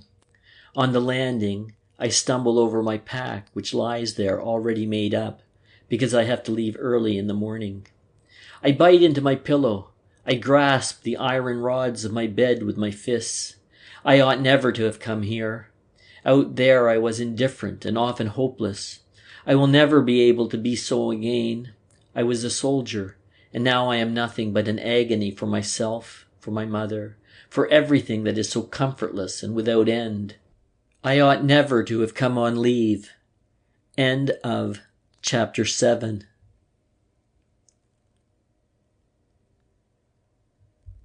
Chapter 8. I already know the camp on the moors. It was here that Himmelstoss gave Jaden his education. But now I know hardly anyone here. As ever, all is altered. There are only a few people that I have occasionally met before. I go through the routine mechanically. In the evenings, I generally go to the soldiers' home, where the newspapers are laid out, but which I do not read. Still, there is a piano there that I am glad enough to play on. 2 girls are in attendance. One of them is young. The camp is surrounded with high, barbed wire fences. If we come back late from the soldiers' home, we have to show passes. But those who are on good terms with the guard can get through, of course. Between the junipers and the birch trees on the moor, we practice company drill each day. It is bearable if one expects nothing better. We advance at a run, fling ourselves down, and our panting breath moves the stalks of the grasses and the flowers of the heather to and fro. Looked at so closely, one sees the fine sand is composed of millions of the tiniest pebbles, as clear as if they had been made in a laboratory. It is strangely inviting to dig one's hands into it. But most beautiful are the woods with their line of birch trees. Their color changes with every minute. Now the stems gleam purest white, and between them, airy and silken, hangs the pastel green of the leaves. The next moment all changes to an opalescent blue, as the shivering breezes pass down from the heights and touch the green lightly away. And again, in one place, it deepens almost to black as a cloud passes over the sun, and this shadow moves like a ghost through the dim trunks, and passes far out over the moor to the sky. Then the birches stand out again like gay banners on white poles, with their red and gold patches of autumn-tinted leaves. I often become so lost in the play of soft light and transparent shadow that I almost fail to hear the commands. It is when one is alone that one begins to observe nature and to love her. And here I have not much companionship, and do not even desire it. We are too little acquainted with one another to do more than joke a bit and play poker or nap in the evenings. Alongside our camp is the big Russian prison camp. It is separated from us by a wire fence, but in spite of this, the prisoners come across to us. They seem nervous and fearful, though most of them are big fellows with beards. They look like meek, scolded St. Bernard dogs. They slink about our camp and pick over the garbage tins. One can imagine what they find there. With us, food is pretty scarce, and none too good at that. Turnips cut into 6 pieces and boiled in water, and unwashed carrot tops. Moldy potatoes are titbits, and the chief luxury is a thin rice soup, in which floats little bits of beef sinew. But these are cut up so small that they take a lot of finding. Everything gets eaten, notwithstanding, and if ever anyone is so well off as not to want all his share, there are a dozen others standing by, ready to relieve him of it. Only the dregs that the ladle cannot reach are tipped out and thrown into the garbage tins. Along with that, sometimes go a few turnip peelings, moldy bread crusts, and all kinds of muck. This thin, miserable, dirty garbage is the objective of the prisoners. They pick it out of the stinking tins greedily and go off with it under their blouses. It is strange to see these enemies of ours so close up. They have faces that make one think. Honest, peasant faces, broad foreheads, broad noses, broad mouths, broad hands, and thick hair. They ought to be put to threshing, reaping, and apple picking. They look just as kindly as our own peasants in Friesland. It is distressing to watch their movements, to see them begging for something to eat. They are all rather feeble, for they only get enough nourishment to keep them from starving. Ourselves, we have not had sufficient to eat for long enough. They have dysentery. Furtively, many of them display the blood-stained tails of their shirts. Their backs, their necks are bent, their knees sag, their heads droop as they stretch out their hands and beg in the few words of German that they know. Beg with those soft, deep, musical voices that are like warm stoves in cozy rooms at home. Some men there are who give them a kick, so that they fall over, but those are not many. The majority do nothing to them, just ignore them. Occasionally, when they are too groveling, it makes a man mad, and then he kicks them. If only they would not look at one so, What great misery can be in such two small spots, no bigger than a man's thumb, in their eyes? They come over to the camp in the evenings and trade. They exchange whatever they possess for bread. Often they have fair success, because they have very good boots, and ours are bad. The leather of their knee boots is wonderfully soft, like suede. The peasants among us, who get titbits sent from home, can afford to trade. The price of a pair of boots is about 2 or 3 loaves of army bread, or a loaf of bread and a small, tough ham sausage. But most of the Russians have long since parted with whatever things they had. Now they wear only the most pitiful clothing, and try to exchange little carvings and objects that they have made out of shell fragments and copper driving bands.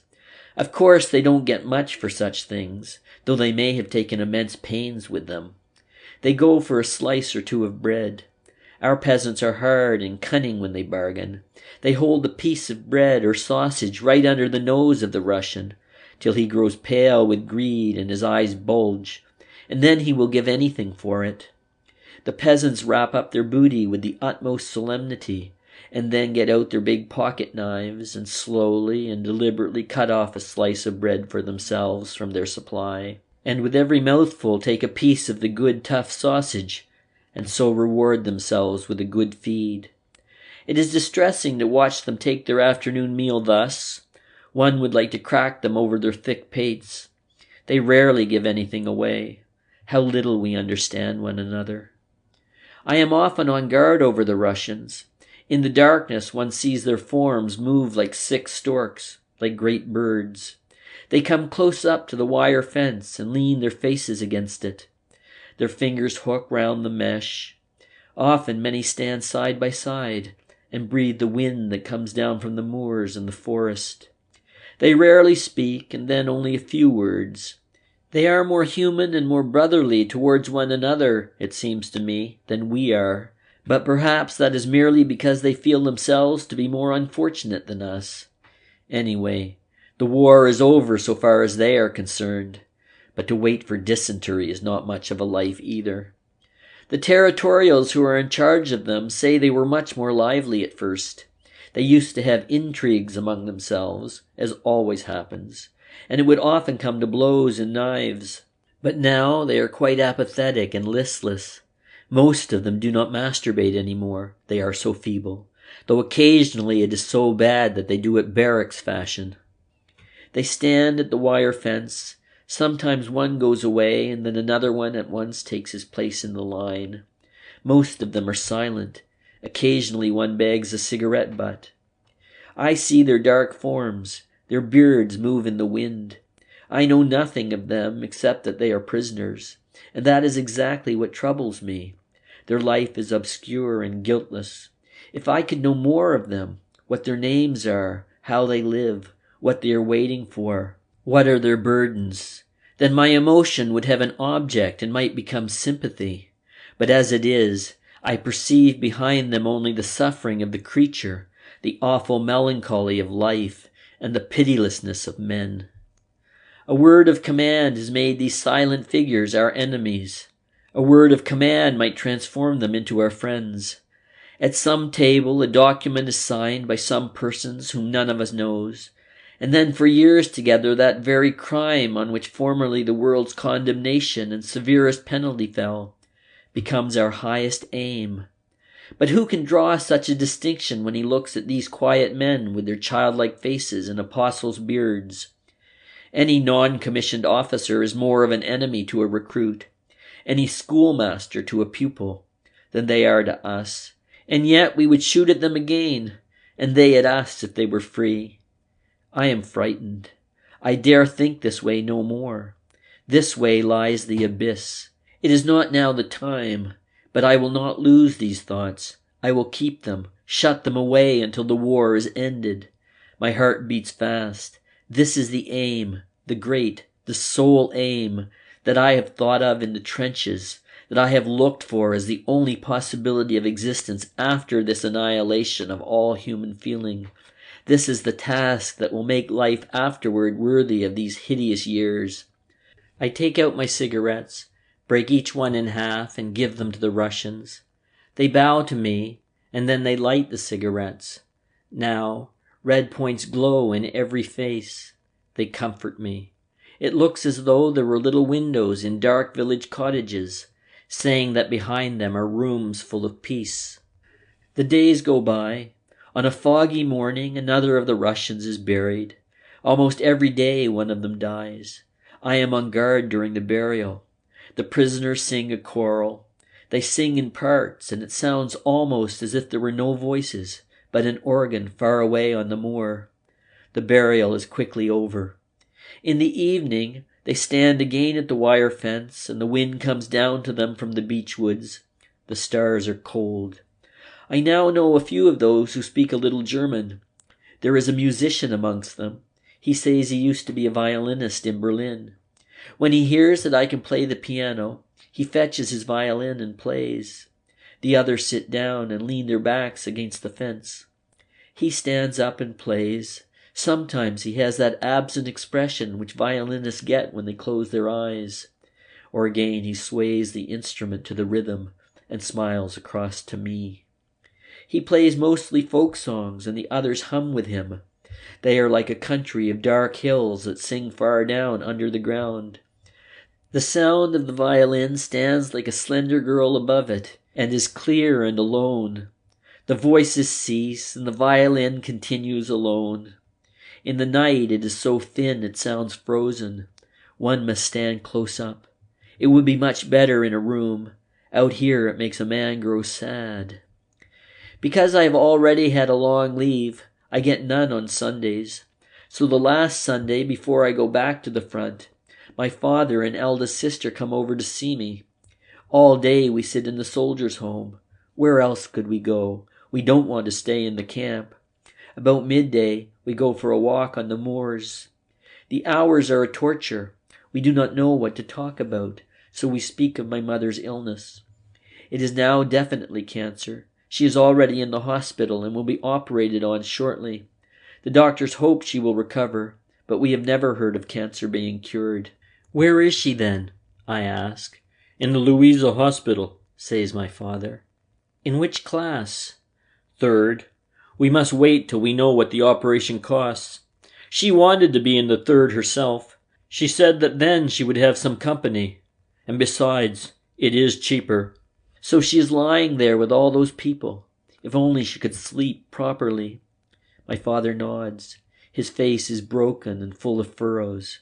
My mother has always been sickly, and though she has only gone to the hospital when she has been compelled to, it has cost a great deal of money, and my father's life has been practically given up to it.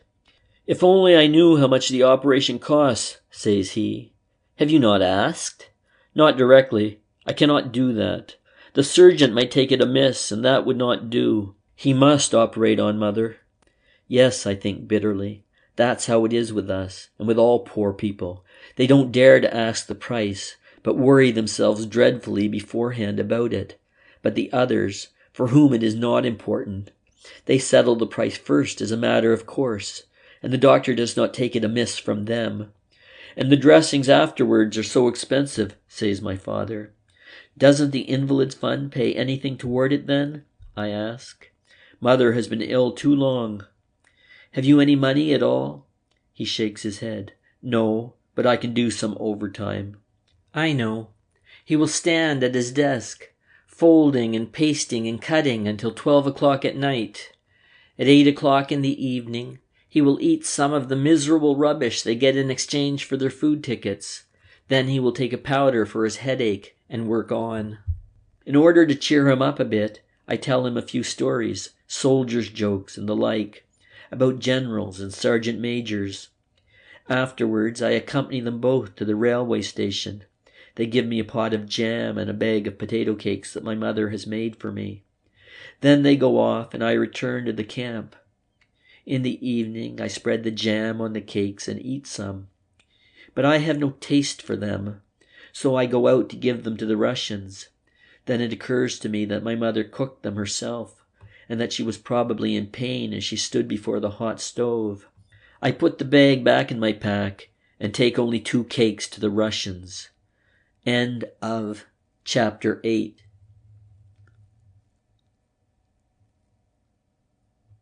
Chapter 9. We travel for several days. The first aeroplanes appear in the sky. We roll on past transport lines. Guns. Guns. The light railway picks us up. I search for my regiment. No one knows exactly where it lies. Somewhere or other I put up for the night. Somewhere or other I receive provisions and a few vague instructions. And so, with my pack and my rifle, I set out again on the way. By the time I come up, they are no longer in that devastated place. I hear we have become one of the flying divisions that are pushed in wherever it is hottest. That does not sound cheerful to me. They tell me of heavy losses that we have been having. I inquire after Kat and Albert. No one knows anything of them. I search further and wander about here and there. It is a wonderful feeling. One night and then another I camp out like a red Indian. Then at last I get some definite information, and by the afternoon I am able to report to the orderly room. The sergeant major detains me there. The company comes back in 2 days' time. There is no object in sending me up now. What was it like on leave, he asks. Pretty good, eh? In parts, I say. Yes, he sighs. Yes, if a man didn't have to come away again. The second half is always rather messed up by that. I loaf around until the company comes back in the early morning. Grey, dirty, soured and gloomy. Then I jump up, push in amongst them, my eyes searching. There is Jaden, there is Mueller blowing his nose, and there are Kat and Crop. We arrange our sacks of straw side by side. I have an uneasy conscience when I look at them, and yet without any good reason. Before we turn in, I bring out the rest of the potato cakes and jam, so that they can have some too. The 2 outer cakes are mouldy. Still, it is possible to eat them. I keep those for myself and give the fresh ones to Kat and Crop. Kat chews and says, "These are from your mother?" I nod. "Good," says he. "I can tell by the taste." I could almost weep. I can hardly control myself any longer. But it will soon be all right again, back here with Kat and Albert. This is where I belong. "You've been lucky," whispers Crop to me before we drop off to sleep. "They say we are going to Russia." To Russia. It's not much of a war over there. In the distance the front thunders. The walls of the hut rattle. There's a great deal of polishing being done. We are inspected at every turn. Everything that is torn is exchanged for new.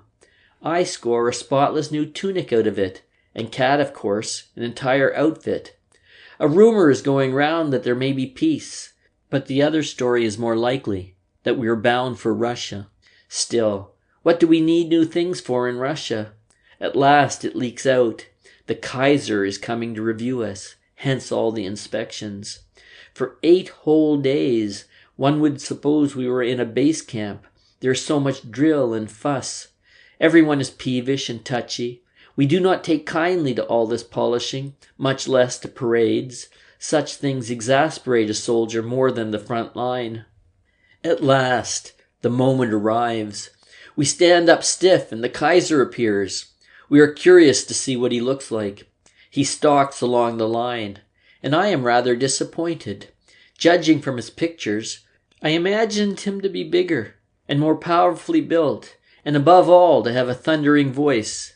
He distributes iron crosses and speaks to this man and to that. Then we march off. Afterwards, we discuss it. Jaden says with astonishment, "So that is the all-highest, and everyone, bar nobody, has to stand up stiff in front of him." He meditates. "Hindenburg, too. He has to stand up stiff to him, eh?" "Sure," says Kat. Jaden hasn't finished yet. He thinks for a while and then asks, "And would a king have to stand up stiff to an emperor?" None of us is quite sure about it, but we don't suppose so. They are both so exalted that standing strictly to attention is probably not insisted on. "What rot you do hatch out," says Kat. "The main point is that you have to stand stiff yourself." But Jaden is quite fascinated. His otherwise prosy fancy is blowing bubbles. "But look," he announces, "I simply can't believe that an emperor has to go to the latrine the same as I have." "You can bet your boots on it." 4.5 wit makes 7, says Cat. "You've got a maggot in your brain, Jayden. Just you run along to the latrine quick, and get your head clear so that you don't talk like a 2-year-old. Jayden disappears. "But what I would like to know," says Albert, "is whether there would not have been a war if the Kaiser had said no." "I'm sure of this much," I interject. "He was against it from the first." "Well, if not him alone, then perhaps if 20 or 30 people in the world had said no." "That's probable," I agree, "but they damned well said yes." "It's queer when one thinks about it," goes on Crop. "We are here to protect our fatherland, and the French are over there to protect their fatherland. Now who's in the right?" "Perhaps both," say I, without believing it. "Yes. Well now," pursues Albert, and I see that he means to drive me into a corner, "but our professors and parsons and newspapers say that we are the only ones that are right, and let's hope so. But the French professors and parsons and newspapers say that the right is on their side. Now what about that?" "That I don't know," I say, "but whichever way it is, there's war all the same. And every month more countries coming in." Jayden reappears. He is still quite excited and again joins the conversation, wondering just how a war gets started. "Mostly by one country badly offending another," answers Albert with a slight air of superiority. But Jayden pretends to be obtuse. "A country? I don't follow. A mountain in Germany cannot offend a mountain in France, or a river, or a wood, or a field of wheat." "Are you really as stupid as that? Or are you just pulling my leg?" growls Crop. "I don't mean that at all. One people offends the other." "Then I haven't any business here at all," replies Jayden. "I don't feel myself offended." "Well, let me tell you," says Albert sourly, "it doesn't apply to tramps like you." "Then I can be going home right away," retorts Jayden, and we all laugh. "Ach, man, he means the people as a whole, the state," exclaims Mueller. "State, state," Jayden snaps his fingers contemptuously. "Gendarmes, police, taxes, that's your state. If that's what you are talking about, no thank you." "That's right," says Cat. "You've said something for once, Jayden. State and home country, there's a big difference." "But they go together," insists Crop. "Without the state, there wouldn't be any home country." "True, but just you consider. Almost all of us are simple folk. And in France, too, the majority of men are laborers, workmen, or poor clerks. Now just why would a French blacksmith or a French shoemaker want to attack us? No, it is merely the rulers. I had never seen a Frenchman before I came here, and it will be just the same with the majority of Frenchmen as regards us.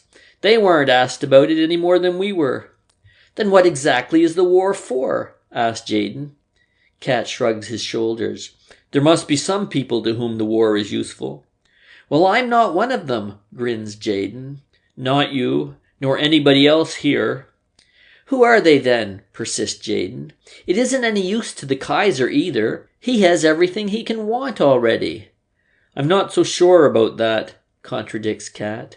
"He has not had a war up till now, and every full-grown emperor requires at least one war. Otherwise he wouldn't become famous. You look in your school books. And generals too," adds Dietering. "They become famous through war." "Even more famous than emperors," adds Cat. "There are other people back behind there who profit by the war, that's certain," growls Dietering. "I think it is more a kind of fever," says Albert. "No one in particular wants it. And then all at once there it is. We didn't want the war. The others say the same thing, and yet half the world is in it all the same." "But there are more lies told by the other side than by us," say I. "Just think of those pamphlets the prisoners have on them, where it says that we eat Belgian children. The fellows who write that ought to go and hang themselves. They are the real culprits." Mueller gets up. "Anyway, it is better that the war is here instead of in Germany. Just you take a look at the shell holes." "True," assents Jayden, "but no war at all would be better still." He is quite proud of himself, because he has for once scored over us volunteers, And his opinion is quite typical here. One meets it time and again, and there is nothing with which one can properly counter it, because that is the limit of their comprehension of the factors involved.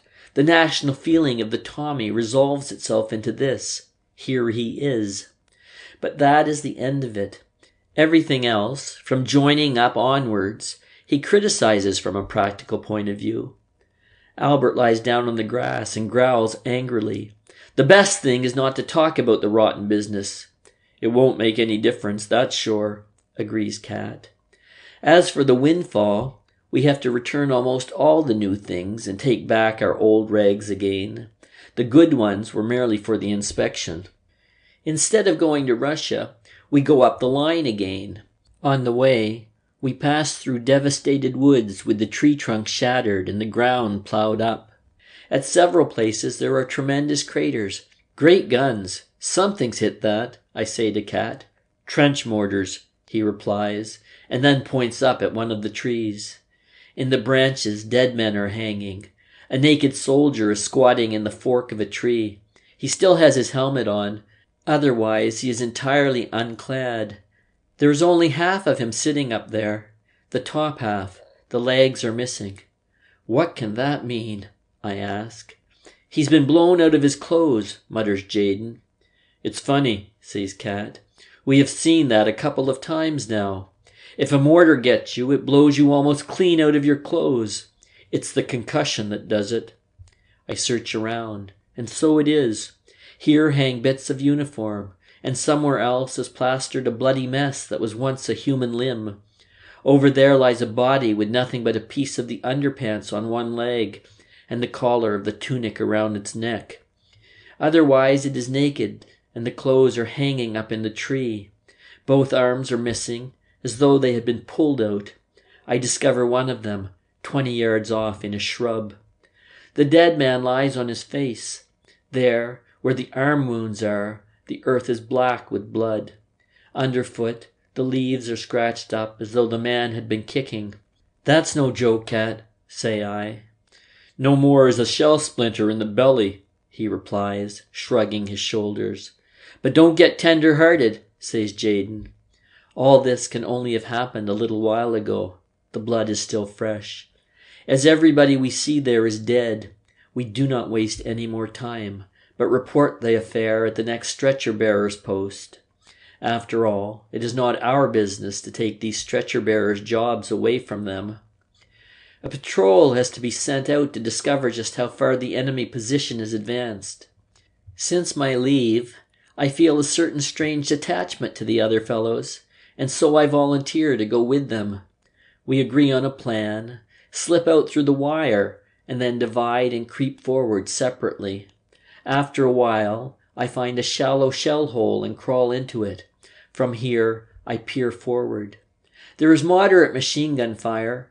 It sweeps across from all directions, not very heavy, but always sufficient to make one keep down. A parachute star shell opens out.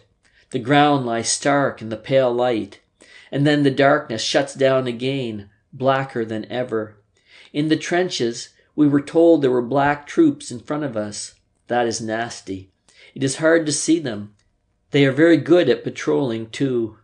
And oddly enough, they are often quite stupid. For instance, both Cat and Crop were once able to shoot down a black enemy patrol because the fellows in their enthusiasm for cigarettes smoked while they were creeping about. Cat and Albert had simply to aim at the glowing ends of the cigarettes. A bomb or something lands close beside me. I have not heard it coming and am terrified. At the same moment, a senseless fear takes hold on me. Here I am alone and almost helpless in the dark. Perhaps 2 other eyes have been watching me for a long while, from another shell hole in front of me, and a bomb lies ready to blow me to pieces. I try to pull myself together. It is not my first patrol, and not a particularly risky one, but it is the first since my leave, and besides, the lie of the land is still rather strange to me. I tell myself that my alarm is absurd, that there is probably nothing at all there in the darkness watching me, because otherwise the missile would not have landed so flat. It is in vain. In whirling confusion my thoughts hum in my brain. I hear the warning voice of my mother. I see the Russians with the flowing beards leaning against the wire fence. I have a bright picture of a canteen with stools, of a cinema in Valenciennes. Tormented, terrified, in my imagination I see the grey, impalpable muzzle of a rifle which moves noiselessly before me, whichever way I try to turn my head. The sweat breaks out from every pore. I still continue to lie in my shallow bowl. I look at the time. Only a few minutes have passed. My forehead is wet. The sockets of my eyes are damp. My hands tremble, and I am panting softly.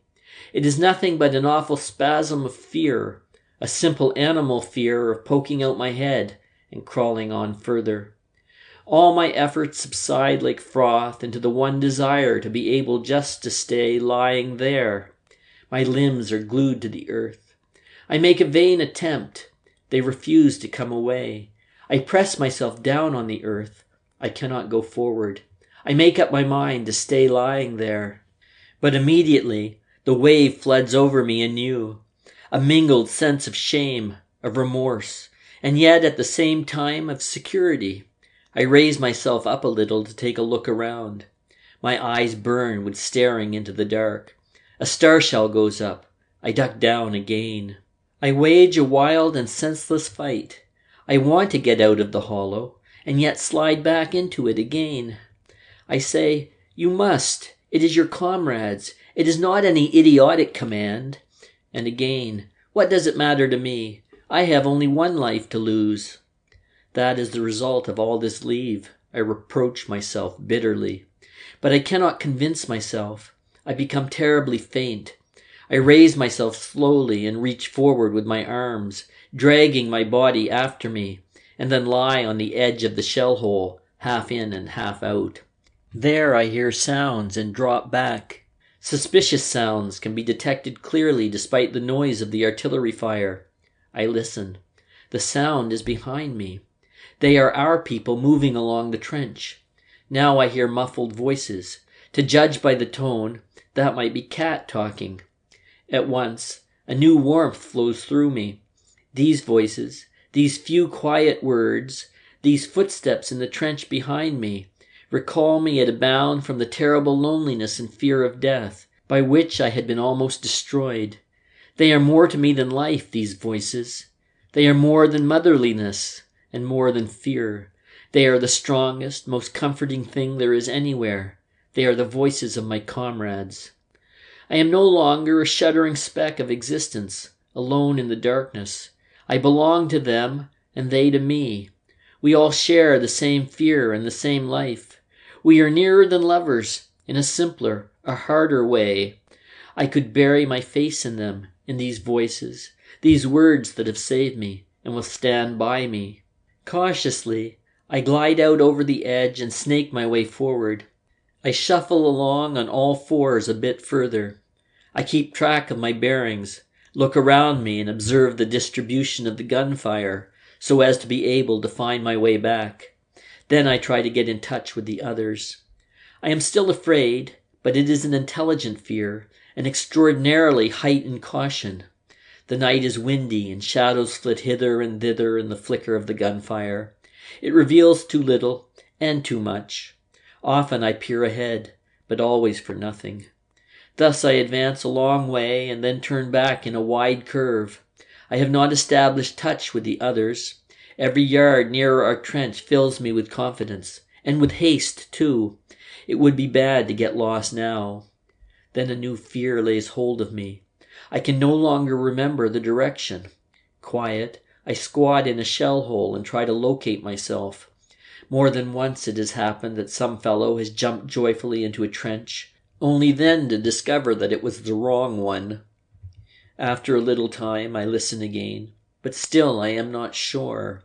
The confusion of shell holes now seems so bewildering that I can no longer tell in my agitation which way I should go. Perhaps I am crawling parallel to the lines, and that might go on forever, so I crawl round once again in a wide curve. These damned rockets! They seem to burn for an hour, and a man cannot make the least movement without bringing the bullets whistling round. But there's nothing for it. I must get out. Falteringly, I work my way further. I move off over the ground like a crab and rip my hands sorely on the jagged splinters, as sharp as razor blades. Often I think that the sky is becoming lighter on the horizon, but it may be merely my imagination. Then gradually, I realize that to crawl in the right direction is a matter of life or death. A shell crashes. Almost immediately, 2 others. And then it begins in earnest. A bombardment. Machine guns rattle. Now there is nothing for it but to stay lying low. Apparently, an attack is coming. Everywhere the rockets shoot up, unceasing. I lie huddled in a large shell hole, my legs in the water up to the belly. When the attack starts, I will let myself fall into the water, with my face as deep in the mud as I can keep it without suffocating. I must pretend to be dead. Suddenly I hear the barrage lift. At once I slip down into the water, my helmet on the nape of my neck, and my mouth just clear so that I can get a breath of air. I lie motionless. Somewhere something clanks. It stamps and stumbles nearer. All my nerves become taut and icy. It clatters over me and away. The first wave has passed. I have but this one shattering thought. What will you do if someone jumps into your shell hole? Swiftly, I pull out my little dagger, grasp it fast, and bury it in my hand once again, under the mud. If anyone jumps in here, I will go for him. It hammers in my forehead. At once, stab him clean through the throat so that he cannot call out. That's the only way. He will be just as frightened as I am, when in terror we fall upon one another. Then I must be first. Now our batteries are firing. A shell lands near me. That makes me savage with fury. All it needs now is to be killed by our own shells. I curse and grind my teeth in the mud. It is a raving frenzy. In the end, all I can do is groan and pray. The crash of the shells bursts in my ears. If our fellows make a counter-raid, I will be saved. I press my head against the earth and listen to the muffled thunder, like the explosions of quarrying, and raise it again to listen for the sounds on top. The machine guns rattle. I know our barbed wire entanglements are strong and almost undamaged. Parts of them are charged with a powerful electric current. The rifle fire increases. They have not broken through. They have to retreat. I sink down again, huddled, strained to the uttermost. The banging, the creeping, the clanging becomes audible. One single cry yelling amongst it all. They are raked with fire. The attack is repulsed. Already it has become somewhat lighter. Steps hasten over me. The first, gone. Again another. The rattle of machine guns becomes an unbroken chain. Just as I am about to turn round a little, something heavy stumbles, and with a crash, a body falls over me into the shell hole, slips down and lies across me. I do not think at all. I make no decision. I strike madly home and feel only how the body suddenly convulses, then becomes limp and collapses. When I recover myself, my hand is sticky and wet. The man gurgles. It sounds to me as though he bellows. Every gasping breath is like a cry, a thunder. But it is only my heart pounding. I want to stop his mouth, stuff it with earth, stab him again. He must be quiet. He is betraying me. Now at last I regain control of myself, but have suddenly become so feeble that I cannot any more lift my hand against him.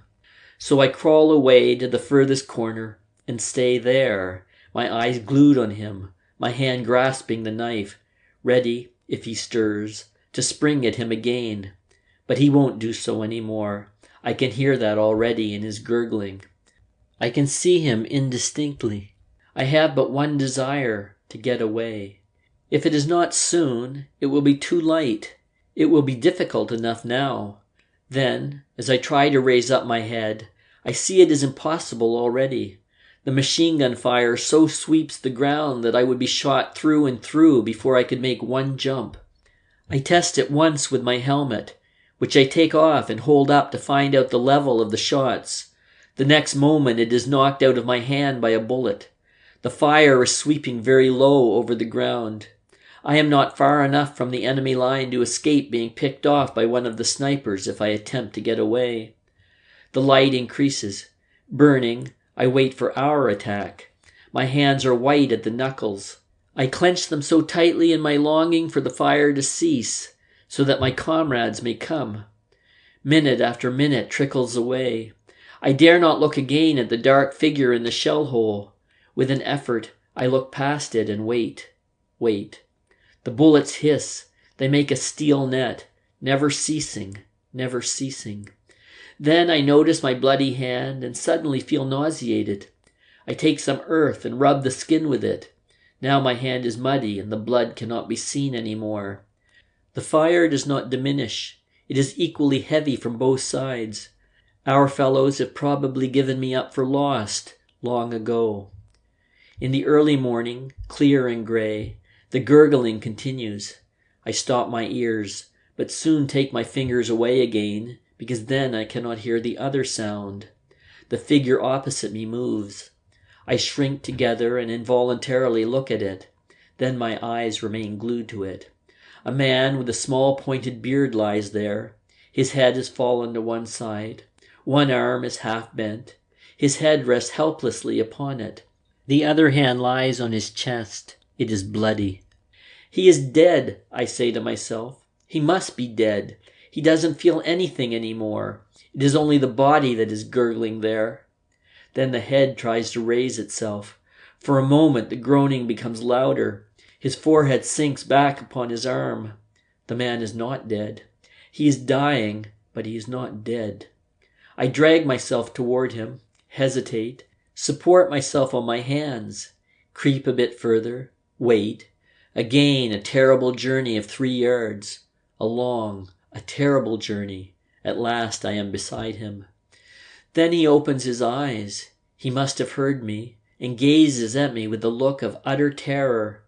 The body lies still, but in the eyes there is such an extraordinary expression of flight that for a moment I think they have power enough to carry the body off with them, hundreds of miles away with one bound. The body is still, perfectly still, without sound. The gurgle has ceased, but the eyes cry out, yell. All the life is gathered together in them for one tremendous effort to flee, gathered together there in a dreadful terror of death, of me. My legs give way and I drop on my elbows. No, no, I whisper. The eyes follow me. I am powerless to move so long as they are there. Then his hand slips slowly from his breast. Only a little bit. It sinks just a few inches. But this movement breaks the power of the eyes. I bend forward, shake my head and whisper, no, no, no. I raise one hand. I must show him that I want to help him. I stroke his forehead. The eyes shrink back as the hand comes. Then they lose their stare. The eyelids droop lower. The tension is past. I open his collar and place his head more comfortably upright. His mouth stands half open. It tries to form words. The lips are dry. My water bottle is not there. I have not brought it with me. But there is water in the mud, down at the bottom of the crater.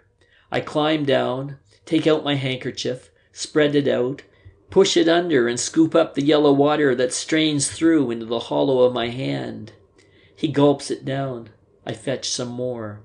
Then I unbutton his tunic in order to bandage him if it is possible. In any case, I must do it, so that if the fellows over there capture me, they will see that I wanted to help him, and so will not shoot me.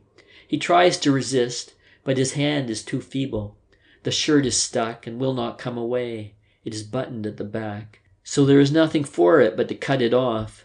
I look for the knife and find it again. But when I begin to cut the shirt, the eyes open once more, and the cry is in them again, and the demented expression, so that I must close them, press them shut, and whisper, I want to help you, comrade, comrade, comrade, comrade, eagerly repeating the word to make him understand. There are 3 stabs. My field dressing covers them. The blood runs out under it. I press it tighter. There. He groans. That is all I can do. Now we must wait. Wait. These hours, the gurgling starts again. But how slowly a man dies! For this I know, he cannot be saved. Indeed, I have tried to tell myself that he will be, but at noon this pretense breaks down and melts before his groans. If only I had not lost my revolver crawling about, I would shoot him. Stab him I cannot. By noon I am groping on the outer limits of reason. Hunger devours me. I could almost weep for something to eat. I cannot struggle against it. Again and again I fetch water for the dying man, and drink some myself. This is the first man I have killed with my hands, whom I can see close at hand, whose death is my doing. Cad and Kropp and Mueller have experienced it already, when they have hit someone. It happens to many, in hand-to-hand fighting especially. But every gasp lays my heart bare. This dying man has time with him. He has an invisible dagger with which he stabs me. Time and my thoughts. I would give much if he would but stay alive. It is hard to lie here and have to see and hear him. In the afternoon, about 3, he is dead. I breathe freely again, but only for a short time. Soon the silence is more unbearable than the groans. I wish the gurgling were there again, gasping, hoarse, now whistling softly, and again hoarse and loud. It is mad what I do, but I must do something. I prop the dead man up again so that he lies comfortably, although he feels nothing any more. I close his eyes. They are brown, his hair is black and a bit curly at the sides. The mouth is full and soft beneath his mustache. The nose is slightly arched. The skin brownish. It is now not so pale as it was before when he was still alive. For a moment, the face seems almost healthy. Then it collapses suddenly into the strange face of the dead that I have so often seen. Strange faces, all alike. No doubt his wife still thinks of him. She does not know what has happened. He looks as if he would have often written to her. She will still be getting mail from him, tomorrow, in a week's time, perhaps even a stray letter a month hence. She will read it, and in it he will be speaking to her. My state is getting worse. I can no longer control my thoughts. What would his wife look like? Like the little brunette on the other side of the canal? Does she belong to me now? Perhaps by this act she becomes mine. I wish Cantorek were sitting here beside me. If my mother could see me. The dead man might have had 30 more years of life, if only I had impressed the way back to our trenches more sharply on my memory. If only he had run 2 yards further to the left. He might now be sitting in the trench over there and writing a fresh letter to his wife. But I will get no further that way, for that is the fate of all of us. If Kemmerek's leg had been 6 inches to the right, if Hyoestus had bent his back 3 inches further forward. The silence spreads. I talk and must talk. So I speak to him and say to him, "Comrade, I did not want to kill you. If you jumped in here again, I would not do it if you would be sensible too. But you were only an idea to me before, an abstraction that lived in my mind and called forth its appropriate response. It was that abstraction I stabbed. But now, for the first time, I see you are a man like me. I thought of your hand grenades, of your bayonet, of your rifle. Now I see your wife and your face and our fellowship. Forgive me, comrade. We always see it too late. Why did they never tell us that you were just poor devils like us, that your mothers are just as anxious as ours, and that we have the same fear of death, and the same dying, and the same agony? Forgive me, comrade. How could you be my enemy? If we threw away these rifles and this uniform, you could be my brother, just like Cad and Albert. Take 20 years of my life, comrade, and stand up. Take more, for I do not know what I can even attempt to do with it now. It is quiet. The front is still except for the crackle of rifle fire. The bullets rain over. They are not fired haphazard, but shrewdly aimed from all sides. I cannot get out. I will write to your wife, I say hastily to the dead man. I will write to her. She must hear it from me. I will tell her everything I have told you. She shall not suffer. I will help her, and your parents too, and your child. His tunic is half open.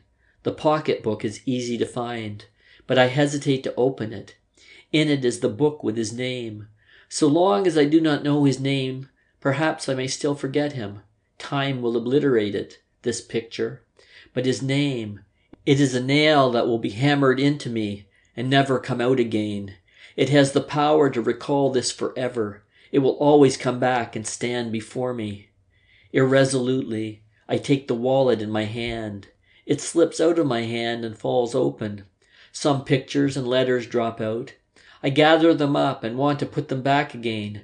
But the strain I am under, the uncertainty, the hunger, the danger, these hours with the dead man have confused me. I want to hasten the relief, to intensify and to end the torture, as one strikes an unendurably painful hand against the trunk of a tree, regardless of everything. There are portraits of a woman and a little girl, small amateur photographs taken against an ivy-clad wall. Along with them are letters. I take them out and try to read them. Most of it I do not understand. It is so hard to decipher, and I know scarcely any French. But each word I translate pierces me like a shot in the chest, like a stab in the chest. My brain is taxed beyond endurance. But I realize this much, that I will never dare to write to these people as I intended. Impossible. I look at the portraits once more. They are clearly not rich people. I might send them money anonymously if I earn anything later on. I seize upon that. It is at least something to hold on to. This dead man is bound up with my life. Therefore I must do everything, promise everything, in order to save myself. I swear blindly that I mean to live only for his sake and his family. With wet lips I try to placate him, and deep down in me lies the hope that I may buy myself off in this way, and perhaps even yet get out of this. It is a little stratagem. If only I am allowed to escape, then I will see to it. So I open the book and read slowly, Gérard Duval, compositeur. With the dead man's pencil, I write the address on an envelope, then swiftly thrust everything back into his tunic. I have killed the printer, Gérard Duval. I must be a printer, I think confusedly. Be a printer. By afternoon I am calmer. My fear was groundless. The name troubles me no more. The madness passes. Comrade, I say to the dead man, but I say it calmly. Today you, tomorrow me. But if I come out of it, comrade, I will fight against this that has struck us both down. From you, taken life, and from me, life also. I promise you, comrade, it shall never happen again. The sun strikes low. I am stupefied with exhaustion and hunger. Yesterday is like a fog to me. There is no hope of getting out of this yet. I fall into a doze and do not at first realize that evening is approaching. The twilight comes. It seems to me to come quickly now. 1 hour more. If it were summer, it would be 3 hours more. 1 hour more. Now, suddenly, I begin to tremble. Something might happen in the interval. I think no more of the dead man. He is of no consequence to me now. With one bound, the lust to live flares up again, and everything that has filled my thoughts goes down before it. Now, merely to avert any ill luck, I babble mechanically. I will fulfill everything I have promised you, but already I know that I shall not do so. Suddenly it occurs to me that my own comrades may fire on me as I creep up. They do not know I am coming. I will call out as soon as I can so that they will recognize me. I will stay lying in front of the trench until they answer me. The first star. The front remains quiet. I breathe deeply and talk to myself in my excitement. No foolishness now, Paul. Quiet, Paul. Quiet. Then you will be saved, Paul. When I use my Christian name, it works as though someone else spoke to me. It has more power. The darkness grows. My excitement subsides. I wait cautiously until the first rocket goes up. Then I crawl out of the shell hole. I have forgotten the dead man. Before me lies the oncoming night and the pale gleaming field. I fix my eyes on a shell hole. The moment the light dies, I scurry over into it, grope further, spring into the next, duck down, scramble onward. I come nearer. There, by the light of a rocket, I see something move in the wire. Then it stiffens and lies still. Next time I see it again, yes, they are men from our trench, but I am suspicious until I recognize our helmets. Then I call, and immediately an answer rings out. My name. Paul! Paul! I call again and answer. It is Cat and Albert who have come out with a stretcher to look for me. Are you wounded? No, no. We drop into the trench. I ask for something to eat and wolf it down. Mueller gives me a cigarette. In a few words I tell what happened. There is nothing new about it. It happens quite often. The night attack is the only unusual feature of the business. In Russia, Cat once lay for 2 days behind the enemy lines before he could make his way back. I do not mention the dead printer. But by next morning I can keep it to myself no longer. I must tell Cat and Albert. They both try to calm me. You can't do anything about it. What else could you have done? That is what you are here for. I listen to them and feel comforted, reassured by their presence. It was mere drivelling nonsense that I talked out there in the shell hole. Look there, for instance, points Cat. On the fire step stand some snipers. They rest their rifles with telescopic sights on the parapet and watch the enemy front. Once and again a shot cracks out. Then we hear the cry, "That's found a billet! Did you see how he leapt in the air?" Sergeant Ulrich turns round proudly and scores his point. He heads the shooting list for today with 3 unquestionable hits. "What do you say to that?" asks Cat. I nod. "If he keeps that up, he will get a little coloured bird for his buttonhole by this evening," says Albert. "Or rather, he will soon be made acting sergeant major," says Cat. We look at one another. "I would not do it," I say. "All the same," says Cat, "it's very good for you to see it just now." Sergeant Ulrich returns to the fire step. The muzzle of his rifle searches to and fro. "You don't need to lose any more sleep over your affair," nods Albert. And now I hardly understand it myself any more. "It was only because I had to lie there with him for so long," I say. "After all, war is war." Ulrich's rifle cracks out, sharp and dry. End of Chapter 9.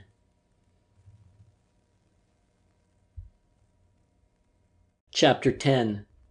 We have dropped in for a good job. 8 of us have to guard a village that has been abandoned because it is being shelled too heavily. In particular, we have to watch the supply dump, as that is not yet empty. We are supposed to provision ourselves from the same store. We are just the right people for that. Cat, Albert, Mueller, Jaden, Dietering, our whole gang is there. Haya is dead, though. But we are mighty lucky all the same. All the other squads have had more casualties than we have. We select as a dugout a reinforced concrete cellar into which steps lead down from above.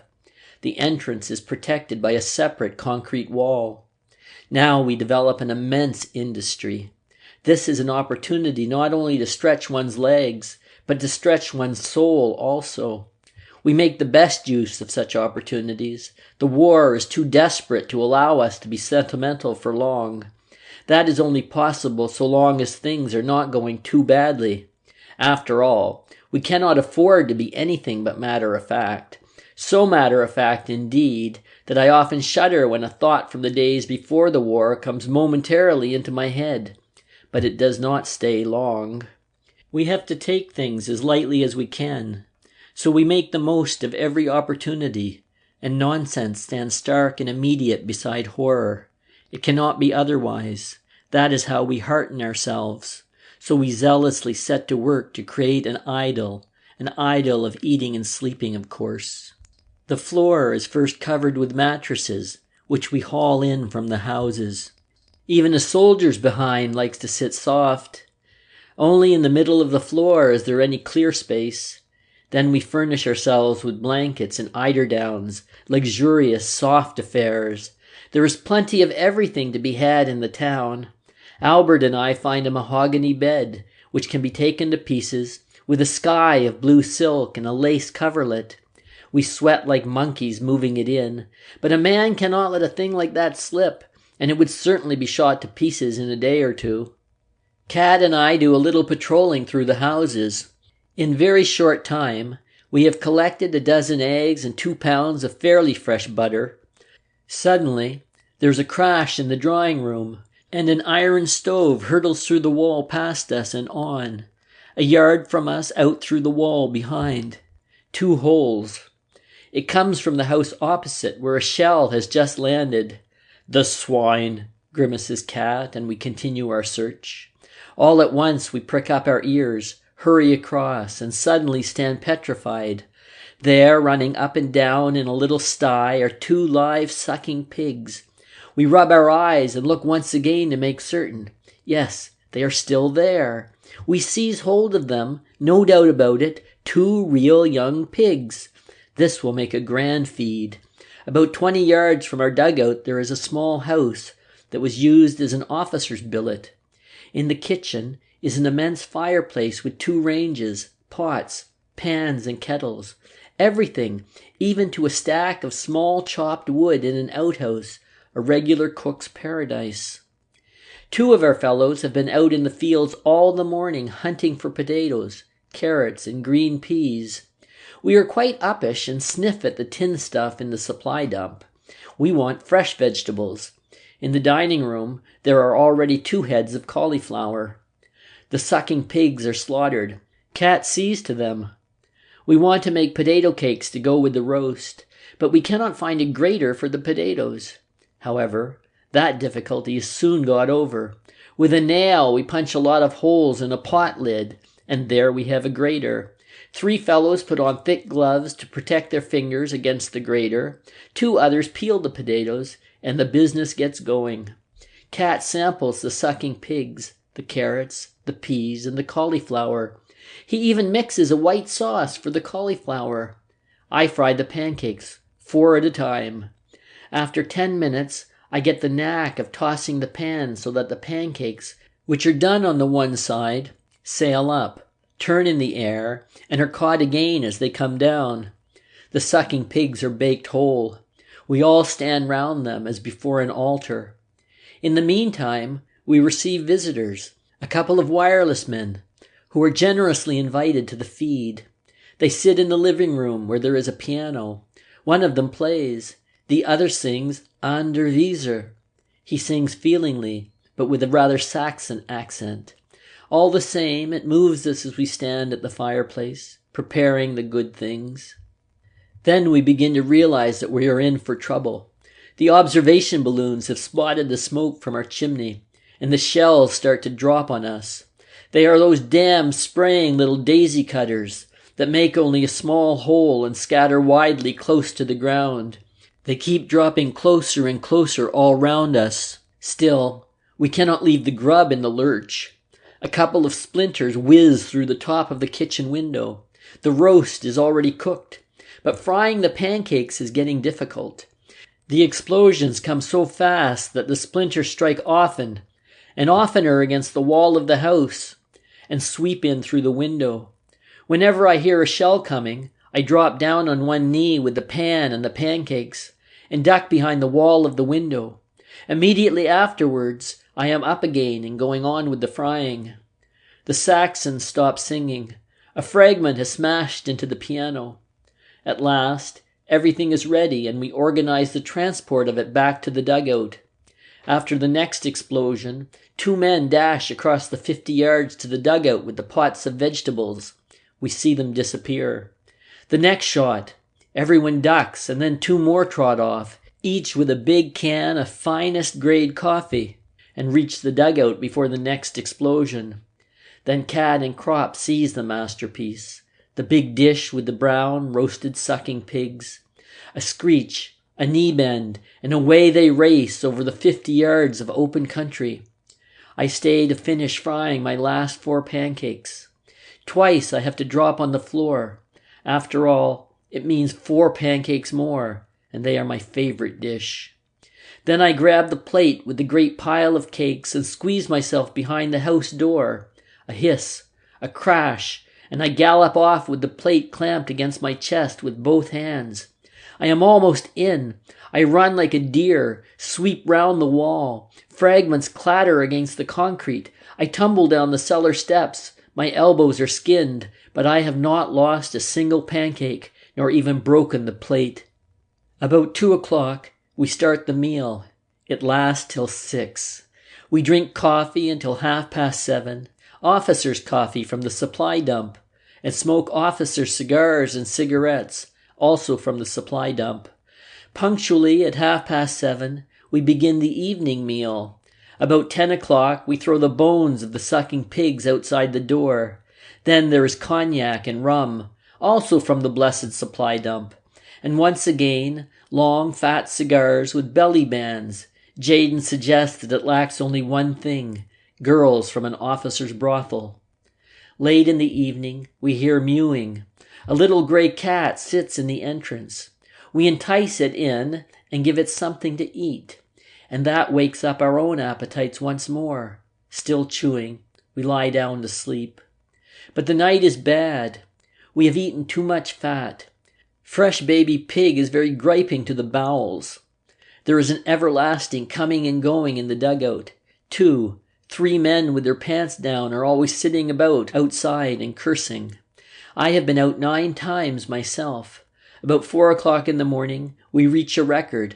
All 11 men, guards and visitors, are squatting outside. Burning houses stand out like torches against the night. Shells lumber across and crash down. Munition columns tear along the street. On one side, the supply dump has been ripped open. In spite of all the flying fragments, the drivers of the munition columns pour in like a swarm of bees and pounce on the bread. We let them have their own way. If we said anything, it would only mean a good hiding for us. So we go differently about it. We explain that we are the guard, and so know our way about, and we get hold of the tin stuff and exchange it for things we are short of. What does it matter anyhow? In a while it will all be blown to pieces. For ourselves, we take some chocolate from the depot and eat it in slabs. Cat says it is good for loose bowels. Almost a fortnight passes thus, in eating, drinking, and roaming about. No one disturbs us. The town gradually vanishes under the shells, and we lead a charmed life.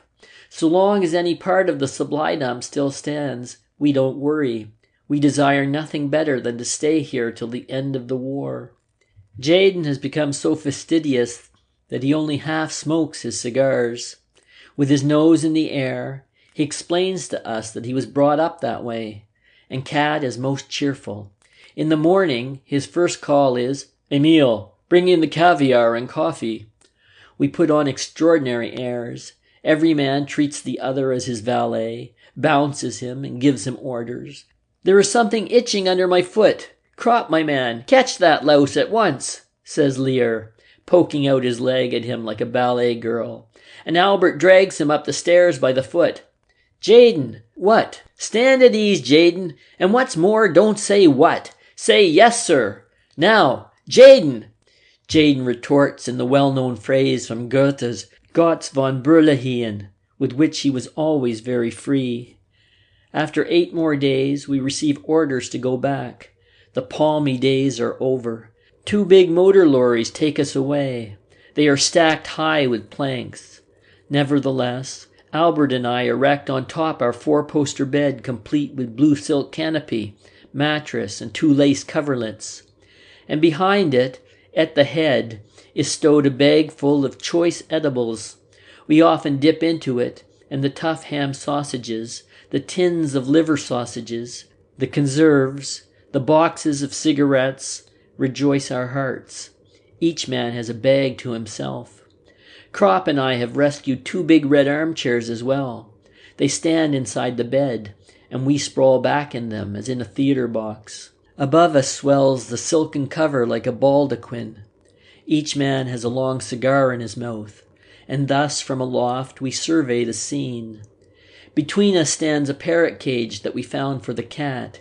She is coming with us, and lies in the cage before her saucer of meat, and purrs. Slowly the lorries roll down the road. We sing. Behind us, the shells are sending up fountains from the now utterly abandoned town. A few days later, we are sent out to evacuate a village. On the way, we meet the fleeing inhabitants, trundling their goods and chattels along with them in wheelbarrows, perambulators, and on their backs. Their figures are bent, their faces full of grief, despair, haste, and resignation. The children hold on to their mother's hands, and often an older girl leads the little ones who stumble onward and are forever looking back. A few carry miserable-looking dolls. All are silent as they pass us by. We are marching in column. The French do not fire on a town in which there are still inhabitants. But a few minutes later the air screams, the earth heaves, cries ring out. A shell has landed among the rear squad. We scatter and fling ourselves down on the ground, but at that moment I feel the instinctive alertness leave me, which hitherto has always made me do unconsciously the right thing under fire. The thought leaps up with a terrible, throttling fear. You are lost!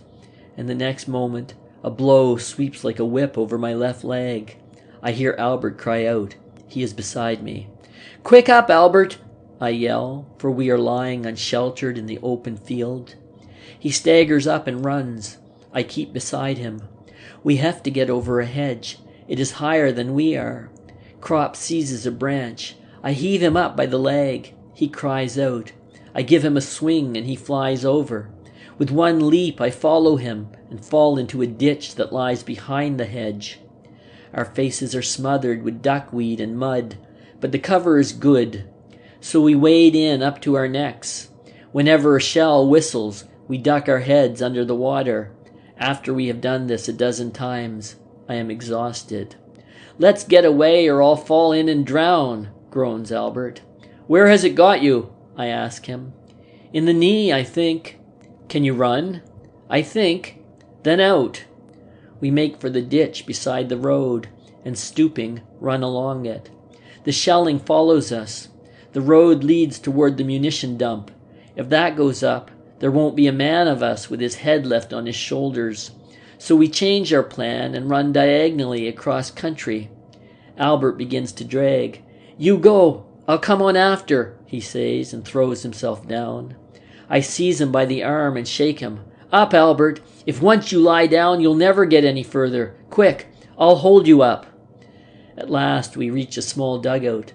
Crop pitches in, and I bandage him up. The shot is just a little above his knee. Then I take a look at myself. My trousers are bloody, and my arm too.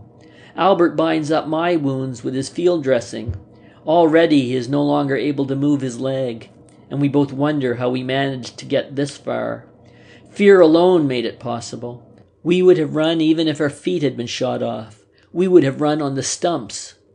I can still crawl a little. I call out to a passing ambulance wagon which picks us up. It is full of wounded. There is an army medical lance corporal with it, who sticks an anti-tetanus needle into our chests. At the dressing station, we arrange matters so that we lie side by side. They give us a thin soup which we spoon down greedily and scornfully, because we are accustomed to better times, but are hungry all the same. "Now for home, Albert," I say. "Let's hope so," he replies. "I only wish I knew what I've got." The pain increases. The bandages burn like fire. We drink and drink, one glass of water after another.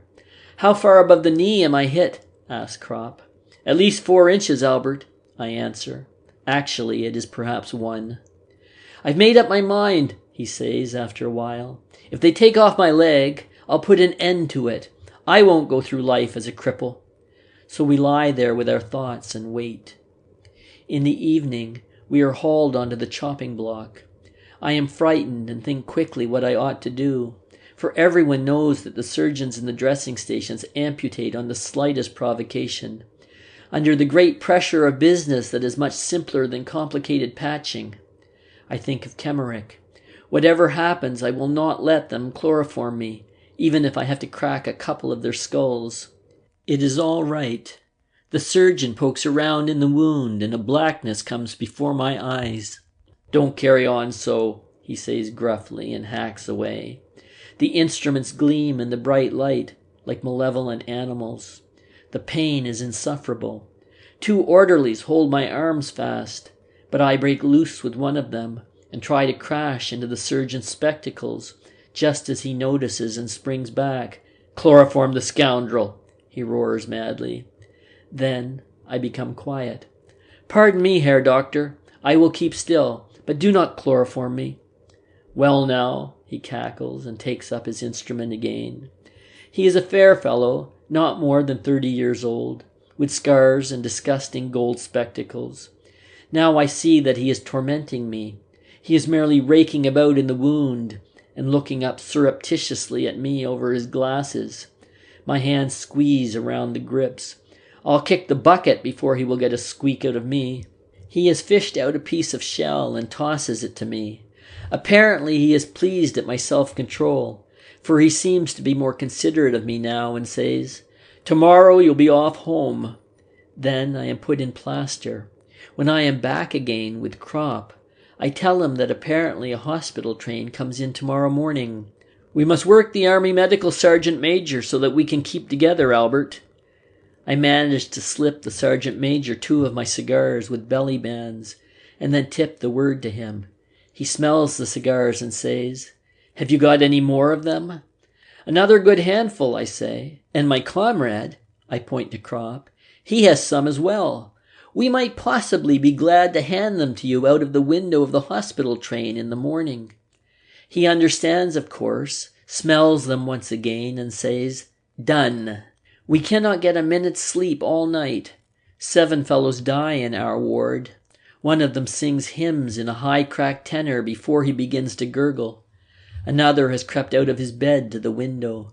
He lies in front of it as though he wants to look out for the last time. Our stretchers stand on the platform. We wait for the train. It rains and the station has no roof. Our covers are thin. We have waited already 2 hours. The Sergeant Major looks after us like a mother. Although I feel pretty bad, I do not let our scheme out of my mind. Occasionally I let him see the packet and give him 1 cigar in advance. In exchange, the Sergeant Major covers us with a waterproof sheet. "Albert, old man," I suddenly bethink myself, "our 4-poster and the cat?" "And the club chairs," he adds.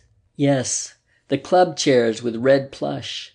In the evening we used to sit in them like lords, and intended later on to let them out by the hour. 1 cigarette per hour. It might have turned into a regular business, a real good living. "And our bags of grub too, Albert." We grow melancholy. We might have made some use of the things. If only the train left 1 day later, Cat would be sure to find us and bring us the stuff. What damned hard luck. In our bellies there is gruel, mean hospital stuff, and in our bags roast pork. But we are so weak that we cannot work up any more excitement about it. The stretchers are sopping wet by the time the train arrives in the morning. The Sergeant Major sees to it that we are put in the same car. There's a crowd of Red Cross nurses. Crop is stowed in below. I am lifted up and put into the bed above him. "Good God!" I exclaim suddenly. "What is it?" asks the sister. I cast a glance at the bed. It is covered with clean, snow-white linen that even has the marks of the iron still on it, and my shirt has gone 6 weeks without being washed and is terribly muddy. "Can't you get in by yourself?" asks the sister gently. "Why, yes," I say in a sweat, "but take off the bed cover first." "What for?" I feel like a pig. Must I get in there? It will get... I hesitate. "A little bit dirty?" she suggests helpfully. "That doesn't matter. We will wash it again afterwards." No, not that," I say excitedly. I am not equal to such overwhelming refinement. "When you have been lying out there in the trenches, surely we can wash a sheet," she goes on. I look at her. She is young and crisp, spotless and neat. Like everything here, a man cannot realize that it isn't for officers only, and feels himself strange and in some way even alarmed. All the same, the woman is a tormentor. She is going to force me to say it. "It is only..." I try again. Surely she must know what I mean. What is it then? Because of the lice, I bawl out at last. She laughs. Well, they must have a good day for once too. Now I don't care any more. I scramble into bed and pull up the covers. A hand gropes over the bed cover. The sergeant major. He goes off with the cigars. An hour later we notice that we are moving. At night I cannot sleep. Crop is restless too. The train rides easily over the rails. I cannot realize it at all yet. A bed, a train, home. Albert, I whisper. Yes? Do you know where the latrine is? Over to the right of the door, I think. I'm going to have a look. It is dark. I grope for the edge of the bed and cautiously try to slide down, but my foot finds no support. I begin to slip. The plaster leg is no help, and with a crash I lie on the floor. Damn, I say. Have you bumped yourself? Asks Crop. You could hear that well enough for yourself, I growl. My head. A door opens in the rear of the car. The sister comes with a light and looks at me. He has fallen out of bed. She feels my pulse and smooths my forehead. You haven't any fever, though. No, I agree. Have you been dreaming then? She asks. Perhaps, I evade. The interrogation starts again. She looks at me with her clear eyes, and the more wonderful and sweet she is, the less am I able to tell her what I want. I am lifted up into bed again. That will be all right. As soon as she goes, I must try to climb down again. If she were an old woman, it might be easier to say what a man wants. But she is so very young, at the most 25. It can't be done. I cannot possibly tell her. Then Albert comes to my rescue. He is not bashful. It makes no difference to him who is upset.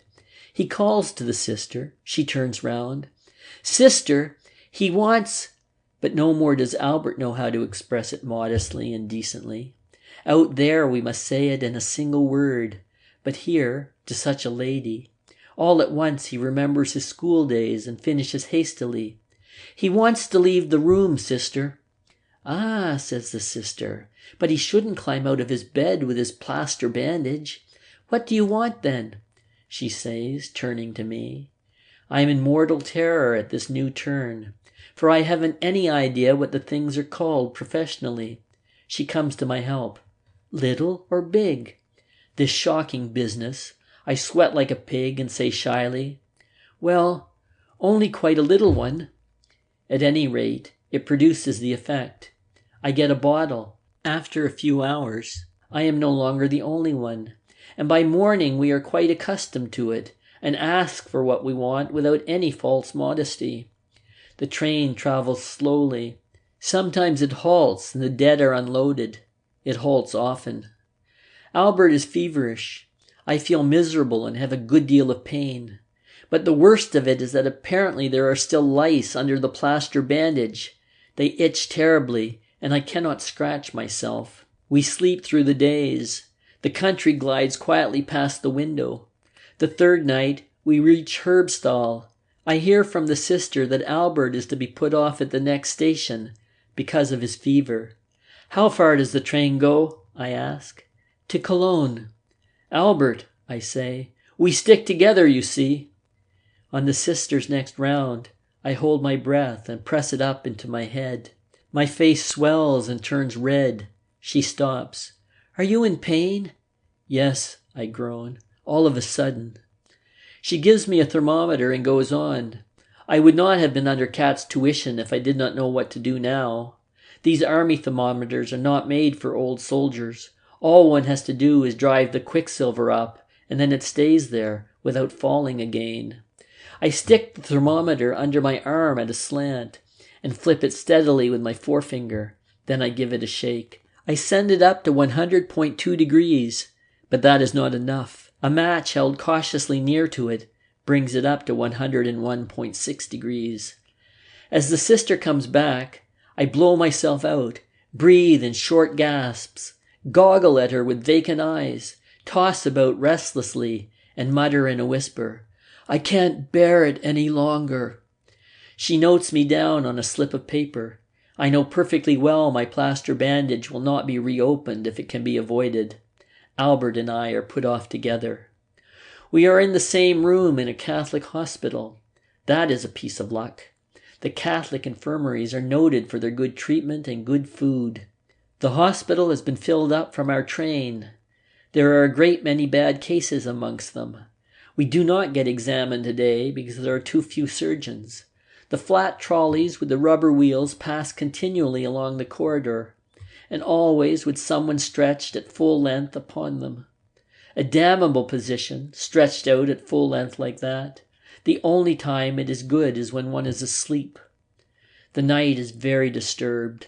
No one can sleep. Toward morning we doze a little. I wake up just as it grows light. The door stands open and I hear voices from the corridor. The others wake up too. One fellow, who has been there a couple of days already, explains it to us. Up here in the corridor every morning, the sisters say prayers. They call it morning devotion. And so that you can get your share, they leave the door open. No doubt it is well meant, but it gives us aches in our head and bones. Such an absurdity, I say, just when a man dropped off to sleep. All the light cases are up here. That's why they do it here, he replies. Albert groans. I get furious and call out, Be quiet out there! A minute later, a sister appears. In her black and white dress, she looks like a beautiful tea cozy. Shut the door, will you, sister? Says someone. We are saying prayers. That is why the door is open, she responds. But we want to go on sleeping. Prayer is better than sleep. She stands there and smiles innocently. And it is 7 o'clock already. Albert groans again. Shut the door, I snort. She is quite disconcerted. Apparently she cannot understand. But we are saying prayers for you too. Shut the door anyway. She disappears, leaving the door open. The intoning of the litany proceeds. I feel savage and say, I'm going to count up to 3. If it doesn't stop before then, I'll let something fly. Me too, says another. I count up to 5. Then I take hold of a bottle, aim and heave it through the door into the corridor. It smashes into 1,000 pieces. The praying stops. A swarm of sisters appear and reproach us in concert. Shut the door, we yell. They withdraw. The little one who came first is the last to go. Heathen, she chirps, but shuts the door all the same.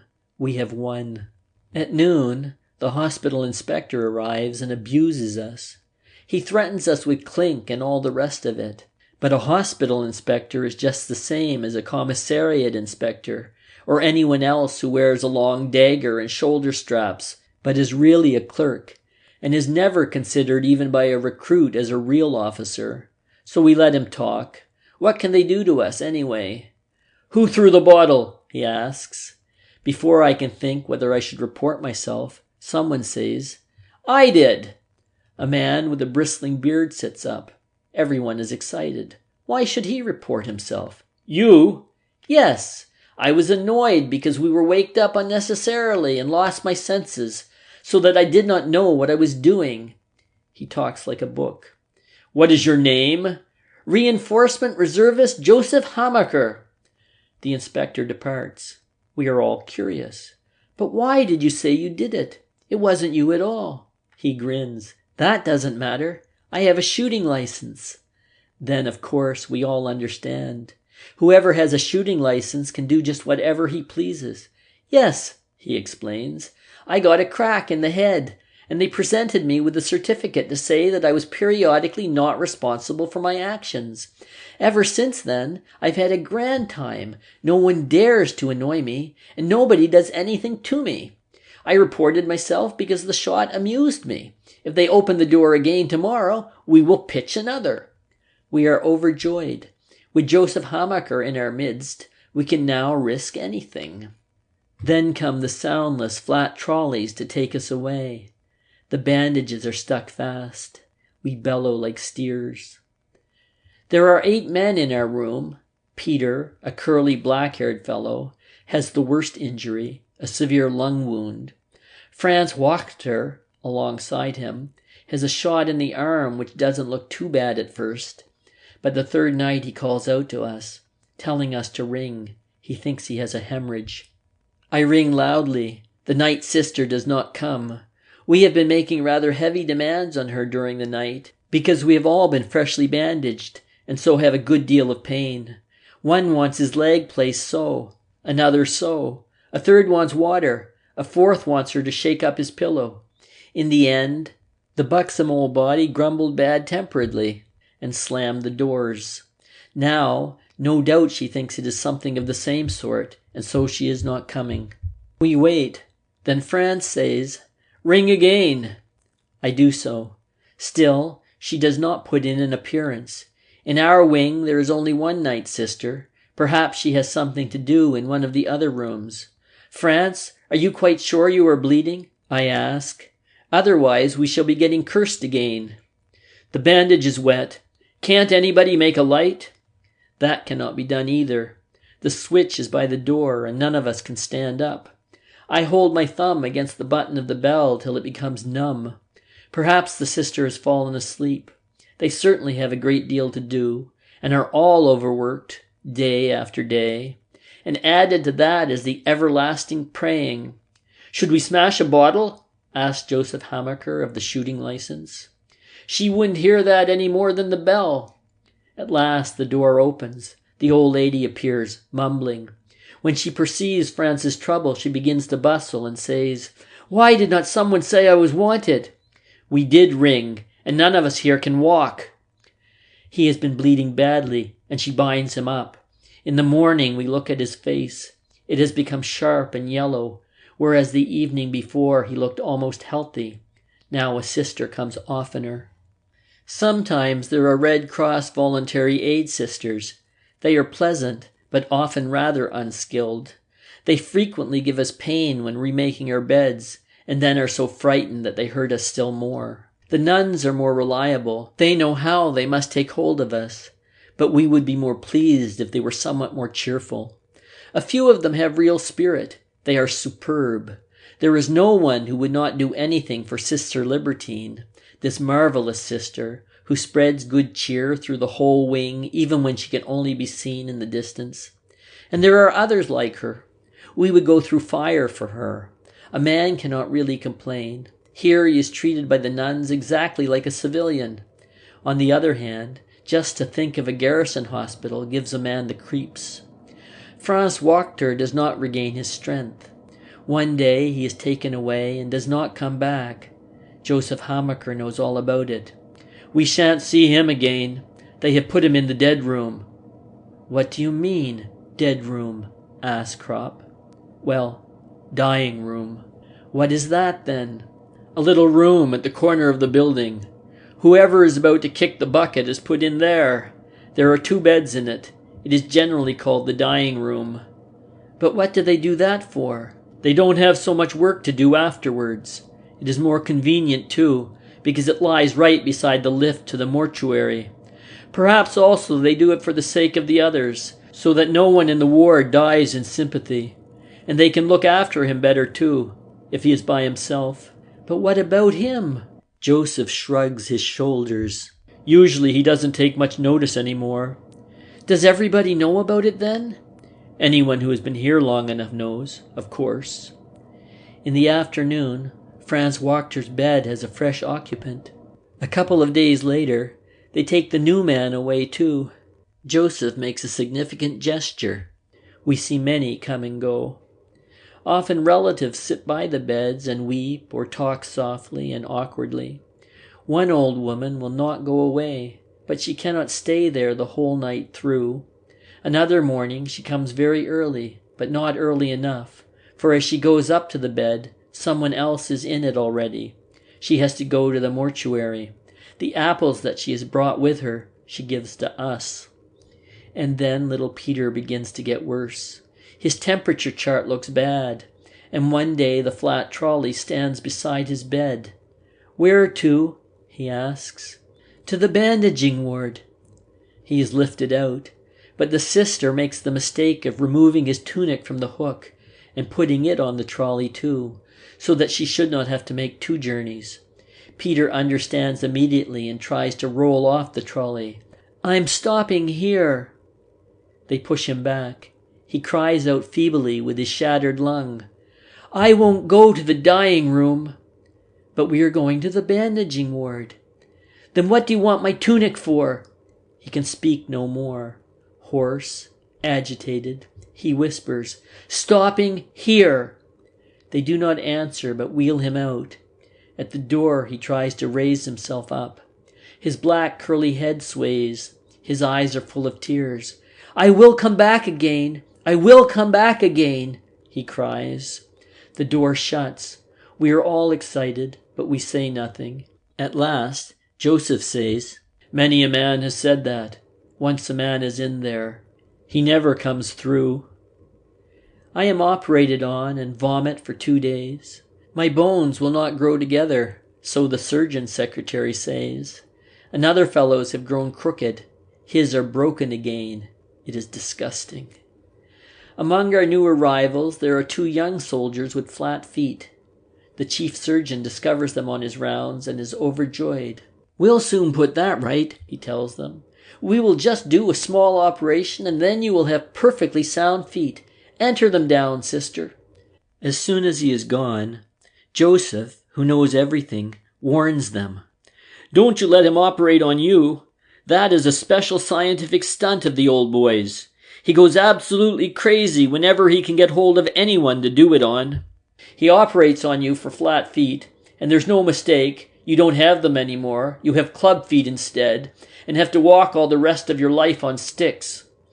"What should a man do then?" asks one of them. "Say no. You are here to be cured of your wound, not your flat feet. Did you have any trouble with them in the field? No? Well, there you are. At present you can still walk, but if once the old boy gets you under the knife, you'll be cripples. What he wants is little dogs to experiment with, so the war is a glorious time for him, as it is for all the surgeons. You take a look down below at the staff. There are a dozen fellows hobbling around that he has operated on. A lot of them have been here all the time since 14 and 15. Not a single one of them can walk better than he could before. Almost all of them worse, and most only with plaster legs. Every 6 months he catches them again and breaks their bones afresh. And every time is going to be the successful one. You take my word, he won't dare to do it if you say no." "Ach, man," says one of the 2 unfortunates. "Better your feet than your brain box. There's no telling what you'll get if you go back out there again. They can do with me just as they please, so long as I get back home. Better to have a clubfoot than be dead." The other, a young fellow like ourselves, won't have it done. One morning the old man has the 2 hauled up and lectures and jaws at them so long that in the end they consent. What else could they do? They are mere privates, and he is a big bug. They are brought back, chloroformed and plastered. It is going badly with Albert. They have taken him and amputated his leg. The whole leg has been taken off from the thigh. Now he hardly speaks any more. Once he says he will shoot himself the first time he can get hold of his revolver again. A new convoy arrives. Our room gets 2 blind men. One of them is a very youthful musician. The sisters never have a knife with them when they feed him. He has already snatched one from a sister. But in spite of this caution, there is an incident. In the evening, while he is being fed, the sister is called away and leaves the plate with the fork on his table. He gropes for the fork, seizes it, and drives it with all his force against his heart. Then he snatches up a shoe and strikes with it against the handle as hard as he can.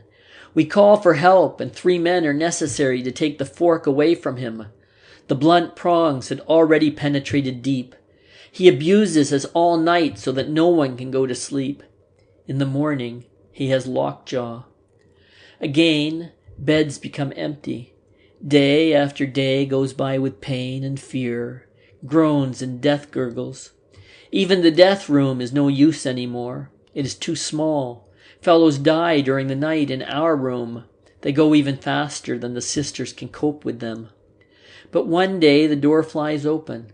The flat trolley rolls in, and there on the stretcher, Pale, thin, upright and triumphant, with his shaggy head of curls, sits Peter. Sister Libertine, with beaming looks, pushes him over to his former bed. He is back from the dying room. We have long supposed him dead. He looks round. What do you say now? And even Joseph has to admit that it is the first time he has ever known of such a thing. Gradually, a few of us venture to stand up, and I am given crutches to hobble around on, but I do not make much use of them. I cannot bear Albert's gaze as I move about the room. His eyes always follow me with such a strange look, so I sometimes escape to the corridor. There I can move about more freely. On the next floor below are the abdominal and spine cases, head wounds and double amputations.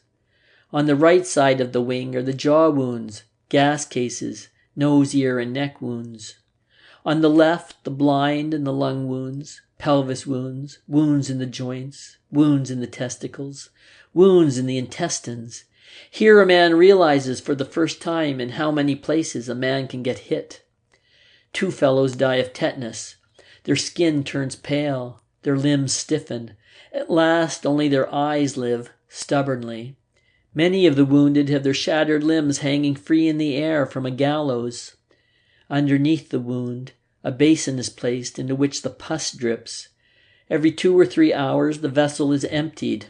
Other men lie in stretching bandages with heavy weights hanging from the end of the bed. I see intestine wounds that are constantly full of excreta. The surgeon's clerk shows me x-ray photographs of completely smashed hip bones, knees, and shoulders. A man cannot realize that above such shattered bodies there are still human faces in which life goes its daily round. And this is only one hospital, one single station. There are hundreds of thousands in Germany, hundreds of thousands in France, hundreds of thousands in Russia. How senseless is everything that can ever be written, done, or thought, when such things are possible. It must all be lies and of no account when the culture of 1,000 years could not prevent this stream of blood being poured out. These torture chambers in their hundreds of thousands. A hospital alone shows what war is. I am young. I am 20 years old. Yet I know nothing of life but despair, death, fear, and fatuous superficiality cast over an abyss of sorrow.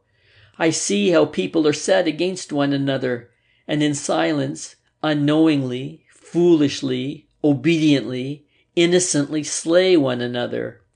I see the keenest brains of the world invent weapons and words to make it yet more refined and enduring. And all men of my age, here and over there, throughout the whole world, see these things. All my generation is experiencing these things with me. What would our fathers do if we suddenly stood up and came before them and proffered our account? What do they expect of us if a time ever comes when the war is over? Through the years, our business has been killing. It was our first calling in life. Our knowledge of life is limited to death. What will happen afterwards, and what shall come out of us? The oldest man in our room is Lewandowski. He is 40 and has already lain 10 months in the hospital with a severe abdominal wound. Just in the last few weeks he has improved sufficiently to be able to hobble about, doubled up. For some days past he has been in great excitement. His wife has written to him from the little home in Poland where she lives, telling him that she has saved up enough money to pay for the fare and is coming to see him. She is already on the way and may arrive any day. Lewandowski has lost his appetite. He even gives away red cabbage and sausage after he has had a couple of mouthfuls. He goes round the room perpetually with the letter. Everyone has already read it a dozen times. The postmarks have been examined heaven knows how often. The address is hardly legible any longer, for spots of grease and thumb marks. And in the end, what is sure to happen, happens. Lewandowski develops a fever and has to go back to bed. He has not seen his wife for 2 years. In the meantime, she has given birth to a child, whom she is bringing with her. But something else occupies Lewandowski's thoughts. He had hoped to get permission to go out when his old woman came, for obviously seeing is all very well, but when a man gets his wife again after such a long time, if at all possible, a man wants something else besides. Lewandowski has discussed it all with us at great length. In the army there are no secrets about such things, and what's more, nobody finds anything objectionable in it. Those of us who are already able to go out have told him of a couple of very good spots in the town, parks and squares, where he would not be disturbed. One of us even knows of a little room. But what is the use? There Lewandowski lies in bed with his troubles. Life holds no more joy for him if he has to forego this affair. We console him and promise to get over the difficulty somehow or other. One afternoon his wife appears, a tousled little thing with anxious, quick eyes like a bird, in a sort of black, crinkly mantilla with ribbons. Heaven knows where she inherited the thing. She murmurs something softly and stands shyly in the doorway. It terrifies her that there are 6 of us men present. "Well, Marha," says Lewandowski, and gulps dangerously with his Adam's apple. "You can come in all right. They won't hurt you." She goes the round and proffers each of us her hand. Then she produces the child, which in the interval has done something in its napkin. From a large handbag, embroidered with pearls, she takes out a clean one and makes the child fresh and presentable. This dispels her first embarrassment, and the two begin to talk.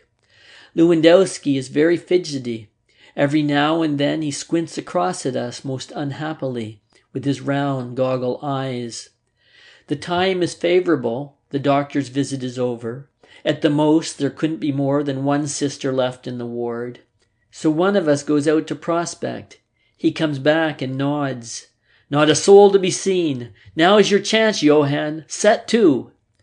The two speak together in an undertone. The woman turns a little red and looks embarrassed. We grin good-naturedly and make pooh-poohing gestures. What does it matter? The devil take all the conventions. They were made for other times. Here lies the carpenter Johann Lewandowski, a soldier shot to a cripple, and there is his wife. Who knows when he will see her again? He wants to have her, and he should have her. Good. 2 men stand at the door to forestall the sisters and keep them occupied if they chance to come along. They agree to stand guard for a quarter of an hour or thereabouts. Lewandowski can only lie on his side, so one of us props a couple of pillows against his back. Albert gets the child to hold. We all turn round a bit. The black mantilla disappears under the bedclothes. We make a great clatter and play scat noisily. All goes well. I hold a club solo with 4 jacks, which nearly goes the round. In the process, we almost forget Lewandowski. After a while, the child begins to squall, although Albert, in desperation, rocks it to and fro. Then there is a bit of creaking and rustling, and as we look up casually, we see that the child has the bottle in its mouth and is back again with its mother. The business is over. We now feel ourselves like one big family. The woman is rather quieter, and Lewandowski lies there, sweating and beaming. He unpacks the embroidered handbag, and a couple of good sausages come to light. Lewandowski takes up the knife with a flourish and saws the meat into slices. With a handsome gesture he waves toward us, and the little woman goes from one to the other and smiles at us and hands round the sausage. She now looks quite handsome. We call her mother. She is pleased and shakes up our pillows for us. After a few weeks, I have to go each morning to the massage department. There my leg is harnessed up and made to move. The arm has healed long since. New convoys arrive from the line. The bandages are no longer made of cloth, but of white crepe paper. Rag bandages have become scarce at the front. Albert's stump heals well. The wound is almost closed. In a few weeks he should go off to an institute for artificial limbs. He continues not to talk much, and is much more solemn than formerly. He often breaks off in his speech and stares in front of him. If he were not here with us, he would have shot himself long ago. But now he is over the worst of it, and he often looks on while we play scat. I get convalescent leave. My mother does not want to let me go away. She is so feeble. It is all much worse than it was last time. Then I am sent on from the base and return once more to the line. Parting from my friend Albert Kropp was very hard, but a man gets used to that sort of thing in the army. End of chapter 10.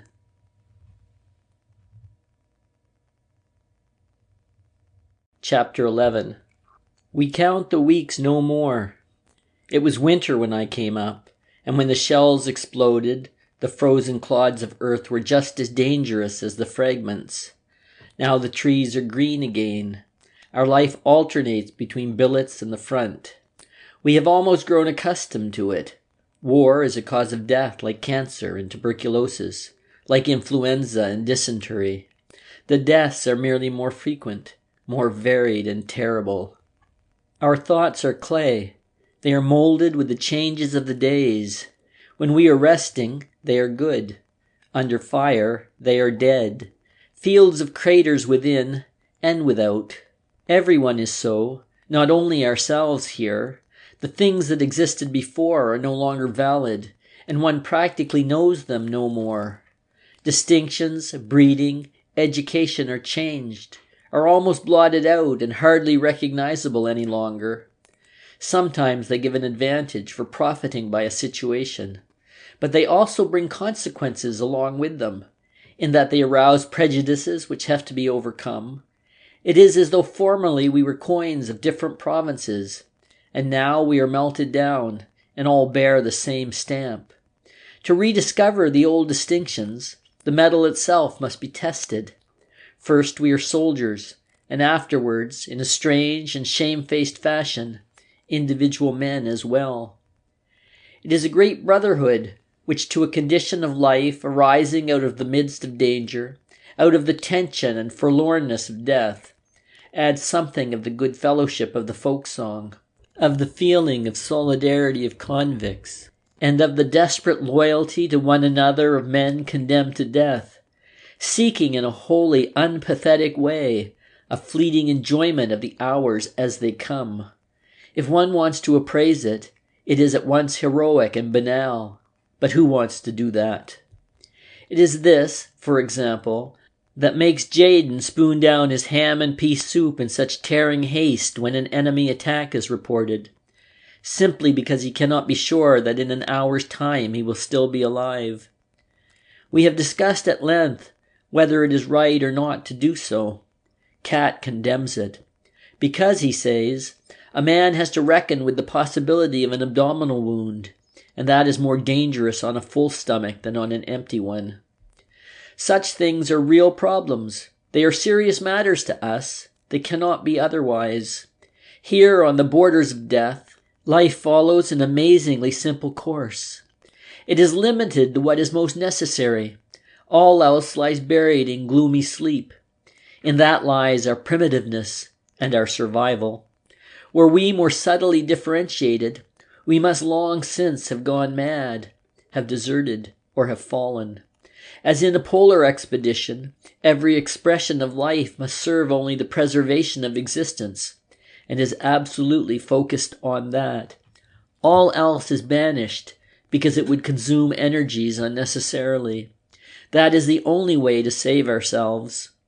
In the quiet hours, when the puzzling reflection of former days, like a blurred mirror, projects beyond me the figure of my present existence, I often sit over against myself, as before a stranger, and wonder how the unnameable active principle that calls itself life has adapted itself even to this form. All other expressions lie in a winter sleep. Life is simply one continual watch against the menace of death. It has transformed us into unthinking animals in order to give us the weapon of instinct. It has reinforced us with dullness so that we do not go to pieces before the horror which would overwhelm us if we had clear, conscious thought. It has awakened in us the sense of comradeship so that we escape the abyss of solitude. It has lent us the indifference of wild creatures so that in spite of all, we perceive the positive in every moment and store it up as a reserve, against the onslaught of nothingness. Thus we live a closed, hard existence of the utmost superficiality, and rarely does an incident strike out a spark. But then, unexpectedly, a flame of grievous and terrible yearning flares up. Those are the dangerous moments. They show us that the adjustment is only artificial, that it is not simple rest, but sharpest struggle for rest. In the outward form of our life, we are hardly distinguishable from bushmen, but whereas the latter can be so always, because they are so truly, and at best may develop further by exertion of their spiritual forces, with us it is the reverse. Our inner forces are not exerted toward regeneration, but toward degeneration. The bushmen are primitive and naturally so, but we are primitive in an artificial sense, and by virtue of the utmost effort. And at night, waking out of a dream, overwhelmed and bewitched by the crowding faces, a man perceives with alarm how slight is the support, how thin the boundary that divides him from the darkness. We are little flames, poorly sheltered by frail walls against the storm of dissolution and madness, in which we flicker and sometimes almost go out. Then the muffled roar of the battle becomes a ring that encircles us. We creep in upon ourselves and with big eyes stare into the night. Our only comfort is the steady breathing of our comrades asleep, and thus we wait for the morning. Every day and every hour, every shell and every death cuts into this thin support, and the years waste it rapidly. I see how it is already gradually breaking down around me. There is the mad story of Dietering. He was one of those who kept himself to himself. His misfortune was that he saw a cherry tree in a garden. We were just coming back from the front line, and at a turning of the road, near our new billets, marvelous in the morning twilight, stood this cherry tree before us. It had no leaves, but was one white mass of blossom. In the evening, Dietering was not to be seen. Then at last he came back and had a couple of branches of cherry blossom in his hand. We made fun of him and asked whether he was going to a wedding. He made no answer, but laid them on his bed. During the night I heard him making a noise. He seemed to be packing. I sensed something amiss and went over to him. He made out it was nothing, and I said to him, "Don't do anything silly, Dietering." "Ach, why? It's merely that I can't sleep." "What did you pick the cherry branches for?" "I might have been going to get some more cherry branches," he replied evasively, and after a while, "I have a big orchard with cherry trees at home. When they are in blossom, from the hayloft they look like one single sheet, so white. It is just the time. Perhaps you will get leave soon. You may even be sent back as a farmer." He nodded, but he was far away. When these peasants are excited, they have a curious expression, a mixture of cow and yearning God, half stupid and half rapt. In order to turn him away from his thoughts, I asked him for a piece of bread. He gave it to me without a murmur. That was suspicious, for he is usually tight-fisted. So I stayed awake. Nothing happened. In the morning he was as usual. Apparently he had noticed that I had been watching him. But the second morning after, he was gone. I noticed it, but said nothing, in order to give him time. He might perhaps get through. Various fellows have already got into Holland.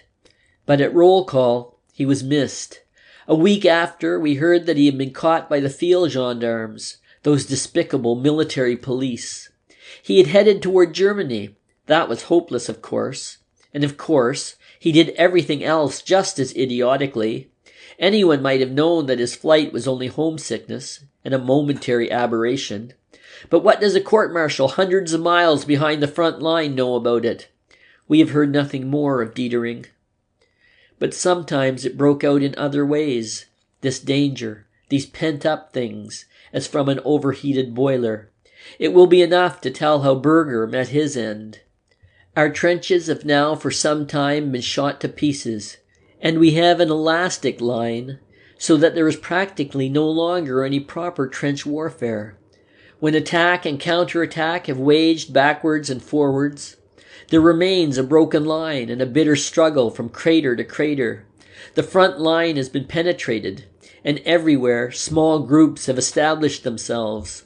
The fight is carried on from clusters of shell holes. We are in a crater. The English are coming down obliquely. They are turning our flank and working in behind us. We are surrounded. It is not easy to surrender. Fog and smoke hang over us. No one would recognize that we wanted to give ourselves up, and perhaps we don't want to. A man doesn't even know himself at such moments. We hear the explosions of the hand grenades coming toward us. Our machine gun sweeps over the semicircle in front of us. The cooling water evaporates. We hastily pass around the case. Every man pisses in it, and thus we again have water, and are able to continue firing. But behind us, the attack crashes ever nearer. A few minutes and we are lost. Then, at closest range, a second machine gun bursts out. It is set up in a crater alongside us. Berger has fetched it, and now the counter-attack comes over from behind. We are set free and make contact with the rear. Afterwards, as we lie in comparatively good cover, one of the food carriers reports that a couple of 100 yards distant, there lies a wounded messenger dog. "Where?" asks Berger. The other describes the place to him. Berger goes off either to fetch the beast in or to shoot it. 6 months ago, he would not have cared. He would have been reasonable. We try to prevent him. Then, as he goes off grimly, all we can say is, "You're mad," and let him go. For these cases of frontline madness become dangerous if one is not able to fling the man to the ground and hold him fast. And Berger is 6 feet, and the most powerful man in the company. He is absolutely mad, for he has to pass through the barrage. But this lightning that lowers somewhere above us all has struck him and made him demented. It affects others so that they begin to rave, to run away. There was one man who even tried to dig himself into the ground with hands, feet, and teeth. It is true, such things are often simulated, but the pretense itself is a symptom. Berger, who means to finish off the dog, is carried off with a wound in the pelvis, and one of the fellows who carry him gets a bullet in the cheek while doing it. Mueller is dead. Someone shot him point blank with a Veery light in the stomach. He lived for half an hour, quite conscious and in terrible pain. Before he died, he handed over his pocketbook to me and bequeathed me his boots, the same that he once inherited from Kemmerich. I wear them, for they fit me quite well. After me, Jaden will get them. I have promised them to him. We have been able to bury Mueller, but he is not likely to remain long undisturbed. Our lines are falling back. There are too many fresh English and American regiments over there. There's too much corned beef and white wheaten bread. Too many new guns. Too many airplanes. But we are emaciated and starved.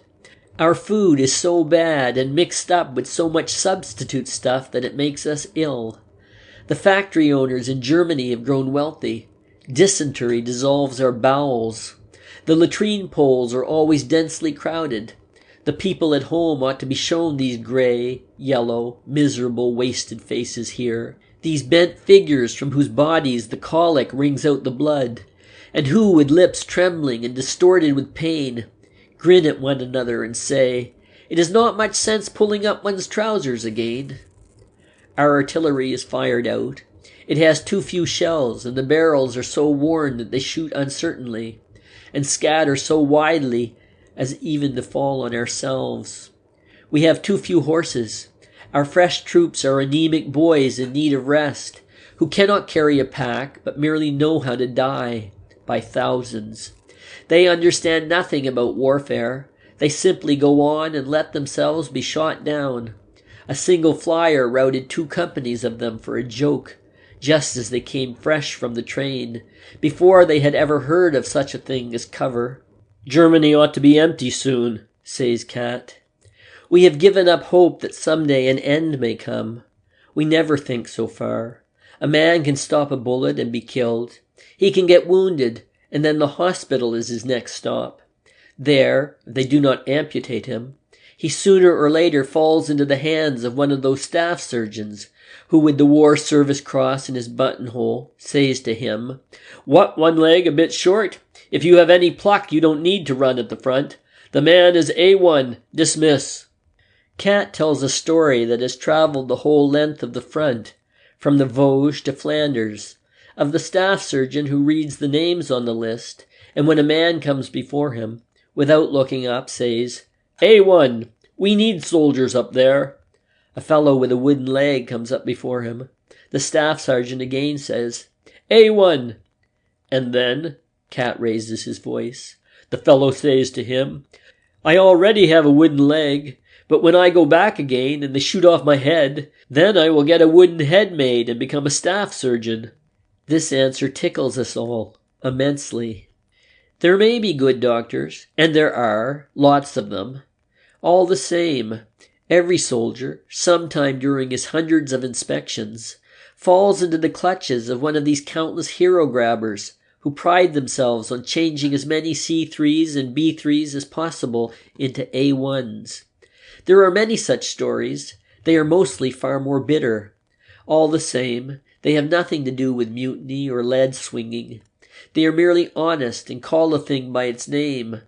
For there is a very great deal of fraud, injustice, and baseness in the army. Is it nothing that regiment after regiment returns again and again to the ever more hopeless struggle?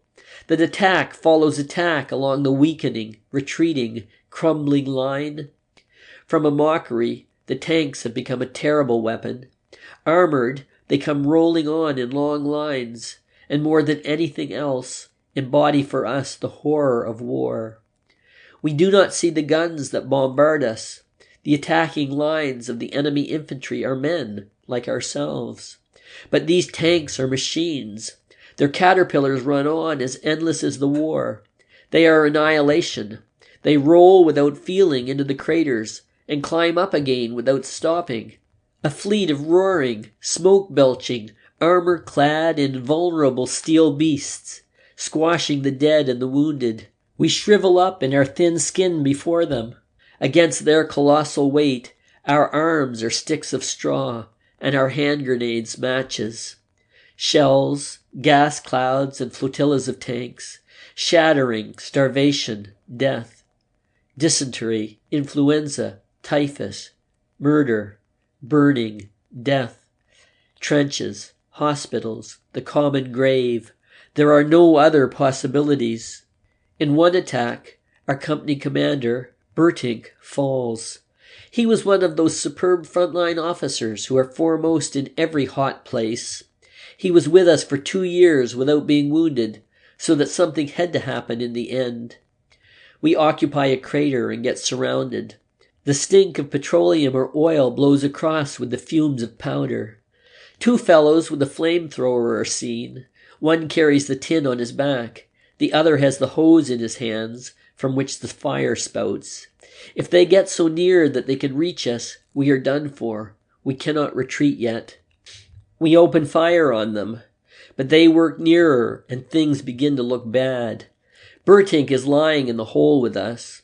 When he sees that we cannot escape, because under the sharp fire we must make the most of this cover, he takes a rifle, crawls out of the hole, and lying down, propped on his elbows, he takes aim.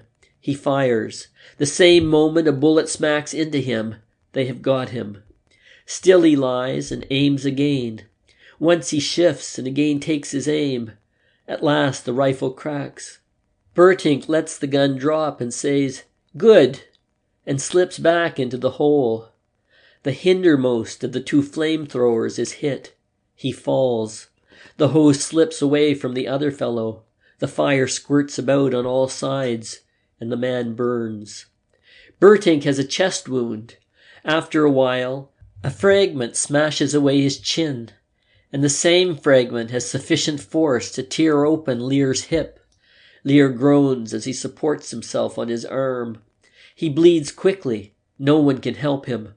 Like an emptying tube, after a couple of minutes he collapses.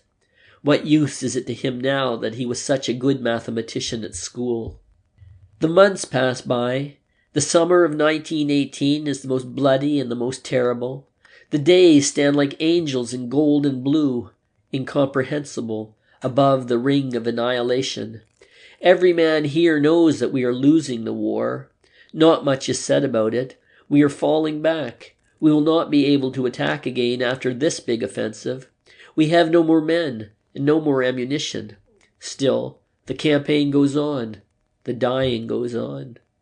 Summer of 1918. Never has life in its niggardliness seemed to us so desirable as now.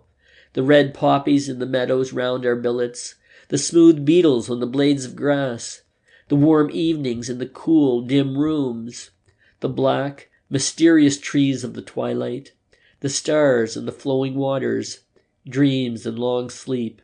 Oh, life, life, life. Summer of 1918. Never was so much silently suffered as in the moment when we depart once again for the front line. Wild, tormenting rumors of an armistice and peace are in the air. They lay hold on our hearts and make the return to the front harder than ever. Summer of 1918. Never was life in the line more bitter and more full of horror than in the hours of the bombardment, when the blanched faces lie in the dirt and the hands clutch at the one thought, no, no, not now at the last moment. Summer of 1918. Breath of hope that sweeps over the scorched fields, raging fever of impatience, of disappointment, of the most agonizing terror of death, insensate question, why? Why do they not make an end? And why do these rumors of an end fly about? There are so many airmen here, and they are so sure of themselves that they give chase to single individuals, just as though they were hares. For every one German plane, there comes at least 5 English and American. For one hungry, wretched German soldier comes 5 of the enemy, fresh and fit. For one German army loaf, there are 50 tins of canned beef over there. We are not beaten, for as soldiers we are better and more experienced. We are simply crushed and driven back by overwhelmingly superior forces. Behind us lie rainy weeks, gray sky, gray fluid earth, gray dying. If we go out, the rain at once soaks through our overcoat and clothing, and we remain wet all the time we are in the line. We never get dry. Those who still wear high boots tie sandbags round the top so that the mud does not pour in so fast. The rifles are caked. The uniform's caked. Everything is fluid and dissolved. The earth one dripping, soaked, oily mass in which lie the yellow pools with red spiral streams of blood, and into which the dead, wounded and survivors slowly sink down. The storm lashes us. Out of the confusion of gray and yellow, the hail of splinters whips forth the childlike cries of the wounded, and in the night, shattered life groans wearily to the silence. Our hands are earth, our bodies clay, and our eyes pools of rain. We do not know whether we still live. Then the heat sinks heavily into our shell holes like a jellyfish, moist and oppressive. And on one of these late summer days, while bringing food, Cat falls. We 2 are alone. I bind up his wound. His shin seems to be smashed. It has got the bone, and Cat groans desperately. At last, just at the last. I comfort him. Who knows how long the mess will go on yet? Now you are saved. The wound begins to bleed, fast. Cat cannot be left by himself while I try to find a stretcher. Anyway, I don't know of a stretcher-bearer's post in the neighborhood. Cat is not very heavy, so I take him up on my back and start off to the dressing station with him. Twice we rest. He suffers acutely on the way. We do not speak much. I have opened the collar of my tunic and breathe heavily. I sweat and my face is swollen with the strain of carrying. All the same, I urge him to let us go on, for the place is dangerous. Shall we go on again, Cat? Must, Paul. Then come. I raise him up. He stands on the uninjured leg and supports himself against a tree. I take up the wounded leg carefully. Then he gives a jump, and I take the knee of the sound leg also under my arm. The going is more difficult. Often a shell whistles across. I go as quickly as I can, for the blood from Kat's wound drips to the ground. We cannot shelter ourselves properly from the explosions. Before we can take cover, the danger is all over. We lie down in a small shell hole to rest. I give Kat some tea from my water bottle. We smoke a cigarette. "Well, Kat," I say gloomily, "we are going to be separated at last." He is silent and looks at me. "Do you remember, Kat, how we commandeered the goose? And how you brought me out of the barrage when I was still a young recruit and was wounded for the first time? I cried then. Kat, that is almost 3 years ago." He nods. The anguish of solitude rises up in me. When Kat is taken away, I will not have one friend left. Kat, in any case, we must see one another again, if it is peacetime before you come back. "Do you think that I will be marked A1 again with this leg?" he asks bitterly. "With rest it will get better. The joint is all right. It may limp a bit." "Give me another cigarette," he says. "Perhaps we can do something together later on, Kat." I am very miserable. It is impossible that Kat, my friend, Kat with the drooping shoulders and the poor thin mustache, Kat whom I know as I know no other man, Kat with whom I have shared these years, it is impossible that perhaps I shall not see Kat again. In any case, give me your address at home, Kat, and here is mine. I will write it down for you. I write his address in my pocketbook. How forlorn I am already, though he still sits here beside me. Couldn't I shoot myself quickly in the foot so as to be able to go with him? Suddenly Kat gurgles and turns green and yellow. "Let us go on," he stammers. I jump up, eager to help him. I take him up and start off at a run, a slow, steady pace, so as not to jolt his leg too much. My throat is parched. Everything dances red and black before my eyes.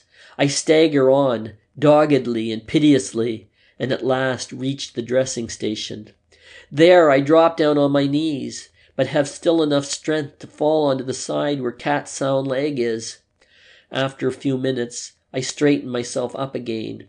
My legs and my hands tremble. I have trouble in finding my water bottle to take a pull. My lips tremble as I try to drink, but I smile. Kat is saved. After a while, I begin to sort out the confusion of voices that falls on my ears. "You might have spared yourself that," says an orderly. I look at him without comprehending. He points to Kat. "He is stone dead." I do not understand him. "He has been hit in the shin," I say. The orderly stands still. "That is well." I turn round. My eyes are still dulled. The sweat breaks out on me again. It runs over my eyelids. I wipe it away and peer at Kat. He lies still. "Fainted," I say quickly. The orderly whistles softly.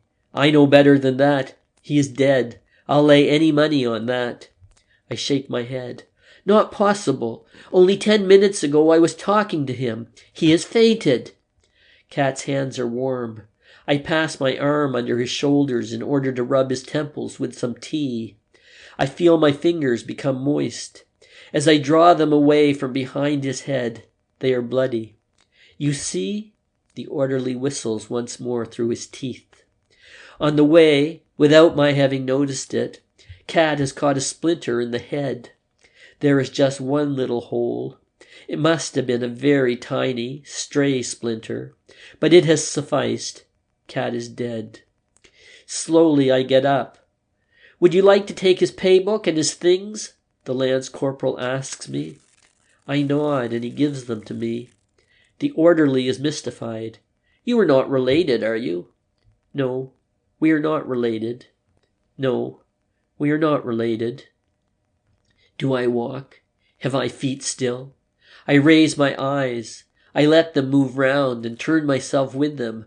One circle, and I stand in the midst. All is as usual. Only the militiaman, Stanislaw Kaczynski, has died. Then I know nothing more. End of chapter 11.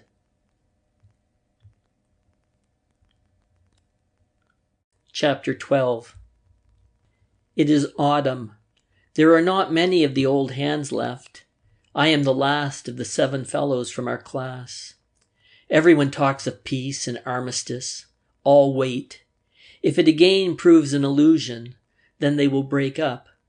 Hope is high. It cannot be taken away again without an upheaval. If there is not peace, then there will be revolution. I have 14 days rest because I have swallowed a bit of gas. In a little garden I sit the whole day long in the sun. The armistice is coming soon. I believe it now too. Then we will go home. Here my thoughts stop and will not go any further. All that meets me, all that floods over me, are but feelings, greed of life, love of home, yearning of the blood, intoxication of deliverance, but no aims. Had we returned home in 1916, out of the suffering and the strength of our experiences, we might have unleashed a storm. Now, if we go back, we will be weary, broken, burnt out, rootless, and without hope. We will not be able to find our way any more.